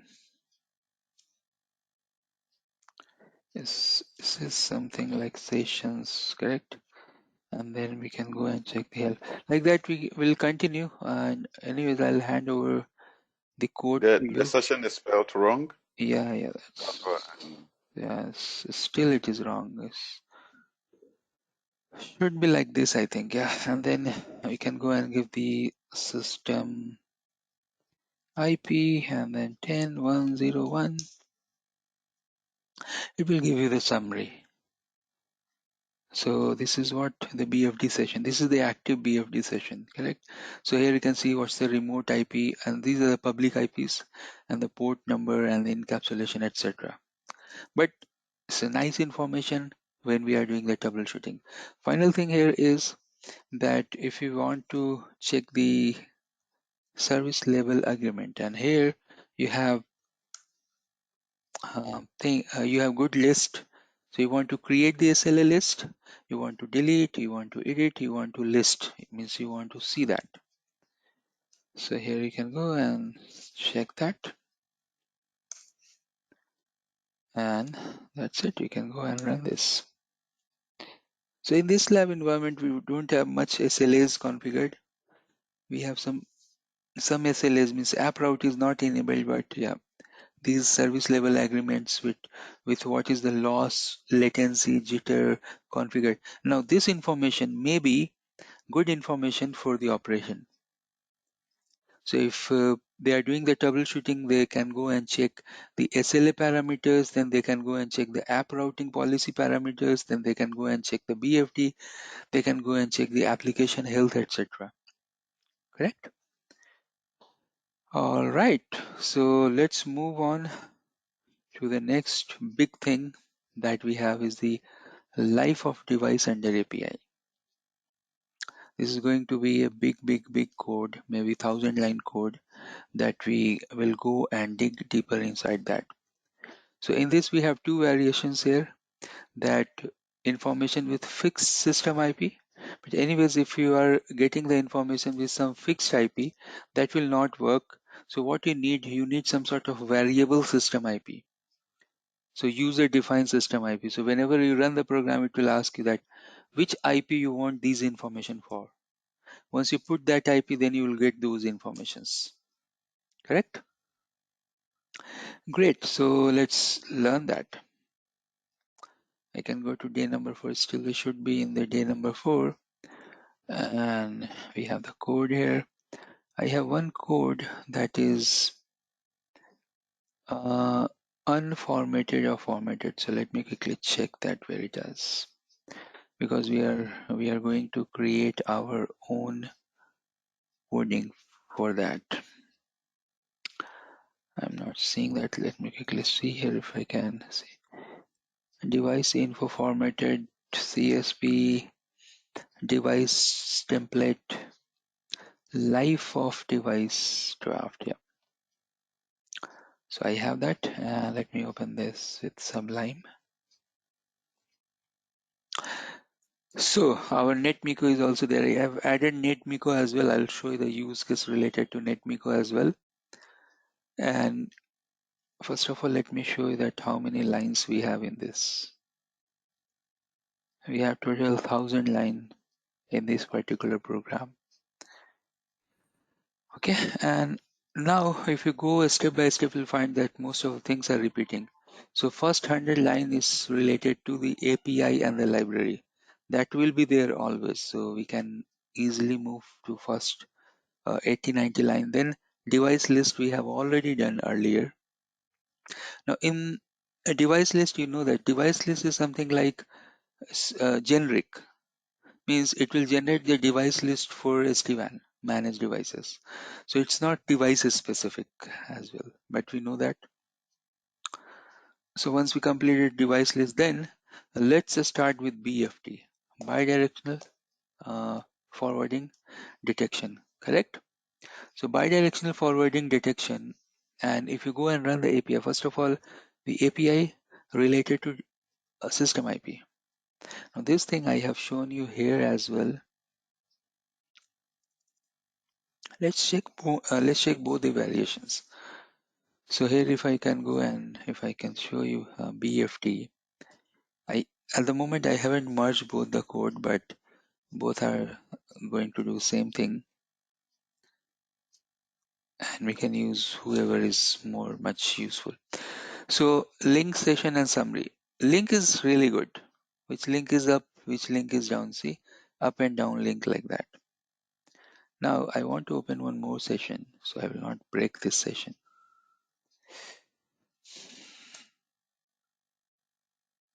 I can go and let me quickly go and copy this. Okay, I can simply, I think I can copy this to here. All right, CD day number 4. And let me increase the font size as well. 20 is okay. Great. So now what we have to do is that we have to go and check our program, and the name of program is life of device draft, because we want to finalize as well that particular program. So Viptela and Python 05 life of device draft help. I have added the help function here. You can see for a particular device, you can check the app route, you can check the interface, ARP and interface info. It's hard to get the info in without SDN environment, but if it is a SDN environment, it's very easy. You can check the BFT, you can check the control connection, device list, IP and FIB information, IPsec, OMP if you have any OSPF use case, reboot, some security thing, some software thing, some system variables, TLog. So these all information we can get. So if I go and start with our own BFD first. So now you can see here clearly, and that's the change here.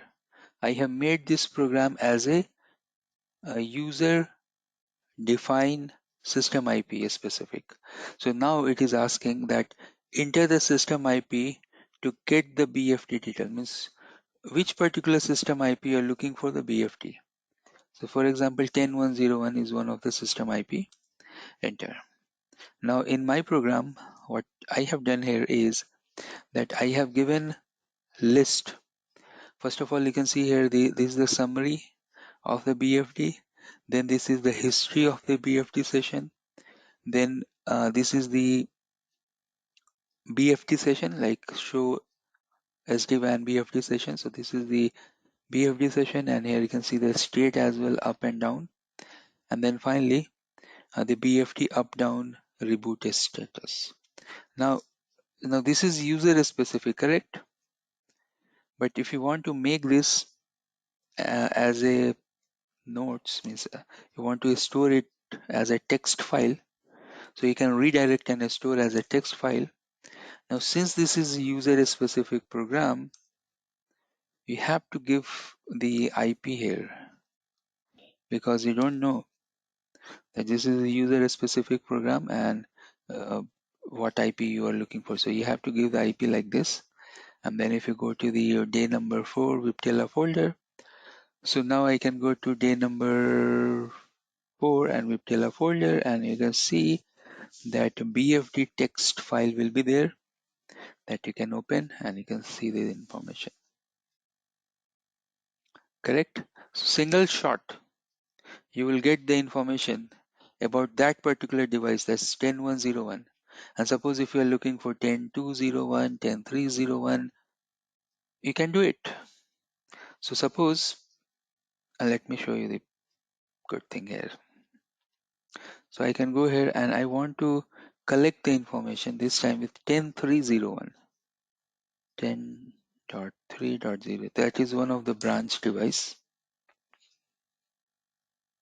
And let me open that output in Notepad++. So I can go here and I can open this device here like this. So let me decrease the font size a bit. So first of all, we have given the information about 10101, and then next time we have put the information about 103. So see, your file is appending. Again, if you want to give one more device, let me decrease the font size a little bit more. Okay, and you can see the nice format, printed format. Next time, if you are looking for the information related to 10, say 10.3.0.2, and if you go back to your notepad, And now you can see in the bottom it will add 10302. See, Sam, you can see the power we have. Yes. How easy is to get the report like this, and you can send the Yeah. report and all. So for all the members. Whilst we were migrating the site, I keep compiling this list. Yeah. So that's the good thing here, and you can see now once you have the output in the notepad, it's actually easy to compare. So now you can easily see, okay, the history was showing that it was down some time ago. The history can see the how many BFT sessions you have, what is the poll interval you have. Then if you go a little bit down here, you can see if it is down, it will obviously show you the state as a down, but all devices state is up. Then you can see the BFT up, you can see the reboot count, you can see the crash count. This is just one output related to BFT. And for good amount of devices, you have this output. Correct? So and again, if you want to add something here, in the same file, you keep writing that information. So what I will do, I will keep adding all these functions and informations we have. So let's go back to the program and let's see the help section. And this program that you are seeing, that this my copyright program, I have developed this particular program. Check all these fields like you have here, and this 1,000-line code that you are seeing, that I have done the development on this. So I know each and everything here in this particular program. You can see that system IP, I have made this as a user input system IP. So now this is something like what particular system IP you want the output for, and it will give you that. All right, let's continue. And for Yeah. our training purpose, few of the fields I haven't modified, that I will modify during the class. So you will understand that where to make the changes and all. But these things, if you watch the recording number, I think day number 2 or maybe day number 3, these things we have discussed a lot. So if you see the previous recording, you can find that entire 2 hour we have discussed only one program. Now, if you check today's session class, you'll see that today we have discussed more than 10 programs. Why? Because we are building the foundation earlier. So once we have the foundation, then it's easier to understand, because most of the things are a repetition of code. Same type of thing you are doing again and again and again. Okay, so that's the thing we have. All right, so let's see the other um, information in the life of device program, and I can go here and I can go to the help section. Oops,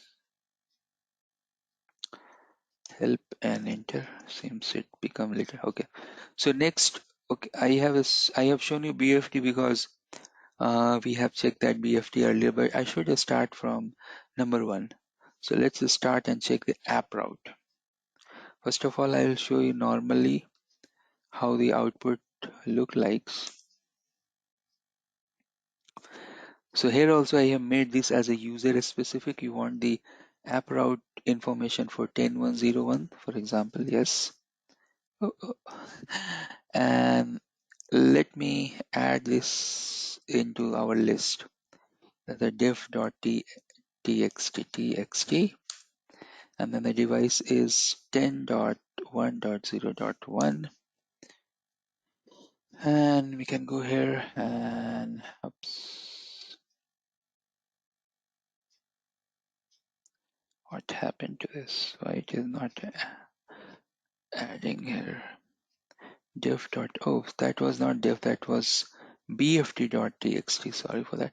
bft.txt is our file that is here. Open. Now you can see the output related to the app route, and You can see here that app route, application routing information, it is starting from here, specific to this SD-WAN, where we don't have much of the tunnels and all those SLAs policies configured, but still you can see that this is the summary, and then this output is in two part, app route part 1 and part 2, because this is a big output, so I have divided into two part.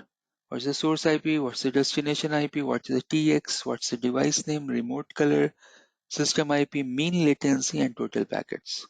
Now if you see here in this particular counter, if you see this number is getting increased, that means that particular location has issue. So it's okay, 20. And then this is the part 2 of that. So if any of these 00 counters, whatever we are seeing here, if we can see much more value like 200, 300, 400, that means those sites having issues. Correct? So that's what that was the app route information. Let's go and check the help more time. So you can see the app route. Now how I am doing it in the code, you know that how we are doing. We are taking one API. From that API we have the two values. So key and value. So we are extracting the key and value, and then we can print in the table format or the Excel format that we have discussed a lot in the day number 2 or maybe 3. Okay, now if I go according to program, so according to program, I'm getting this control. Okay, so let's work on control. What's the API used? API used here is data service, devices. So till data service, it is like hidden. Now if I go here, if I copy this output, let me show you first of all here in the API. So if I can go here and if I open 198 something, it's not this, but I should log in and then I should run the API. So let me go and run the API. You can see here, this is not the API. You should give the device ID here. Oops. Device ID. Oops. Okay. HTTP should be like this 198. And you can see some data services are there that I can modify here. So I can go here and let's see what's the API. API is a device slash control slash connections. So device slash control and slash connections and then the device ID. So you're getting this output. Like in this, key and values are there. So if you go and check the output, let me quickly show you the output in the table format. So I can go here and I can give the control, correct? And so 10.1.0.1, and you can see that I'm taking only this information. Oops, sorry for that. I'm taking only this information out of this particular information. So I'm not taking all the field because maybe everything is not required. Whatever important things are there, so for example, what's the device name, system IP, remote color, site ID, local color, you can see the site ID here, the uptime, the peer type, whatever important, take that. Do not take complete dump. So this is something like complete dump, and we don't want all these things. So we can select some key and then we can use as per the requirement. And now next what I can do here, I can go here and the same program I can redirect to bft.txt and I can give the 10101. We can go to our file and our file you can see skip adding. So now we have the BFT information as well here. So you can see that we have added the we have the control information here. So first of all we have added the BFD information. Then we have added the app route status information. Then we are adding the control information. This is equivalent to show control connection. Correct? And we'll keep add on this because we are talking about life of a device. What type of things, what type of reports will be related to one particular device. Correct? Yes, Sam. I hope that you're enjoying the session that we are doing at the moment. Yes, very much. So this is something like if you give this type of result to someone, they will surprise. Oh my God, what is this? How it is happening Yeah, like this? And yeah, this is something cool thing we have. yeah, yeah. You have done a very good job. That's very good. Thank you. Thank you. All right, so let's follow the program and let's move on. I remember we were doing something whenever we finished the site migration. Mhm. We were trying to get all the BFD sessions and the control session, all like many commands in one document, and we have to issue each command and then copy all the output. Yeah. And still, one of our guys wrote a program Mhm. where we were getting the output, but it wasn't very. It was too much information. Yeah. Yeah, that's the The thing. output was. Yeah, too much information. Yeah. Now you can use these programs and all other things. And let me stop the recording. So in your current so we check two functions and let's continue. Let's check here.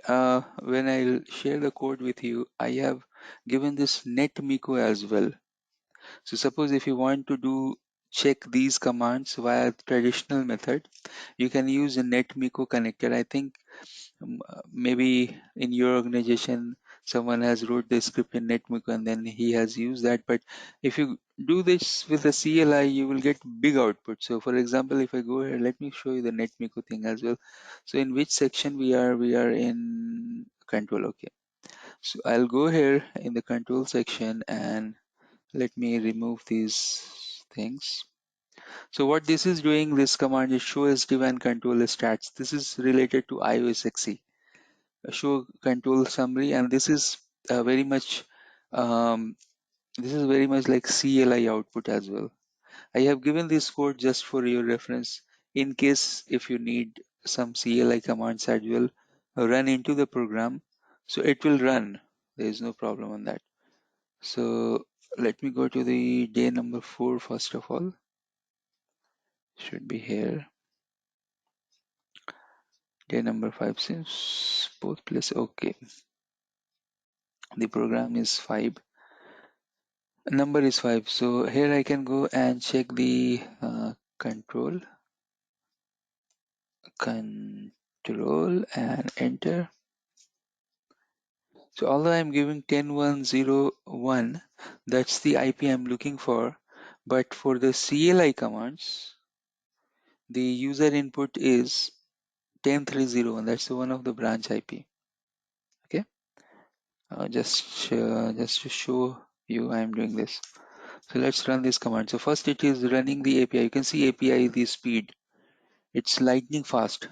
And then it is try to run the CLI command and some blockage is there in the CLI. Again, in CLI you may have blockage and all those things. So let me quickly check that why it is blocking the CLI.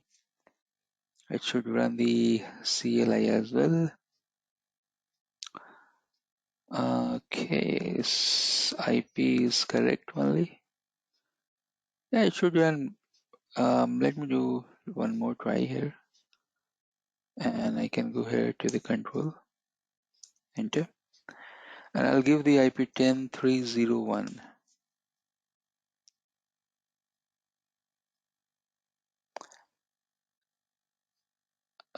Okay, not generating the result as I'm looking for. Let's see. 10301 is iOS XE, and this is the username, and this is the password. That's 100% correct. Then it is sending the command show SD-WAN control stats. Commands are correct, it should work. And what error we are getting? Let's see here the error. So it's telling that firewall blocking, wrong TCP, wrong IP, those things. And you can see here the IP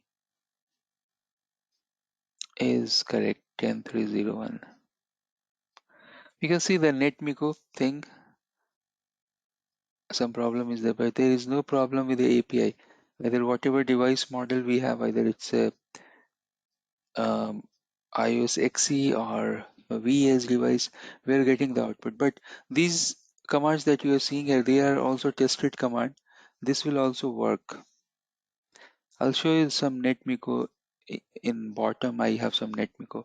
I'll go there and I'll check that. Okay, app route, we have already verified that. So I will skip, we'll move next. Then we have very important information, that is ARP interface info. So here you can see that the API is very simple, interface device ID, and I have made this as a input. So you have to type the system IP as an input, and then what information you will get: the VH device name, RX error, TX error, interface status, TCP adjust MSS. First of all, that table we will get. Then uh, uh, part 1 and part 2. So two parts are there because the output was big. Then next you have the information related to drops and errors. Correct? And you can see the interface and the stats and the device ID, because I have made that as a user input. Okay, so here you can see this is the user input.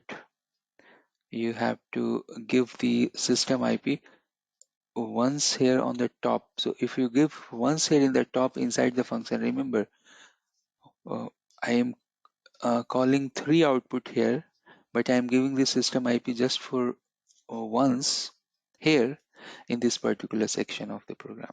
Okay, so let's run this.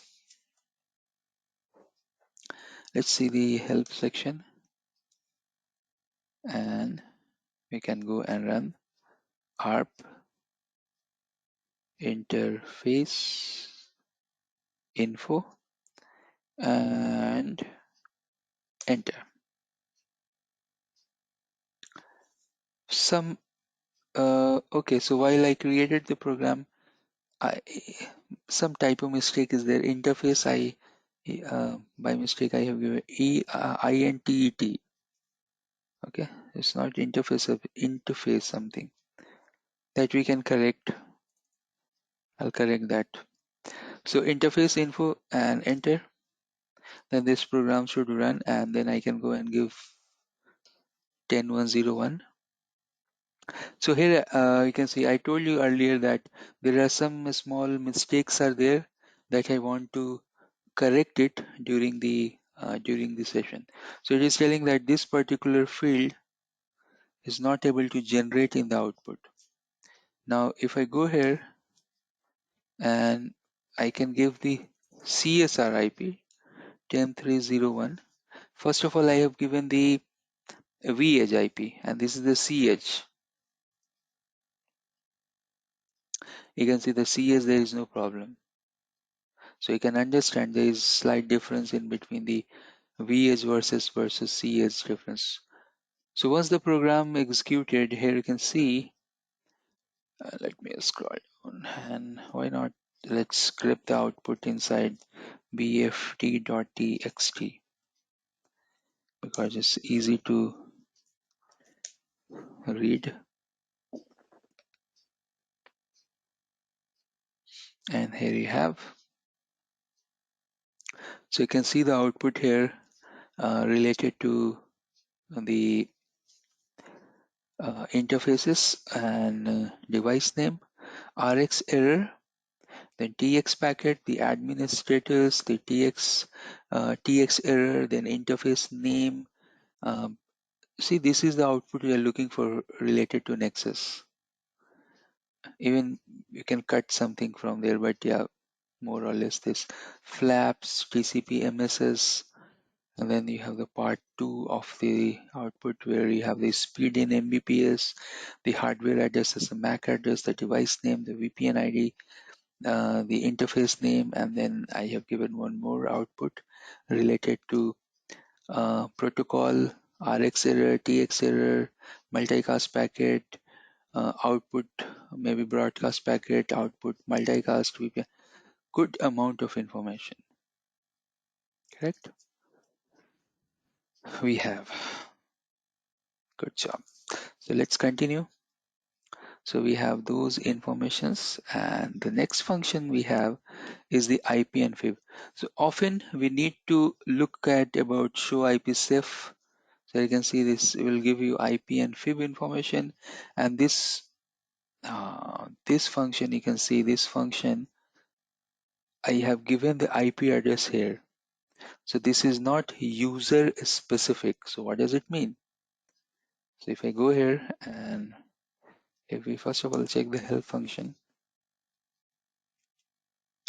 and then what's that? IP and fib. So IP fib.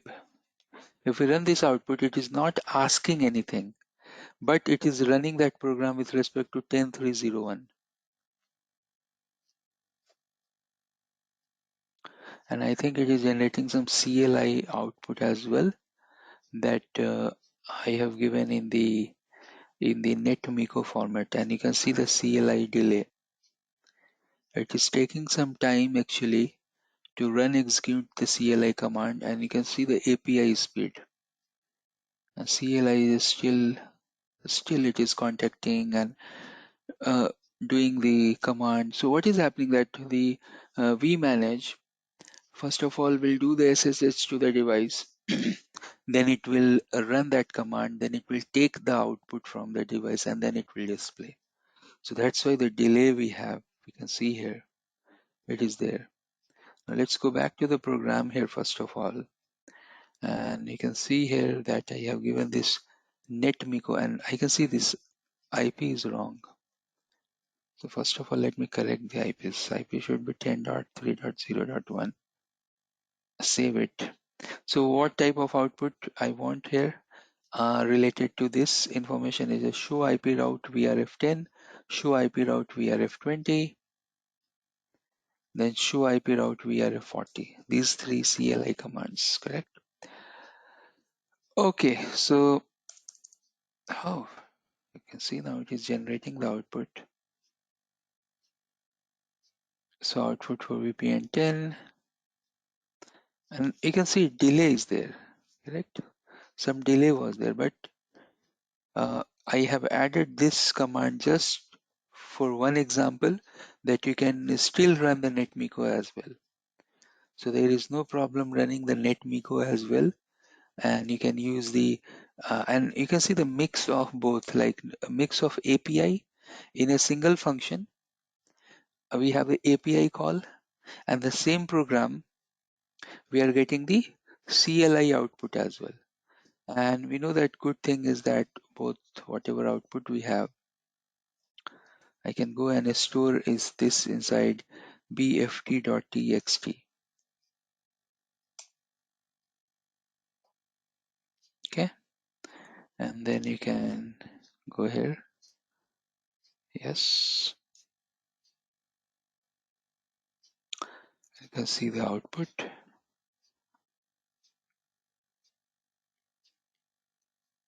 Complete output you can see here, and then you can see complete the IPsec interface and IP, and then you can see still it is going on. So the let me close this session. So you can see here the CLI command is something wrong. So can you see here? So initially it works, the CLI. So one time it works, and second time I think if I change the IP it is not working. 10301. So let me go and revert back the IP. This is something the public IP we have. So I think this public IP is working.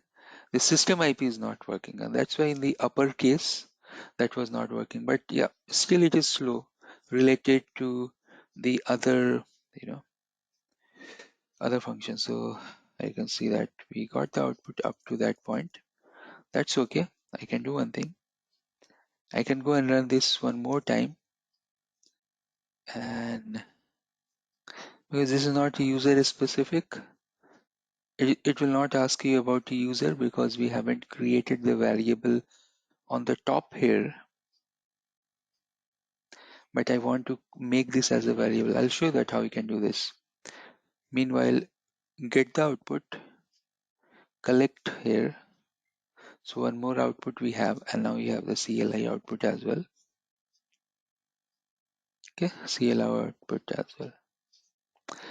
Let me quickly show you that how you can make this as a user input. So you can go and type, say, system IP equal to input is a function, and then you can go and give, say, enter the system IP to proceed, and then here you can go and remove this, and then you can give one plus sign. That's the concatenation system IP control S, and that's it. So now next time when you run this program, so let me run this. It's taking some time.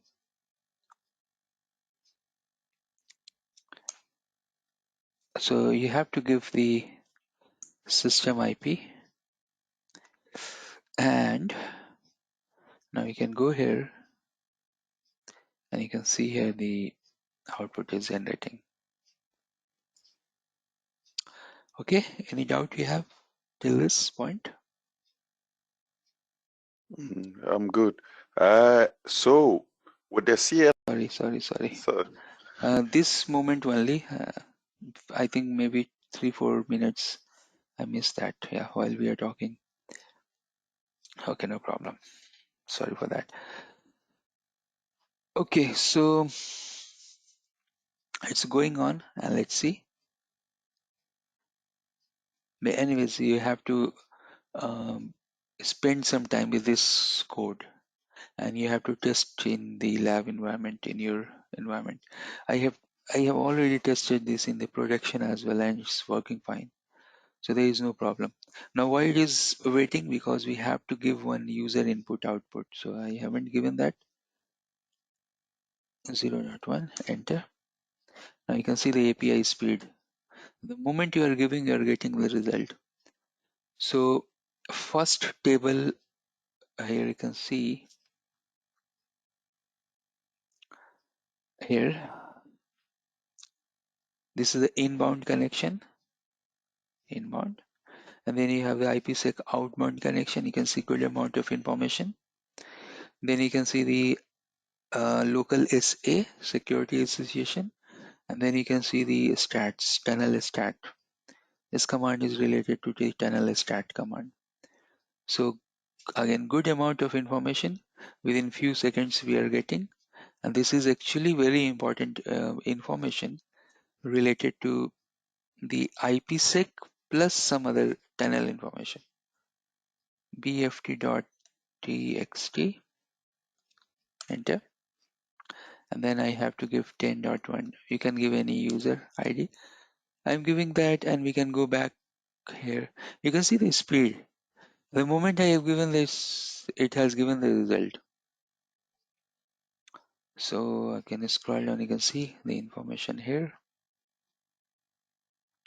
Inbound, down, outbound, good amount of information. Great, let's continue. Then we have the other very important function. This is also a very important function. It will give you the reboot count, the security information, the software information, and the system information. And this again, it is not user specific. So what I can do, I can make this as a user specific. I want to add something here. So say enter the IP address. That's the system IP. I should give input here, and then we can go here and we can make this as a plus and system IP. Correct. I can copy this system IP. So I can go scroll down. What API this is calling? You can see the API as well. The reboot history. It will give you the reboot history. Then you have the device security information. You can delete this.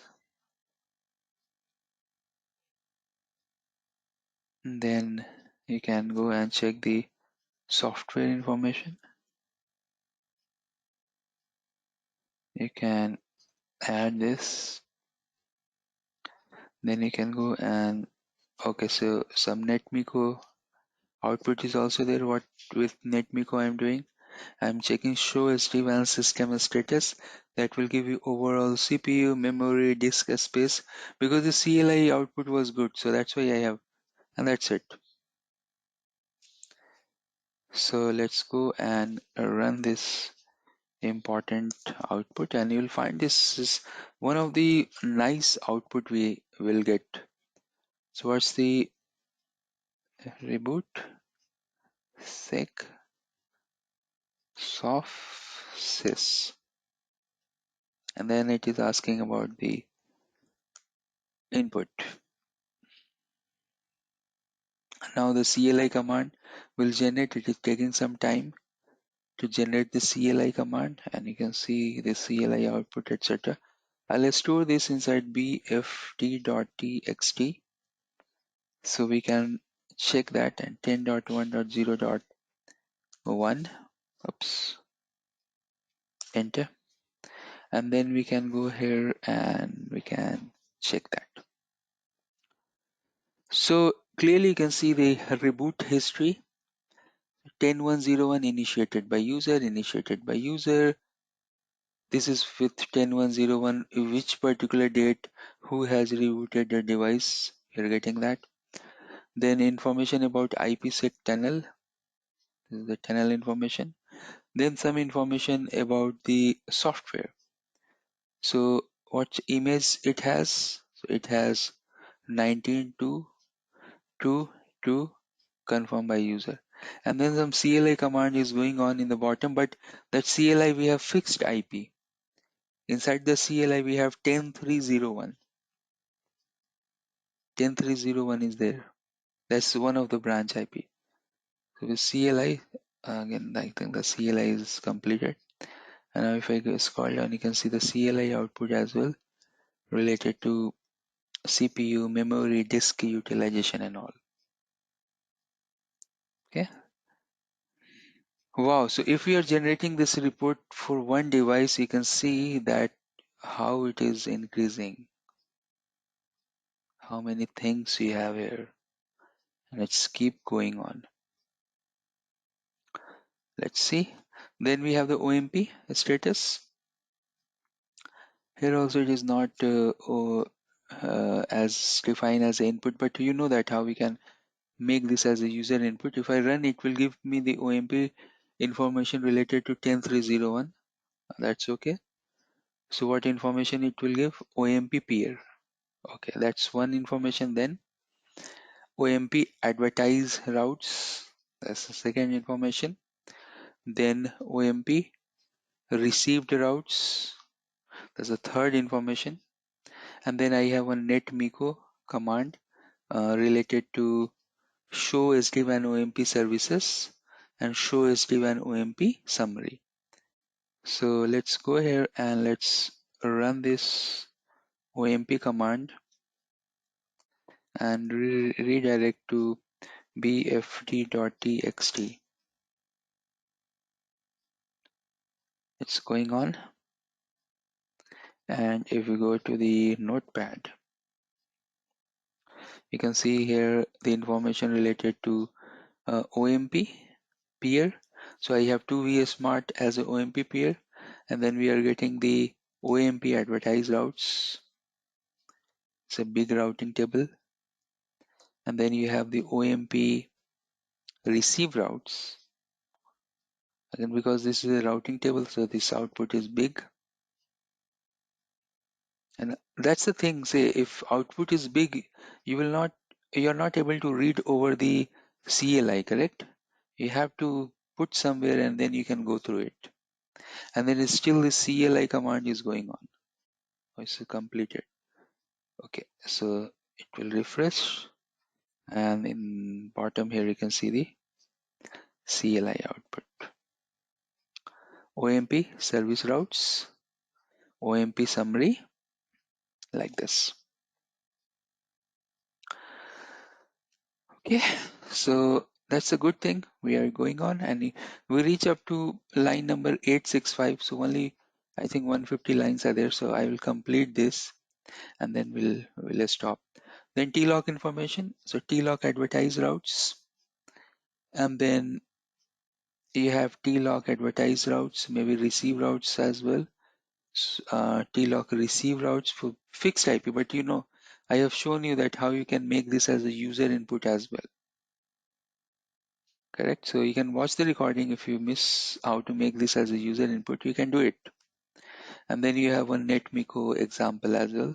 So with NetMiko, what information I want? Show SD-WAN BFD TLOC summary list. So now I can go here and I can run the TLOC. We'll get the information. So you're getting the TLOC information. See, nice output over the screen. And then CLI command, it is taking some time to generate the CLI. It will show you here the CLI. If you want to store it somewhere, we can go ahead and we can store it. I can go here and you can refresh this, and let's just scroll down. See all this information we are getting in the nice presentable format. And again the CLI command is executing, so that's why it is not coming. But once it will get completed, we'll get a refresh page option, and that's it. All right, so since we are very much at the end of this, then we have the OSPF information. OSPF, I have shown just the netmiko commands, but again, we can go and use the APIs for OSPF, BGP, everything we have the APIs, and final the end of the function. Yes, Sam, you can see the big program. I'll upload with the recording.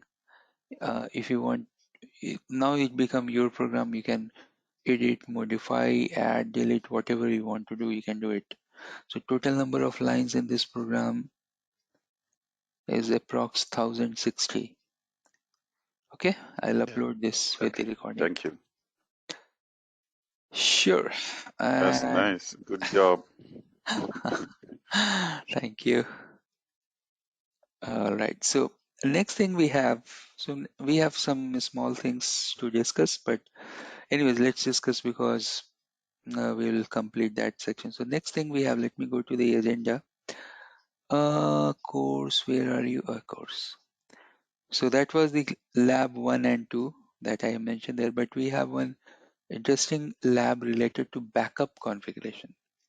So in backup configuration also I have given some variation. I told you that when I have to check any command backup configuration, I'm using a script. How we can do that? So let me quickly show you and then we are good to stop.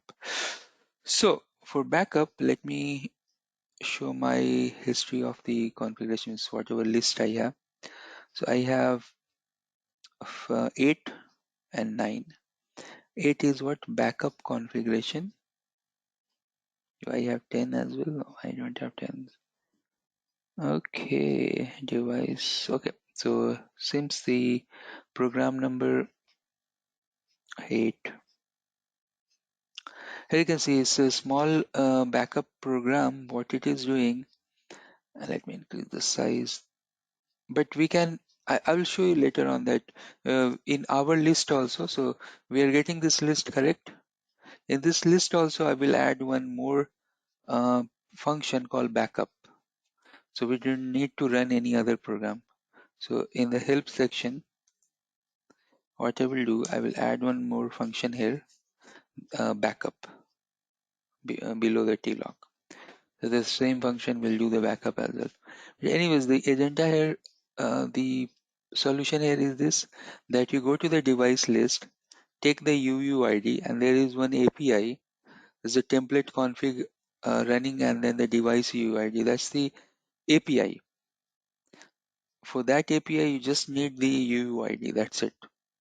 So if you have the UUID, then it will uh, generate the running configuration, and then you can put inside the config folder or whatever name of the folder. This is just the name, A, B, C, D, E, F, whatever. Now if I go and run this program, so if I go here and run Python and 08 backup, so you can see here backing up. So it is throwing an error. Why? Because he is not able to find one folder called config. So what I need to do, that I should go here and then I should create one folder called config, and then I can go here and we can press up arrow, same program.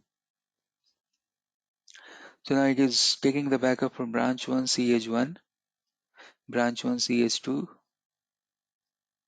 DC1, DC1, like all the network device configuration, it is taking the backup. And now you can go here and go to the config. I can see this. You can see the configuration like this. Okay. See how easy to take the backup. Yeah. Yeah, not going to log in and So if you have 100 of devices, no problem. You just run the script, take one cup of coffee and done. All right. So that was the thing. And last script I have for just for the operation purposes, the get SP performance data. This is something related to performance of the circuits. That is also important program. So again, you can see this is going to give you the app route, transport, summary, latency, and then some of the query interval. What are the things? The entry color, latency, jitter, loss percentage. Those information you will get. This is also a nice program that will give you the nice output. What's the program number? Program number is 09. So I can go and 09, enter, and just wait. You will get the nice output here, and you can see the output that actually this time is in some epoch time. It is we can convert this time in our timing as well, so there is no problem. But you can see the internet to internet, the latency, jitter, loss, like that. You have nice table. Again, you can print this in a tabulate format as well. So you can improve this code, but still you can see the code is working, and it is giving you four columns: a time, color, loss, latency, and jitter output. Correct. yeah, good. So let's go back to So the thing is like this. So this 2-hour video that we are going to do today, it may take 10 to 15 hours to understand. So when you perform the lab, when you check the code, maybe it will take maybe 15 to 20 days or maybe 1 month to understand the code, what type of code that I'm going to explain today. It's a big and it's a huge thing that we are going to do today. And anyways, whatever code that I have that I'm going to upload in today's recording, and the same for the like day 5. So once you check those code, and suppose if you want to create your own own functions, definitions you want to add in the code, you are free to do that. So if you understand that, okay, this is the code, this block is doing this, so next time you can add your own block as well. Like that, you can edit, modify the code as well. But yeah, to understand this particular code, to modify it, maybe it will take 2-3 months if you start from today. Itself, to understand what we are going to do today, it will take at least 10 to 15 hours. Means when you perform the lab, then whatever steps that I'm using, you watch this particular recording, you again watch it like 3-4 times. You can watch it, you can bookmark the video as well. So at what time, what lab task I have performed, because today we are going to perform good amount of lab. All right. So as you can see here, the agenda I have just mentioned like is like generic mention that more toward post method, that we post means that we want to create the object, and then playing with SD-WAN templates. Inside SD-WAN template, how we can view the template, how we can create the template, how we can delete the template. And then there are some pip tools, pip tools, from where if you install in your laptop, you can take the entire SD-WAN backup and all those things. Okay, so let's start. I'm going to start with the smaller one. I have one folder and I'm going to upload that folder.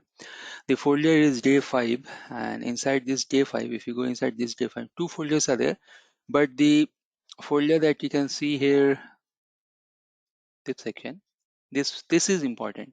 So I'm going to upload entire folder. In this entire folder, you can see so many programs, correct? And there is one folder for template. So this is the template in the JSON format, and there is one other template related to vManage, but vManage CLI is here. So this vManage template is just for your backup. It will not do much of things, but whatever arrangement you can see here in the folder, you can same as it is, you can copy somewhere and you can run the functions that I'm going to show you today. Okay, so let's start with one of the nice thing that we have inside the SD-WAN, and that nice thing is application aware routing. So you can see here, let me increase the size if I can increase it, so you can also let me increase the view.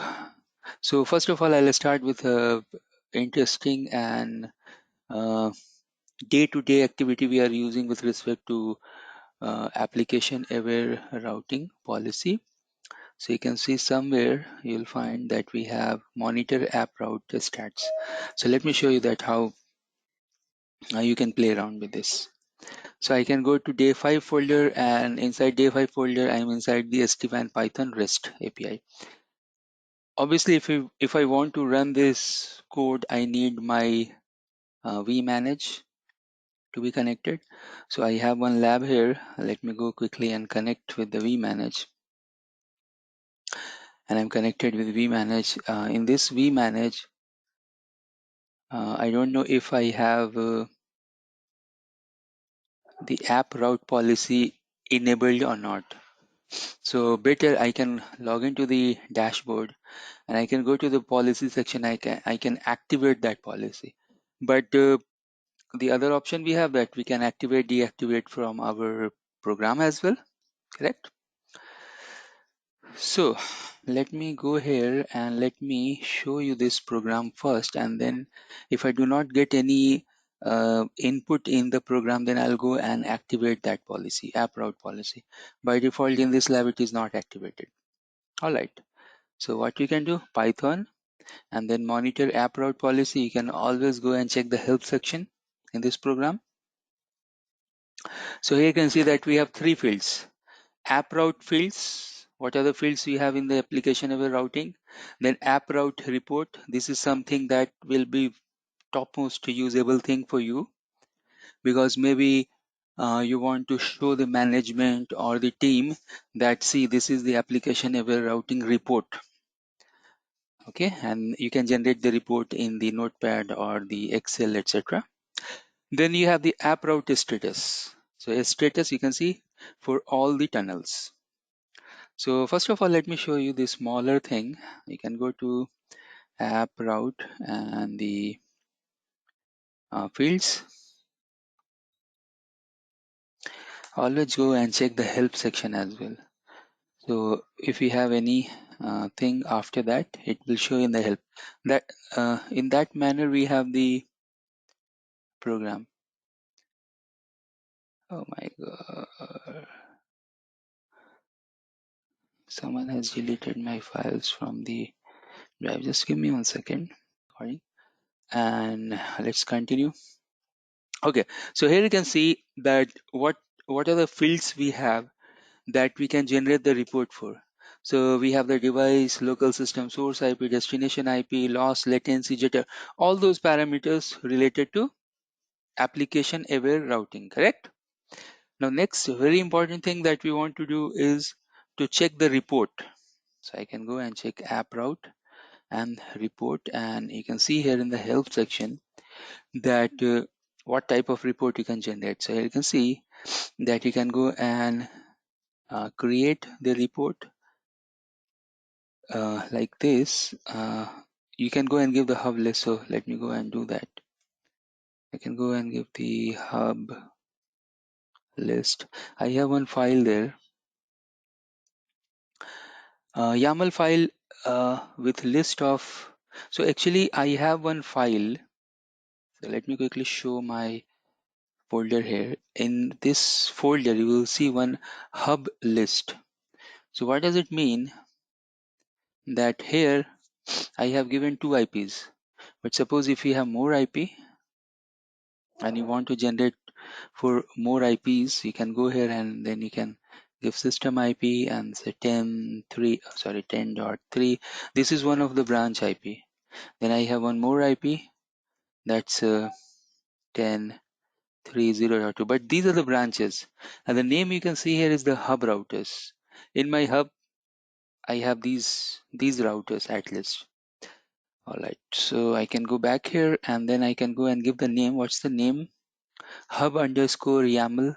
Yeah, you can ask. That IP, Ratnesh IP, for IP, one of the IP last update you did not put. Yeah, sorry for that. Thanks, good catch. Okay, so hub list dot YAML. Now you will see that it is asking, please enter a start date, year and month and date.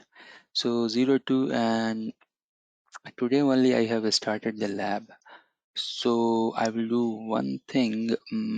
I'll give 19 for example, or maybe you can give 18 as well, 18th of February, and then the end date I will give 02 maybe 21. Okay, so 18 to 21, and then I'll go and press enter.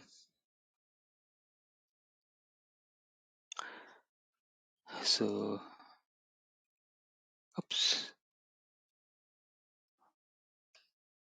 yeah, I have put 21 and seems it was not taken. Maybe that was out of range, but no problem. So then you go and press enter, and then you can see here in the bottom that created a report of average app router stats for tunnels between hub router and a spoke. Okay, so now if you go here to the folder from where you are running this program, you can see you have 2 report. Okay, so one report you can see for hub and one you might see for the spokes. So let me increase there. Now here you can see that hub sites. Because I have given hub site as a branch one, so that's why it is taking that as well. But you can see clearly the point here is to check these items here. You can see these items, you can go and check. So what's the loss, latency, jitter, and good thing here is that you are getting all those information in nice Excel format, correct? Like this. And you can see the date as well, because anyways I started the lab on 19th, so that's why it is not showing you 18, 19, 20, etc. But you can see nice report. Any question on this? No, Ratnesh, we are good. And then you can see the other report as well. We have this is the tunnel stats, so it is showing the tunnel stats as well, I think. See, okay, so that's This the is yep, this is only for IPsec tunnel, is it? Like or it's for IPsec tunnel, yeah. yeah. Yeah. So you can see that it generated two files, 612 and 614, and one is for tunnel and one is for entire stats. And one report is actually quite big, and it's robust, where it is showing you, anyways, it's showing you which tunnel is there, what color is there, what branch size, and then loss, latency, jitter. Because they are using API, so that's why we are getting result in this nice format. Now there is no CLI that can give you such type of results, correct? Okay. All right, so let's move on and let's check our next agenda here that we have in the course. I want to show you this particular section, that playing with Cisco SD-WAN template, view the template, create the template, delete the template, etc. I have created two different type of program. So first of all, I will show you one very important and good program, and then I have one complete big package type of program. There also I will show you the template. So let's start with the smaller, and I want to mark you. So when you watch this recording, what template you can see here I am highlighting, so it will be easier for you when you watch that. Whatever name that having template, so create bulk template, create template, delete template, generate basic template. This is in .sh, some script. We don't need this, but get template. So you have four program: get template, delete, create template, and bulk template. Okay. All right. So once you watch the recording, you can check these very important program. And good thing about this that you are free to do modification, edit, and all those things. Okay. So let me quickly show you any of the program, and suppose if you want to see here, let me quickly show you this, the differentiator here. So we know about this top. In day one I have covered that. Then you have to create the session with vManage. That's the session. So up to line number 1 to 26 is that is defined. You have to do with all the programs. Now these things that you're seeing, it's not required because this is commented. So I can remove that. Now you can see that actually you have to understand only few lines, only these 4 or 5 lines, correct? And it's very easy because say the last line here you can see in the bottom is the main function. It is the way that you are running this program, you know. So this is nothing. Here what you are doing, simply you will go and give the vManage IP, you will run the script. But the logic you have for this program is this 4 or 5 line. So what it will do, first of all, with open, it will go and open a particular file in the JSON, that particular file that you are going to give as an input. Okay, so because you want to create the template inside the vManage, for example, NTP, BFT, whatever, I'll show you all those things. So it will go and it will take this particular file as a payload.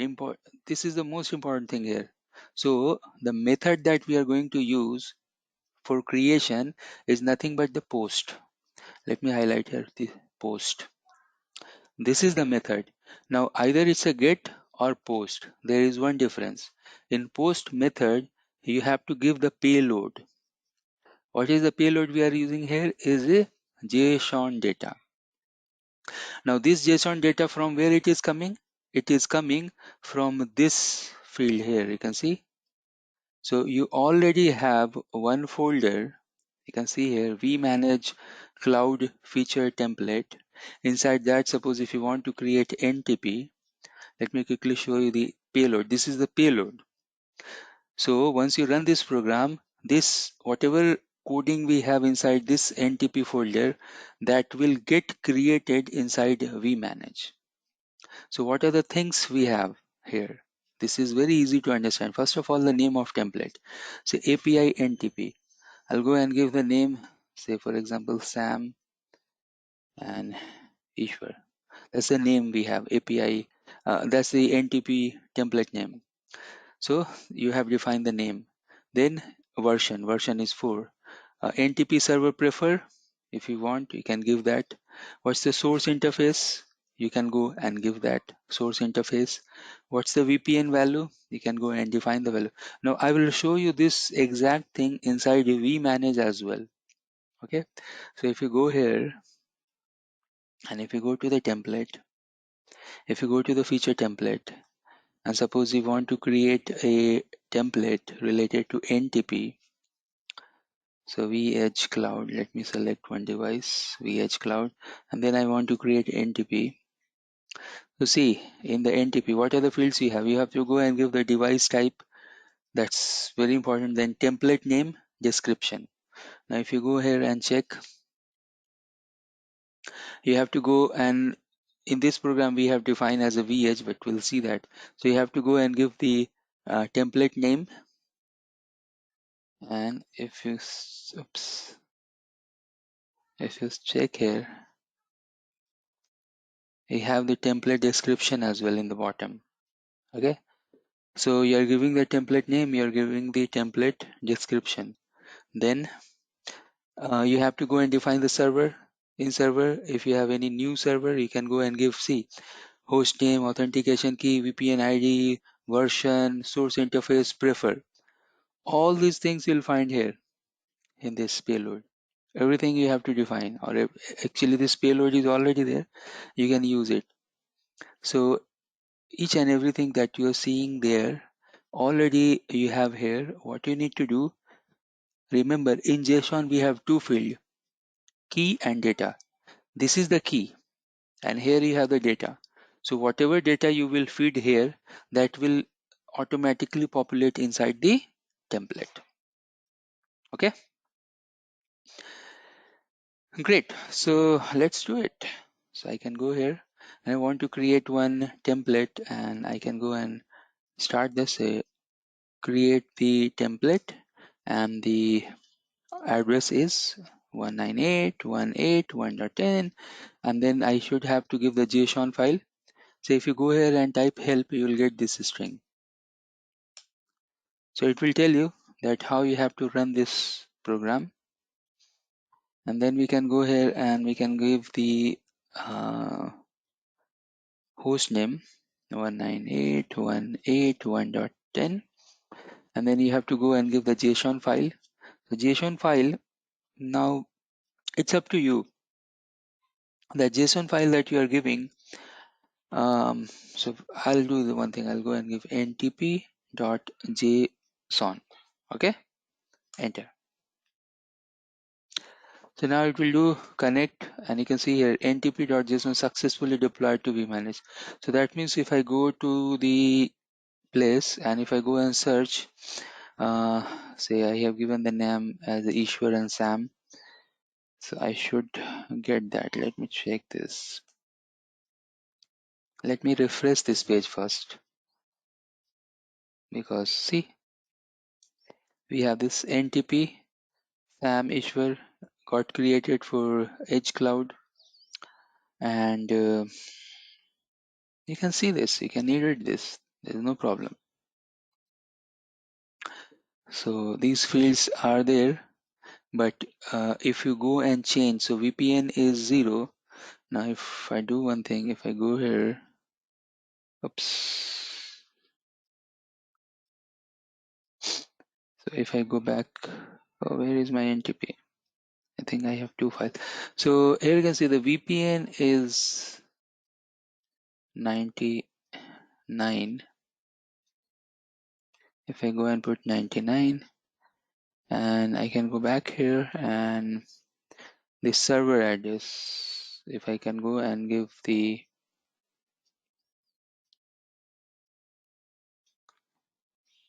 let me close this file unnecessarily. Two files are open. Let me quickly close this. Yes, yes, yes.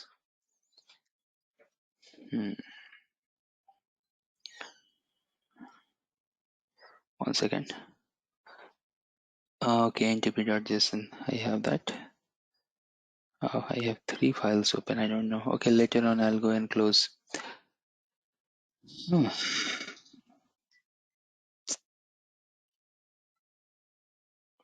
Okay, no problem. Let's continue like this. Later on, so here you can see I have given the this as a 99, and then I want to change the NTP server. So let's see here. I can go and click edit. NTP is variable. NTP server is variable, means when you push this template, it will ask you, and it's actually good, you know. So you can create these things as a variable as well. Okay, so you can see the variable if you want to create as a variable. So VIP variable in NTP server VPN. Okay, so you can go and check here the VPN, and you can see the VPN here is not, it's a default actually. It is not a variable like this, NTP server VPN. So it's okay, no problem. It's up to you that you want to create is as a variable or you want to create is as a value. Now let's go back here and let's delete this. I don't want. So I can go and delete this. The moment we are using this GUI to delete, but you can do this with program as well. So now we can go and create, and you can see the speed. You can go here, refresh the page, and you can go and check that. Now this is something that you have to go and you have to spend time that how we can play around with the data, because anyways as a architect, as a design engineer or implementation engineer, you have to put those values, correct? So this is one of the thing that you can see. Now, so this way you can create one feature template, correct? But maybe in the organization, maybe if you have to create 20 or maybe 15, 30, 20, 25, 30 templates at a time, means all the feature template at a time you have to create. Then what you will do? So for that, we have one more program that's name is bulk. You can go and run this bulk and just give the IP. What it will do that in our folder, you can see I have AAA banner, BFD, BGP, bridge, DHCP, IGMP logging, multicast, NTP. All these templates will get created automatically inside the vManage. So it's like one-time hard work that you can go and change the variable, play around with the variable, but once your program is ready, click enter and done. Correct? Now you can see that we have one error with NTP because this is already there. Since this template was already there, so it will not create this, obviously. Apart from that, now if you go back and if you go and check the API, the name of the templates are starting with API C, API PIM, IGMP security. Everyone is created at 21st February 6/27. You can see the date. Within 1111 second, all these feature templates called created. If you do it manually, obviously it will take time. Correct? Alright, guys, if you have any question, feel free to ask.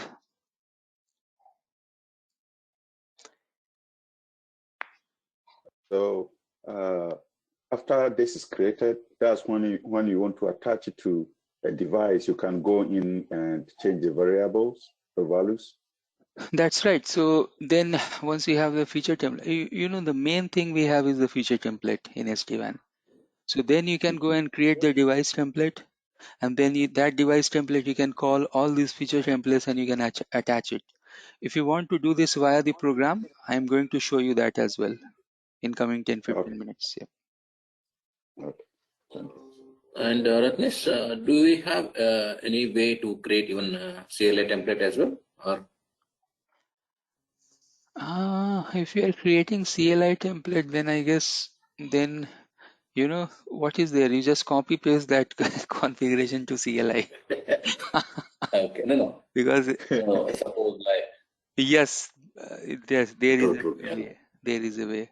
So what we can do that the CLI configuration we can put instead of JSON, we can put in a file and then we can upload here as a post as a data method. So yes.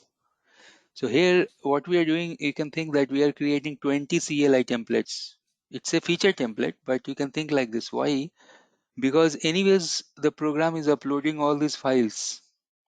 So instead of all these files, if you have one CLI file that you can upload there, there's no problem. Correct? So Yeah. yes, we can create it. Yeah. So, so for this list, does it consist of all the feature template that we need, or there is more? This is not all, but most of the things are here, like PIM, Oh, OSPF, OMP, NTP. You can see the system as well, security. It's not 100% all, but yeah, if you do little bit of digging, you will get the JSON file. I can give you the JSON file for all the so feature templates and all. Today only yeah. I'm going So to show you that how you can generate. okay. So from vManage itself, you can take a backup as a JSON. You got my point? Oh, okay. So Mhm. if you go to the vManage, you can create, you can take a backup and put it here. Yes, Whatever yes, feature yes, template that you don't have, you yes, can yes, get sir. it and put it here. That's good question. Let's do it first. So I have some other things to show you, but I want to show you this first. For that, I need to disconnect my VPN because actually I don't need to do that. What you need to do in your laptop, so once you are here, there is one package called pip install SAS3. That's the, or you can do Cisco SD-WAN, but this is the name. And anyways, I'm recording, so you can see this. Install SAS3. Oh, sorry, I install, spelling is wrong. So install, one second, let me correct that. Yep. So you can do this pip install SAS3. If you do that, because I have connected with VPN, let me really quickly disconnect my VPN and let me show you the steps.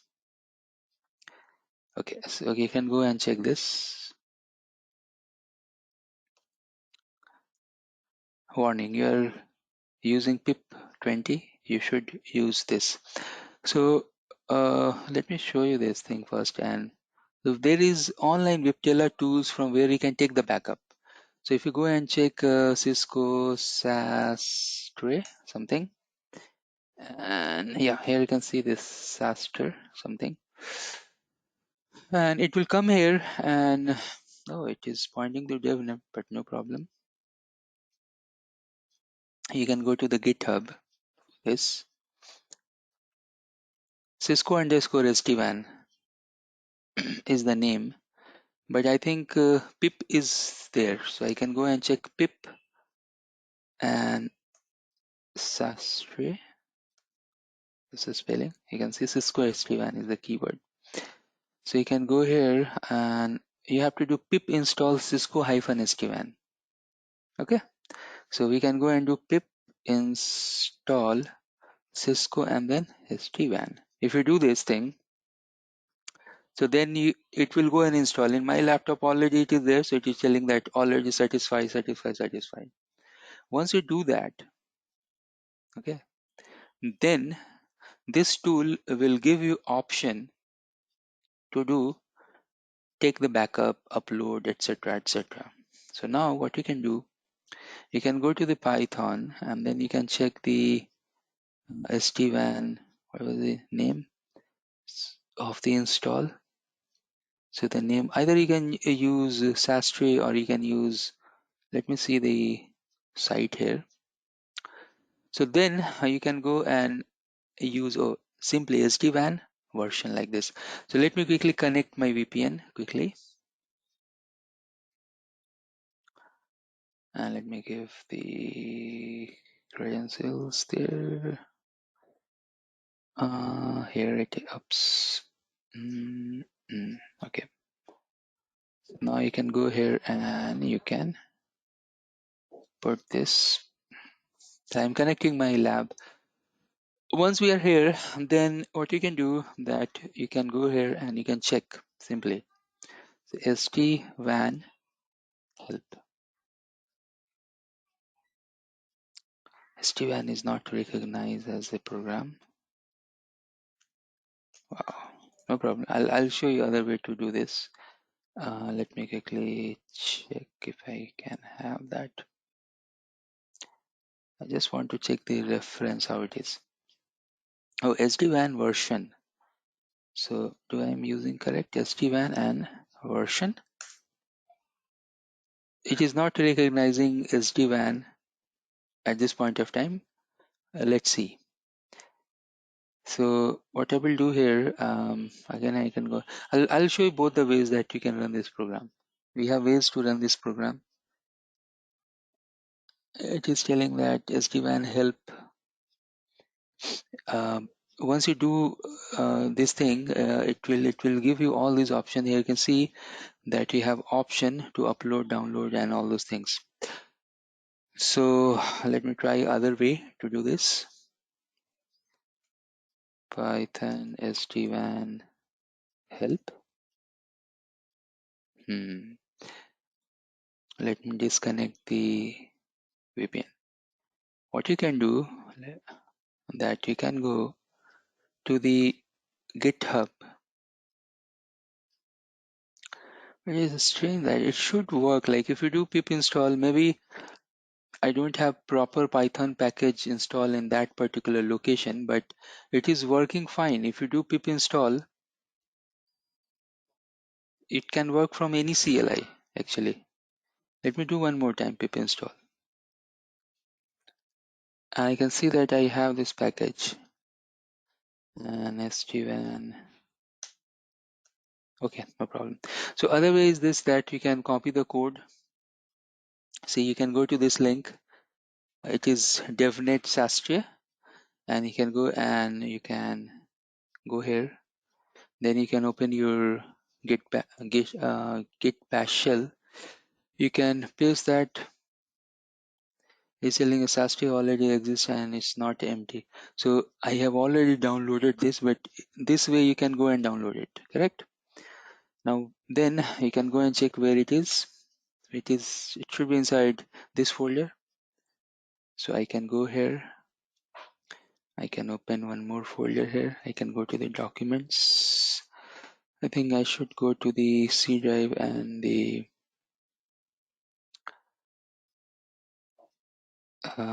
this PC users, and then I should go to SAST. So I have this folder. What I'll do, I'll simply copy this to our day 5, so I can upload. You can go and put this folder here. Okay, once you have this folder, you should have the Python files as well. So you want to run that program. Oops. So we are inside 5. I can go here. I can copy these files. You can go and copy, and then you can put Python, because I want to run this Python. So I can go and paste. Here you can see that you have the SD-WAN and SAST. Both are actually same. So now I can go here back one step, and now I can go to this folder, and then I can go and run Python and then SD-WAN and then help. Now can't open the file SD-WAN. What file is this? I should give sdwan.py because I don't have the VPN connection, so it will not give you the result. I need to connect the VPN, but your program is working. You can see like this. Now for result, I have to connect with my VPN. So let me go and connect with my VPN, and then I need to give the credential. So you can go here and you can connect this. Once you're here, then go back to your program. See what this program can do. Once you run this program, you have to give the username, password, port number, etc. Then you have to give the task.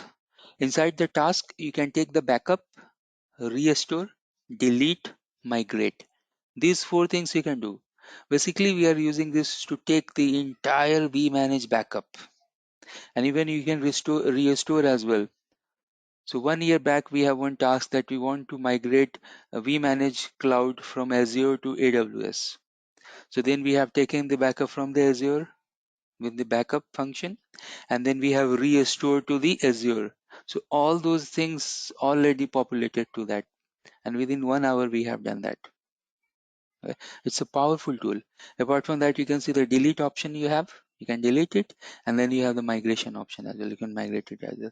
The good thing about this program is that you can go here and you can check uh, the task. So let me quickly show you that how you can run it. So once you are here, then you can go and then you can use the keyword say backup.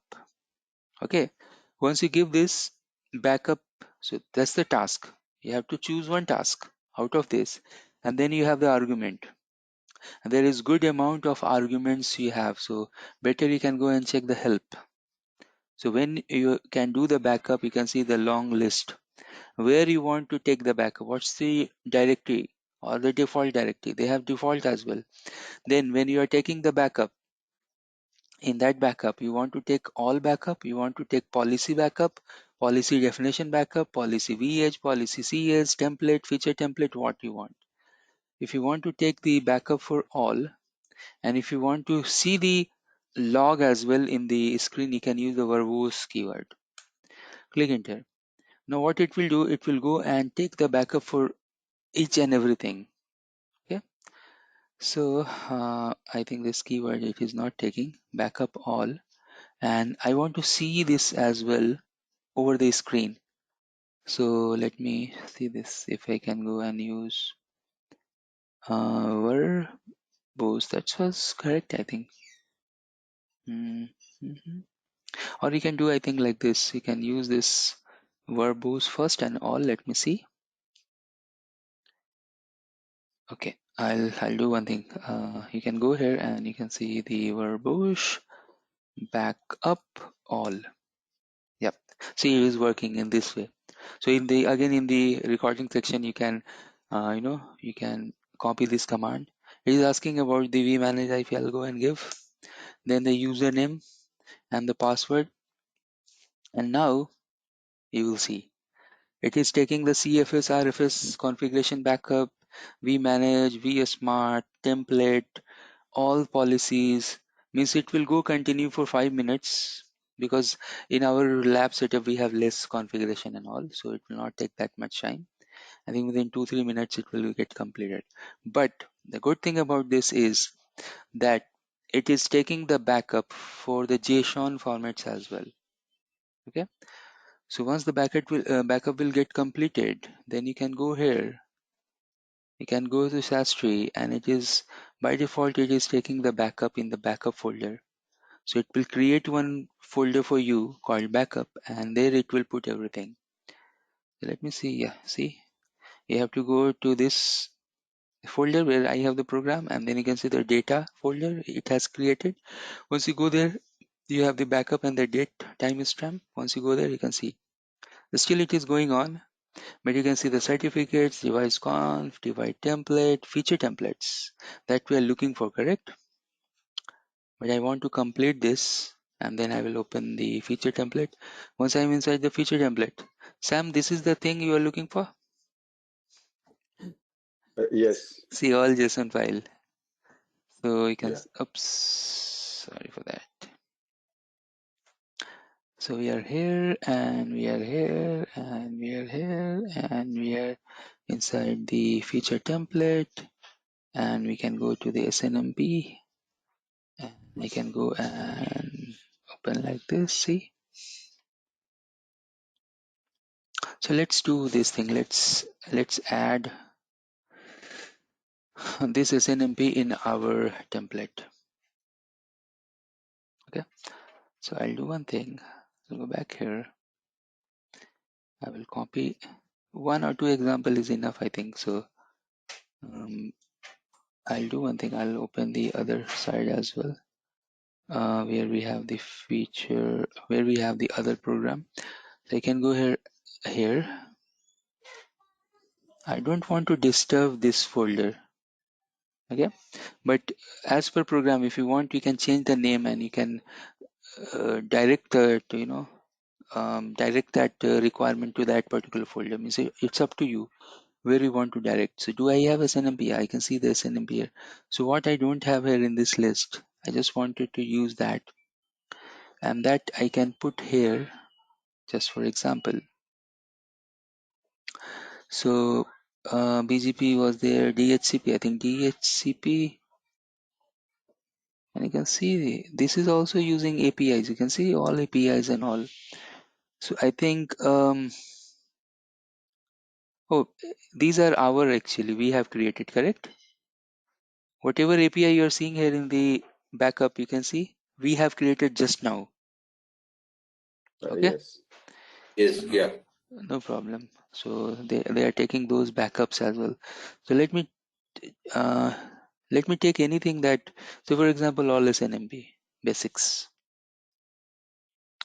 I can copy and I can go to the other file here. I'll put here in outside the folder here, because then I will redirect our program to this particular JSON. Okay, so the name is all SNMP basic. Let me copy this, and I think this is already in the vManage. Let me go and quickly delete this as well from that. So I can go here and I can search for that. You can see, and it is attached as well. That's a problem. So we need to detach, and then only we can, Okay, no problem. I'll do one thing. I'll change the name. Instead of basic, I will make basic underscore Sam underscore Ishwar, like that. So we can understand that we have created with the program. Okay. So let's go back here and we have this is in. Let's do a small edit here. We can go here and where we have the name, we'll go and change the name. So what's the name? The name is all SNMP basic. And if we go to the bottom, we can go and check all SNMP basic. This I'll change to Sam. That's the description, but new one. Control S. Okay. And now you can go here and see the backup is completed. Ishwar, you are happy now? You want to take backup? Yeah. Ishwar has told me that he want to take the backup of it. I have shown you two variation. One backup we have taken just for the configuration, and this backup is related to everything. Okay, so let's run that. I need to go to that folder where I have the program that is SD-WAN And something. Yep. one quick question, Ratnesh. Like, suppose you have taken this backup, and suppose, like, due to some reason, like whatever maybe the irrespective of the reason, like, something goes wrong and you want to restore back. I mean, you want to push this back. I mean, this configuration back up to devices. So, do you have any Yes, we have that. way? Okay, so backup you want to push to vManage or any device? Let us take both the ways, like to all the device or even particular related to particular site ID. Because all the devices will not lose the configuration, correct? Configuration, yes. It will never happen. So say for example, if device will get rebooted or something, then you have the configuration at vManage. Because in vManage Correct. you So have a we manage, template, you can reattach that template, correct? yes. Now if vManage is running over VM and suppose if vManage will get lost, then Yeah, whenever if you the have vManage cluster, yeah. yeah. So whenever the vManage will come back up, you can restore. So like we have taken the Suppose, backup, we have the keyword called restore as well. You can restore as well to the vManage. Okay, so that means like this backup should be somewhere in a storage server. Then once you in the vManage cluster, if one vManage goes down, then that file wherever we have in a storage server, that file you can restore back to other vManage and you can That's run the show. 100% right. Yeah. So you can take the backup anywhere in local system as well, in local drive as well, as long as we have connectivity to that system to the vManage, it will restore. Okay. And can we customize this like schedule kind of thing? Yes, we have the code. We can do it Okay. because we are running the code, correct? So you can change the code. You can customize it. You can give my name as well in the code. Okay. That's kidding. Yeah, why not? Says in the open forum, Cisco has given to use this, so you can customize it. SNMP and basic and one. Oops, I should give the JSON dot JSON. So what it is telling that this folder is not in this location, and I'm going to show you to change the location as well, how we can do it. But I don't want to change the main program because maybe later on it will be difficult for you to create the same one, or maybe. So I'll do one thing, I'll create one new program, and this new program I'll say new create .py something. And then what I can do here is that the folder location that you have, you can give any folder name, okay, where you have all the JSON. I can remove that because anyways I want to push only one file. So this is the JSON file. It will ask me as a input. You can see this will ask you as an input. So now you can go and enter.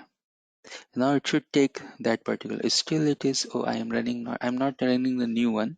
So we have created new programs. A new dot create, and then I should go and give the 198. Oops.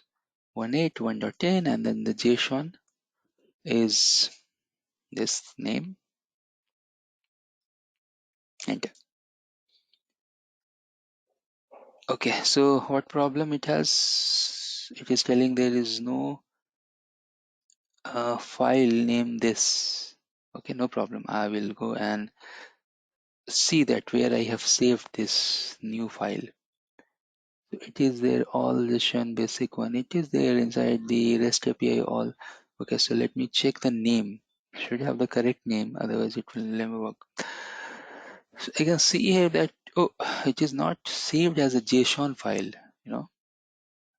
and then it should be in the JSON format, but let me just for curiosity, I'm using this. So what error it is telling that VHCS are running mixing to create CS and VH, it's not possible, etc.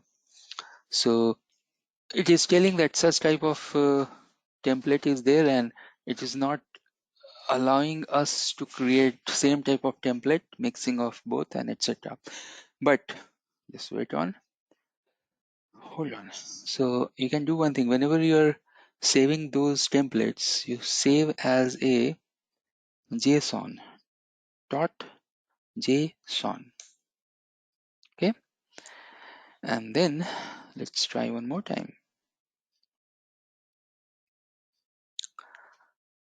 You can go, oops, you can go here and enter. Yep. So now it is giving this error because of the template that we are copying and we are using like this. But don't worry, we have one more program called delete the templates. Let's see. You want to delete all custom feature templates? Yes. Again, do you really want to delete all these that you are seeing here in the list? Yes. Now it is showing somewhere you can see 400 is the error, but 200 is a success. Why 400 error means? That means it is attached. So if it is attached, it will never get deleted. Okay. So that's the reason it is not deleting. But yeah, when you are doing this, then you can. I'll show you the other way as well. But yeah, you have multiple ways to do it with the program.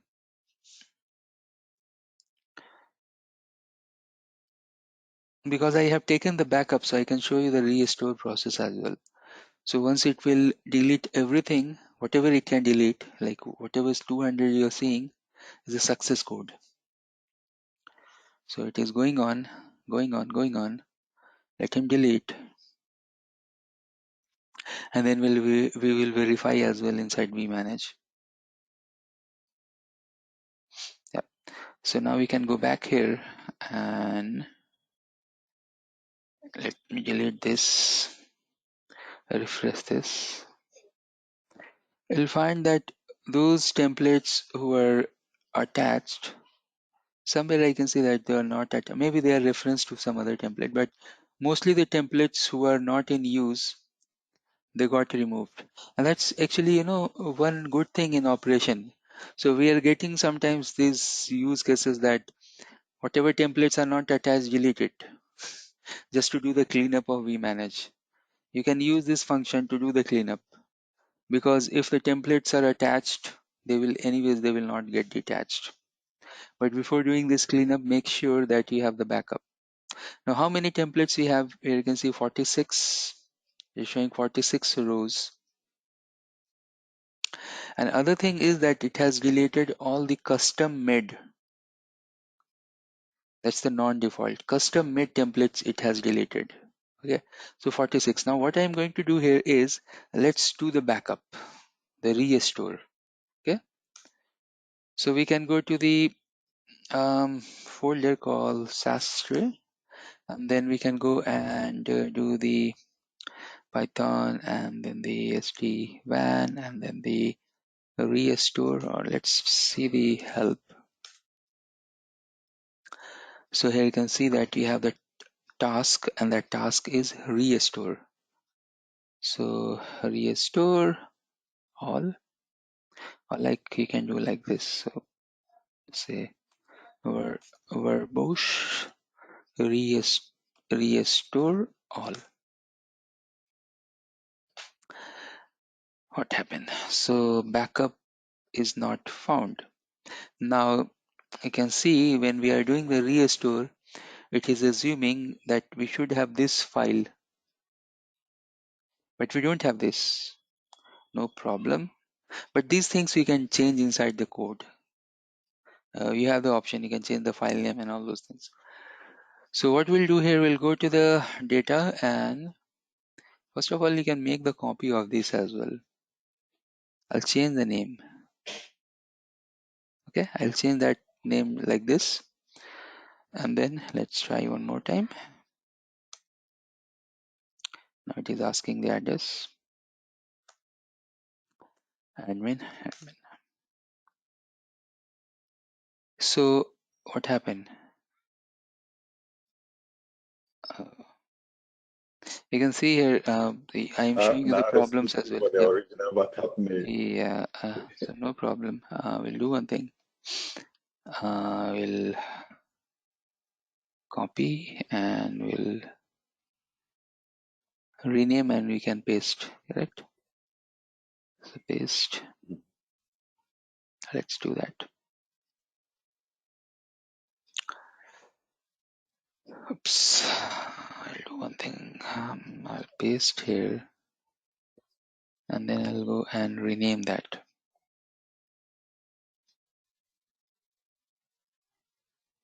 These things are actually very easy in Linux, copy, paste, and all those things.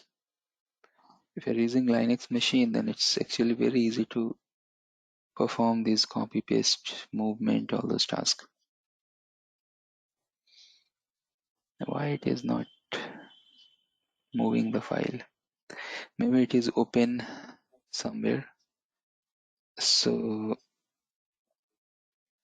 some of the files that we have opened, Maybe that is causing issue to copy this, but anyways, I'll try one more time. Let's go back here. What I want here, I need one more copy. Okay, let me try. Okay, so this is the name.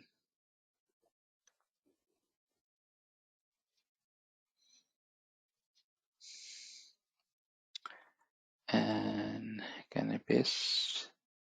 So this is the name it is looking for, correct? Yes. And then I'll create one more folder. And that folder name, I can give this name that initially it asked. But this is, this is not the name actually. It is exactly looking for this only. Let me see. Let me try one more time. It should run actually. So while it is running this program, it is telling that you don't have this working directory. So let's do this thing. Let's see. I can give the working directory location as well, correct? So we have that option. You can go to the help and you can see that we can go and give the work directory, and then we can go and give the name. This is the name. Let me check this thing.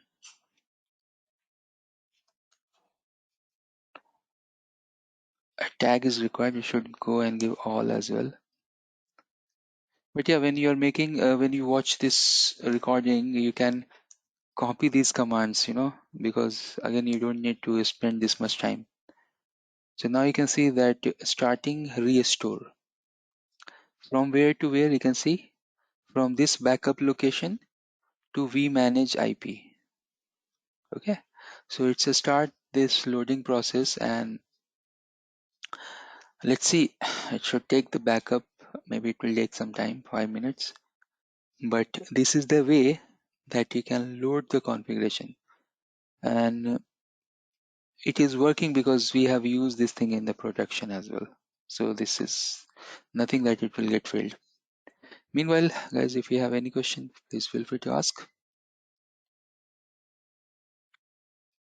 So with this backup and restore, Hmm. can you summarize what the backup can take and the restore, what it can do, or what can really be restored, and the deletion, what can be deleted, what can't be deleted? Yes, everything. And they have very nice document actually, if you go here to this link and you can see the documentation, the amount of information that they have given here. So you can see here, task, then what are the things you can do, then how you can achieve all these tasks, everything you can see. And you can see how to use this, all the commands, everything you can see nicely documented. Now, some of the features that you are seeing here, you're not seeing here. Why? Because this is one of the licensed, licensed type of package. For free, you have 4 options that you can take the backup, you can do the restore, etc.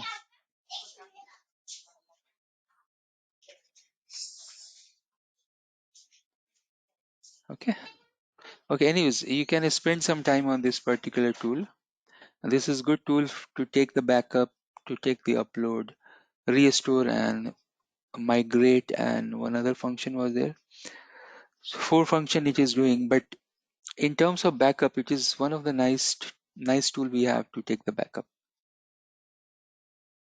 Okay, so you can copy this code and you can play around with this. It's a nice one. And apart from that, whatever this tool can't do, for those things we have different programs, so we can achieve our task with those programs as well. All right, guys, you have any further question? See, it is going on, you can see here, and maybe it will take some time. Meanwhile, if I go back here, you can see it was 46. If I refresh this, it should increase. See, it becomes 73, 75, you can see. So number is increasing. That means your restore process is going on. Correct? Shall we take one 5-minute break? Let me resume the recording. I'll start with a small. I have 3 interesting program. Let me start with a small and then big and big. So I have one. Let me go back to my main folder. That is SD-WAN REST API. And then I have one program called vManage APIs. You can always go to the help section and you can see that what are the things you can do. So attached devices related to template, control, stat, all these functions are actually small, but they are going to give you nice information. So for example, if I start with system status, and this particular program, you can use it in your production from today onwards. If you want, you can use it. So you can go and check the system status, and then you have to give the system IP, say 10.1.0.1, and we'll see the result. So what it is telling that your host, that's the IP, is uptime, version, memory used, and CPU used. It's like small information but good information. We often looking for the CPU, memory, version, uptime. Correct? Likewise, you can go and check the interface status. So I can go here and I can change this. Oops. To interface status for this particular guy, and you can see the interface. It's like show IP interface brief, interface IP, and so these informations that we are seeing here, we can club together. You know that we have done in day 3. So it will ask you which IP you are looking for the system information interface status. You can club. So here this done, this done. Device list, we already know it will print the list of the devices. Device counter. So let me show you the device counter. I can go back here and I can show you the device counter. What does it mean? Device and then counters for this particular device. So OMP peer down, VS Smart Connection, BFD and BFD. So basically it is telling you both the data plane and control plane and the OMP connection, correct? So this is BFD is nothing but your data connection. OMP is your VS Smart connectivity, correct? And then your VS Smart connection. Then you can go and check the device list.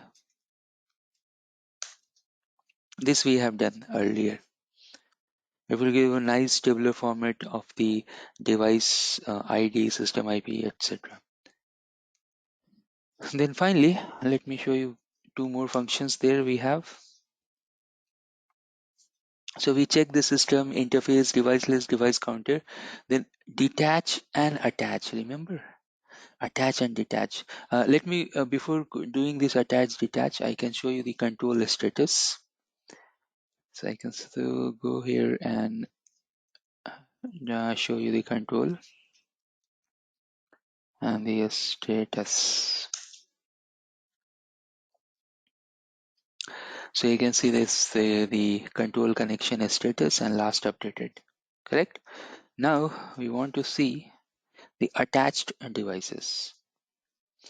So I can go here and I can show you the attached devices. Let's always check the help.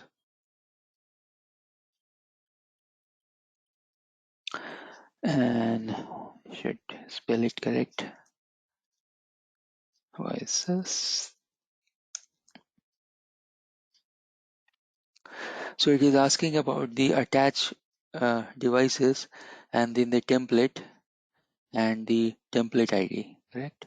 So This is something like retrieve and return the device associated with the template. You can simply go and run like this also, I think. Yeah, you have to give the template ID here. So let me see if I can give the template ID. Otherwise, I have to get that template ID from some other program. That's why I need to some little bit arrangement of this particular these programs. Okay, no problem. I can show you this output because three program I have this in I have in this folder. One is vManage API. It's very important. vManage API. One is vManage config API. This is a little bit advanced. Okay. So now if you run this, because I need the template ID. So you have the template list. I can go here and I can go back and I can get the template list from here. Say template list, but I can move this function here in this or some other things. So template list. Okay, I'm doing a little bit wrong here. So just give me a second. I can go to vManage APIs and then the template list. Okay, it is giving you all the template list that whatever we have. Now I need this template ID, correct? To run in other programs. So attached device, and if you go and check the help, so it is asking me about the template and the UUID. So template and the UUID. For example, I'll check this DC guy.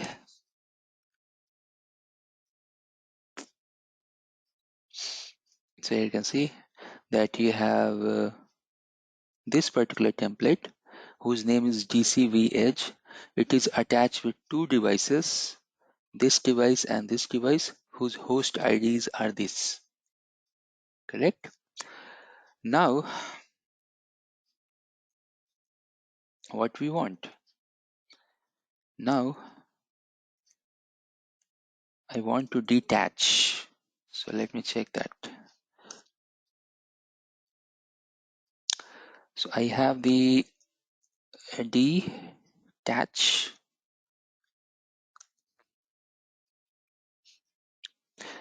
So it is asking about the target text ID of that device, the target whatever ID, you can see the ID, host ID, and then the system IP to be detached, correct? And here you can see the help as well.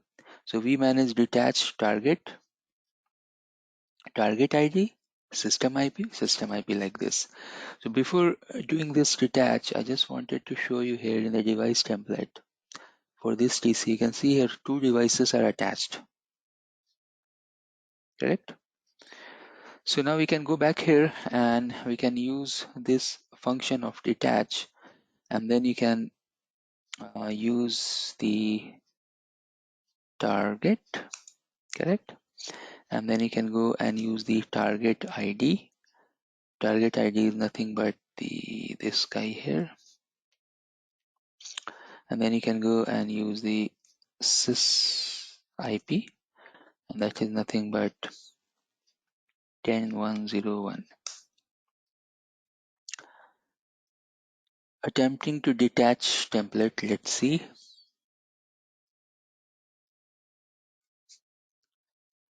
It is trying to detach the template for DC1 VH1 inside this particular template. This template name is DC template. This template name you can see here if I scroll a little up. DCVH is the name of the template.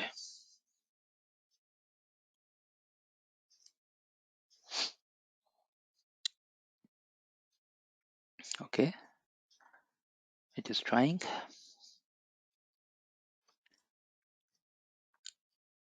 So meanwhile it is doing its work. You can see that we check the system, interface, device list, device counter, controller status, attached devices, and then finally we are checking this function to this particular program. That program is vManage _API.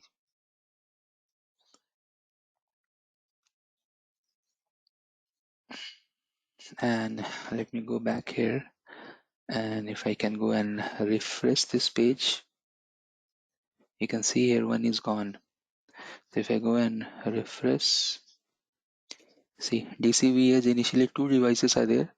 Now you can see only one because it has done its work. Still, I think it is change configuration mode to CLI. You can see. Okay. So I have shown you how you can detach the template as well. So after it detached, then it changed from vManage mode to CLI mode? Yes, that's right. Because then you can do changes from the CLI. Correct? Okay. Yeah. Great. Like you have the automation. Suppose if you have good amount of devices to do the detach, then you can use for loop or while loop and then you can loop it. Correct? Okay, now let's see the other vManage API I have. It's a little bit advanced. vManage config. Can you Yeah, attach this same device back? Or we have already done that? okay. So the device that we have done the detach, yes, why not? So I have done the detach. Let's see how we can attach it as well with the program. Right? Let's see. I have the functions for that. I can show you that. So let's go back here. vManage. So this particular section that you are seeing here, vManage config API this is little bit advanced to do some more operations. Okay. So what operations this can do here? You can see. You can activate policy, you can do the app route, modify color, deactivate policy. You can check this is actually related to policy. Okay. This particular API is related to the policy.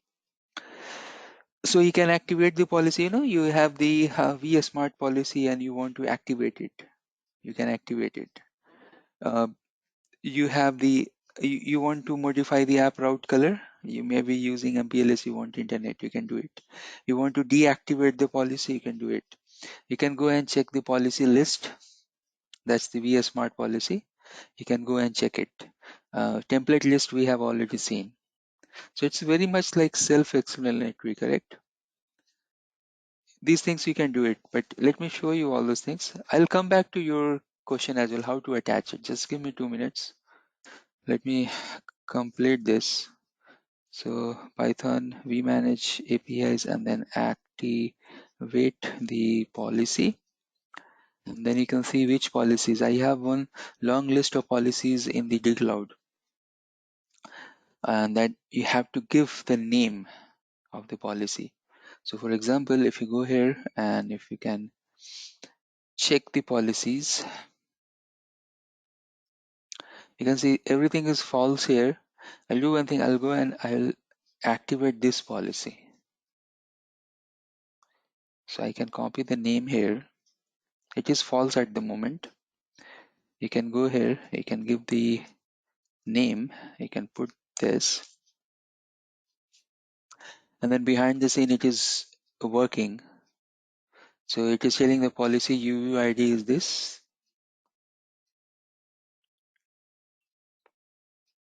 And you can go here and if you give some time, it may take some time you will find that this status will become active, means true instead of false. Successfully activated the vSmart policy. Now if you refresh the page, you can see it become true. So now your policy is activated.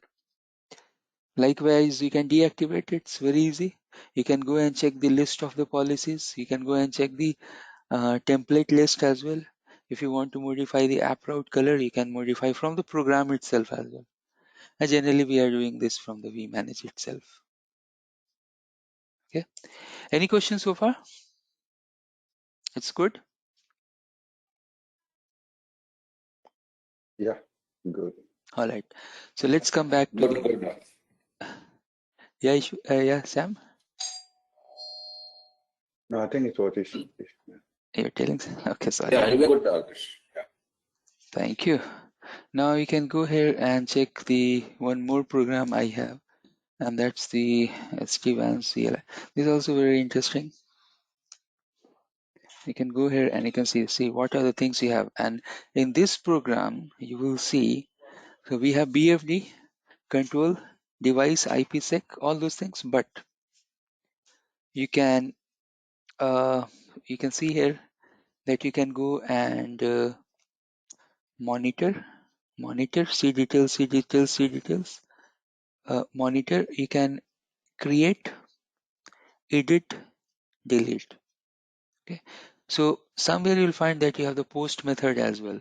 So template, you can go and you can manage the device and feature templates, list, and so I'm just focusing on the template section because we are dealing with template.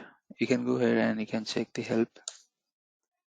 What are the things you can do with a template? You can see template. We know that we have two templates. One is device template, one is feature template. So device template, you can create, you can delete. Okay, so I can go here and I can go to the say device, and then I want to create. Like that you can go in depth. So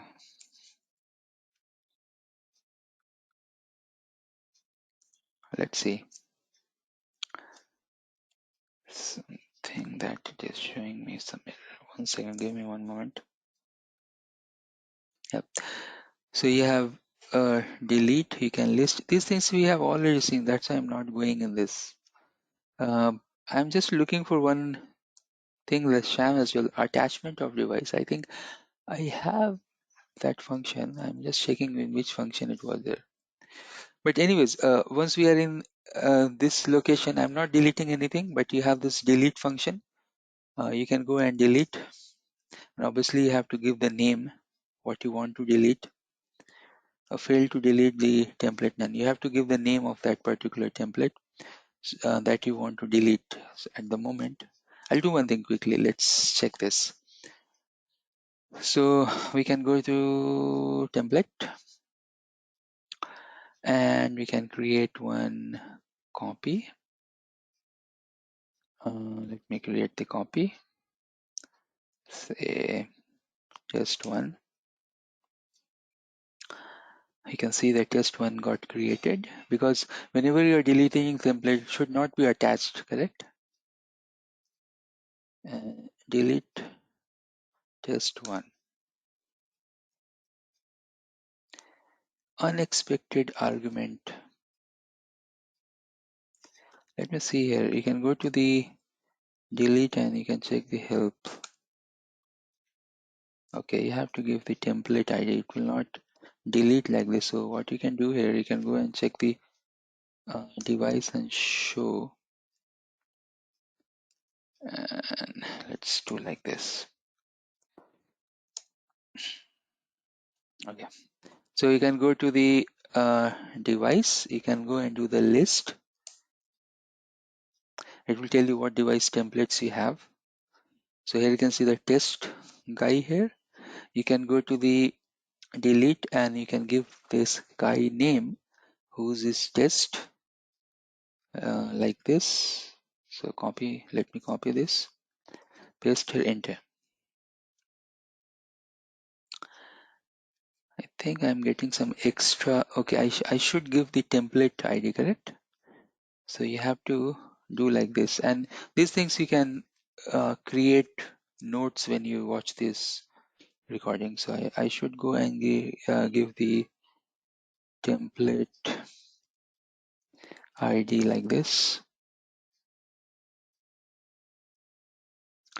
Successfully deleted. Now if you obviously, oops, if you see here in the list itself, it will be gone. So test is gone, correct? So like that you can delete them. There's no problem on deleting that device. And let me see, the attachment option is there. So we have the delete, we can delete it, we can see that. Then let's see this show function.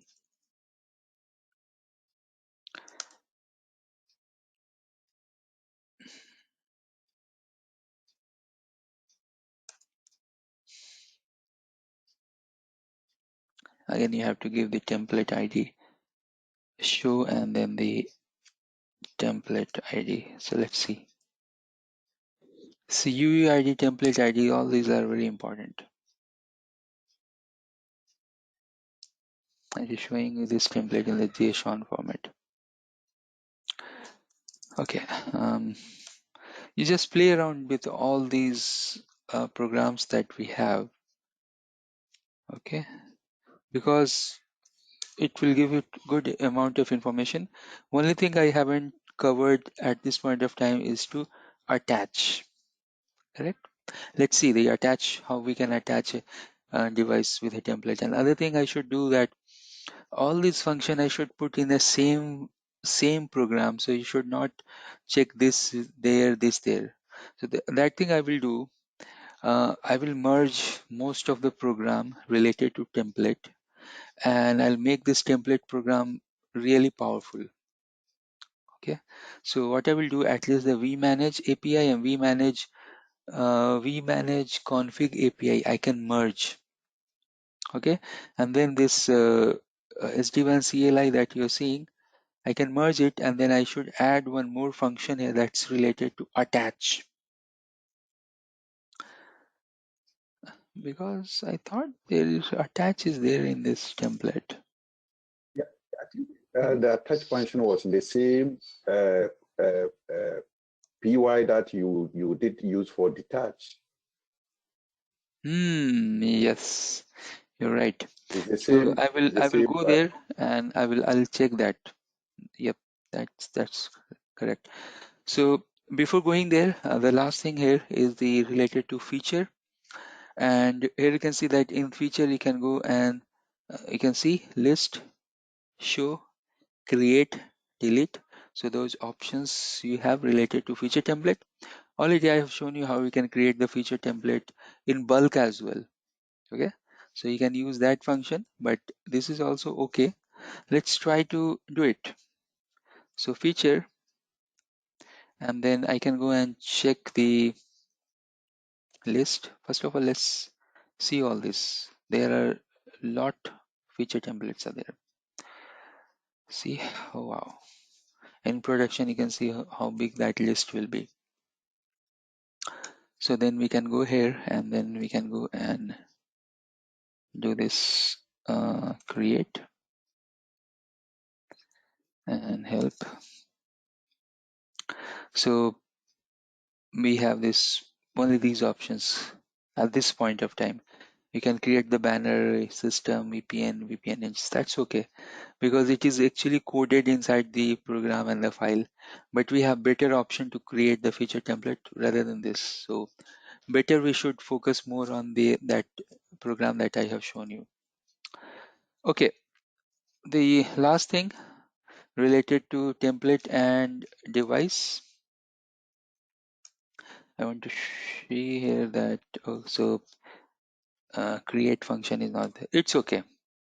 Let me quickly go back to the 1 second to the SAS tree, and let me see that do we have anything related to attach here. So I can go and do help here, and you can see that you have the task. No, you don't have. You have backup, restore, delete, and migrate. Then let me go back. Then we have used the attach and detach that was related to vManage API. So I can go here and vManage. Oops, I should go to SD-WAN REST API folder and then Python vManage APIs. Here you can see. So we have detach and we have attach devices, correct? So I Yes. can go and I can see the attached devices. Help. So we need the UUID to attach. Okay, so I'll do one thing. I'll go and do the template, and I'll copy the UUID. And let's do one thing. We have created one new template called test. I think that I have deleted by mistake. Anyways, I'll go to this particular UUID. That's a DCVH, and I'll provide that. So here somewhere template and the UUID of the template, and oof, done. See how fast this is. And if I refresh this counter should show you 2.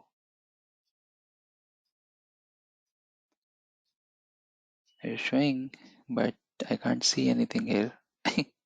Okay, so where I have attached, let me quickly check what message it was. DC1 VH2. Host ID is this. I haven't got any failure message as well. That's okay. We can wait. Let's give him some time. And no, it will not take this much time. DC1, I can see DC1 VH2, and it is telling actually it is not attaching, it is telling that with this template which device is attached. So the attach function is missing at this moment, but no problem. Let's see if we have any other thing as well. I don't think so. That so what it will tell you that vManage API. If you go and check the function here, attached devices, retrieve and It will return show. device associated. It is not attaching actually, but it is telling us the information which is attached. Yes. So one thing we can do here, let's go back to the program. This is vManage API. Let me go back to that program. Let's do it quickly. So I can go here and we can go to vManage APIs, and here, what is this? Your backup file could be, can I cancel this? Okay, great. And I'll not disturb this function because it is working fine. I'll take a backup, and inside backup I'll do the modification. So say vManage APIs, and then the new, or maybe backup underscore. So we have this new function where we can play around. What we want to add one function called attach instead of detach, correct? Yes. So let's do it.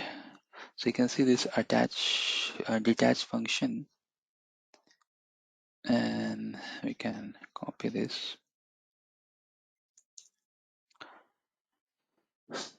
CLI.add underscore command and attach.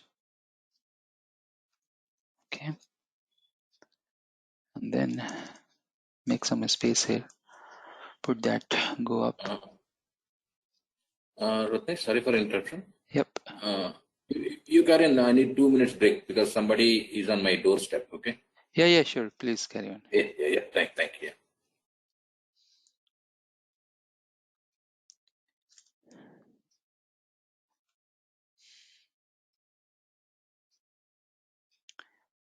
Meanwhile, I'll edit attach. So attach like this. All right, attempting to attach the template. So payload, what we want. Device ID, system ID, that's okay. And then I want to attach with a template. Template config device mod, okay, that's okay. URL is device action status. The only thing I need here is the exact API who will do the attach function. Okay, let's continue. Let's see. While the URL response 200 push say summary is still done, success, okay, print failure. Okay, so all these messages are good to me. Only thing we need here is one API that will do the attach function for us to not detach. So let's quickly see here in the API doc.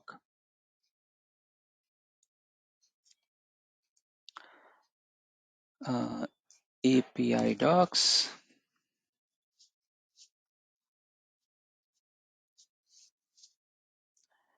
And you can go and check the template section here. So you can go and use the template. Oops, not here. So still loading. Let him load. Okay, so template.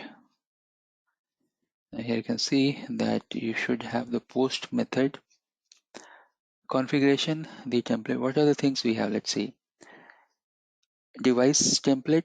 Obviously, we should be inside device template.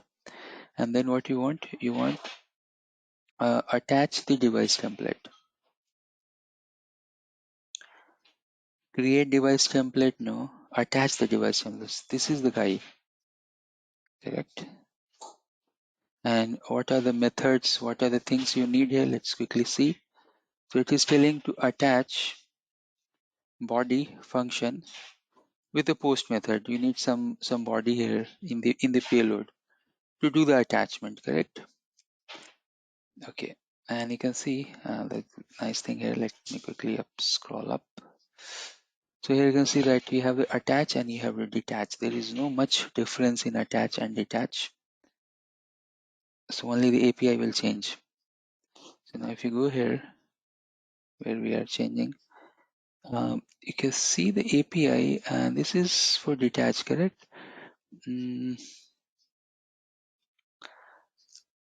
So I'm not seeing anything related to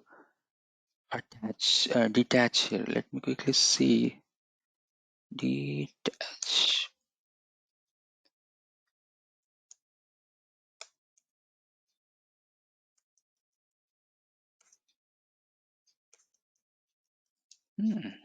Cool.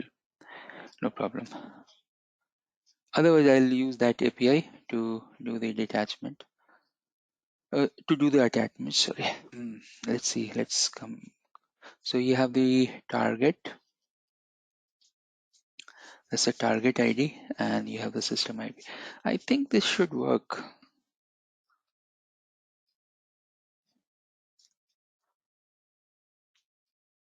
This should work. Let's see.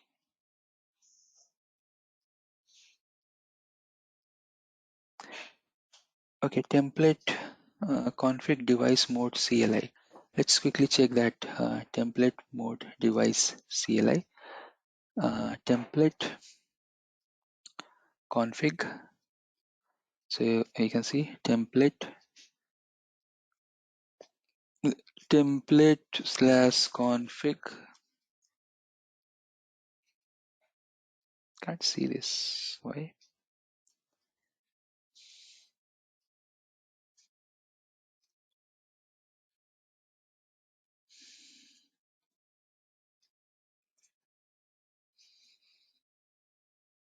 No problem. Template. Seems they are the old APIs. Okay, now leave it. Attach the CLI. I think this will work. Let's use this API. Yeah, I think that should work. Yeah. Okay. So we can go here and the URL will be this. Let me go scroll. Okay. So I think we are okay with this. We can go back here and now we can go and check our Python and new vManage where I have saved that file. So let me really see where it got saved. It is saved in the SD-WAN Python REST API. Okay, so we can go and check the same folder. You can go and do Python and the backup vManage, and you can check the help function here. So you should see all the function, and it will add one more function called attach. Okay, so let's do that. It's not showing here. So when we have added this here,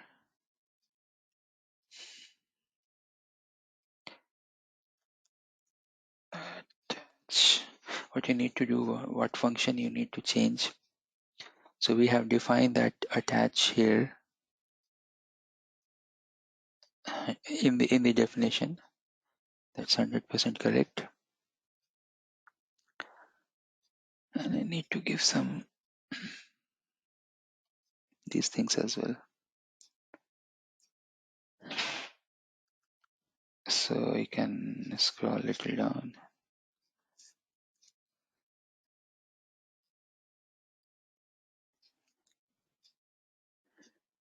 Wait till the space here. Now this is the way that you can edit. You can just take few code of copy the code, and then you can work with that.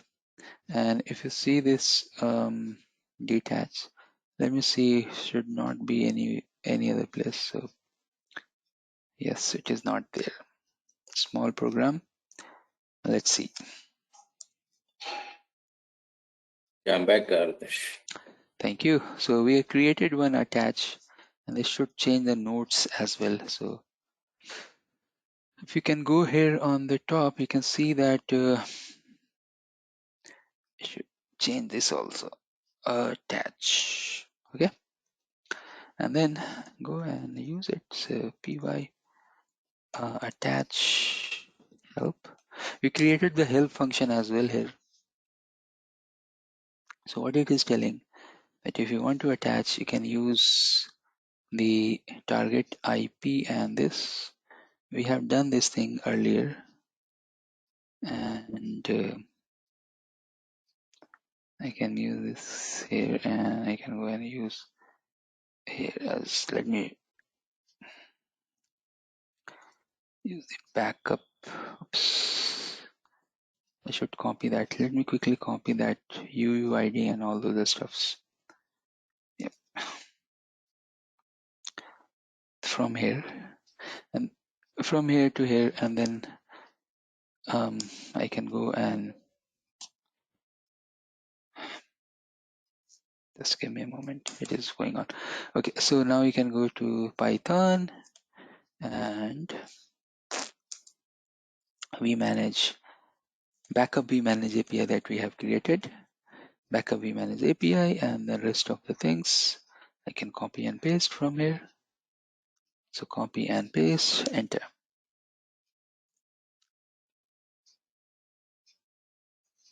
It's just telling that they don't have no such option called template, or option is not there. Yeah, I need to check this function completely. So I'll do one thing. I'll work on this. Actually, this is not the template ID. It is the system ID. Okay. So give me a moment. I can go here and I can go and check the. I think this function will not work because I need the template ID, and then I want to connect that template ID with the system IP. But this seems to be the device ID. In this particular function, that will not work. So Sam, I'll work on this attachment function, and I will update you on that. Okay. Okay. Okay.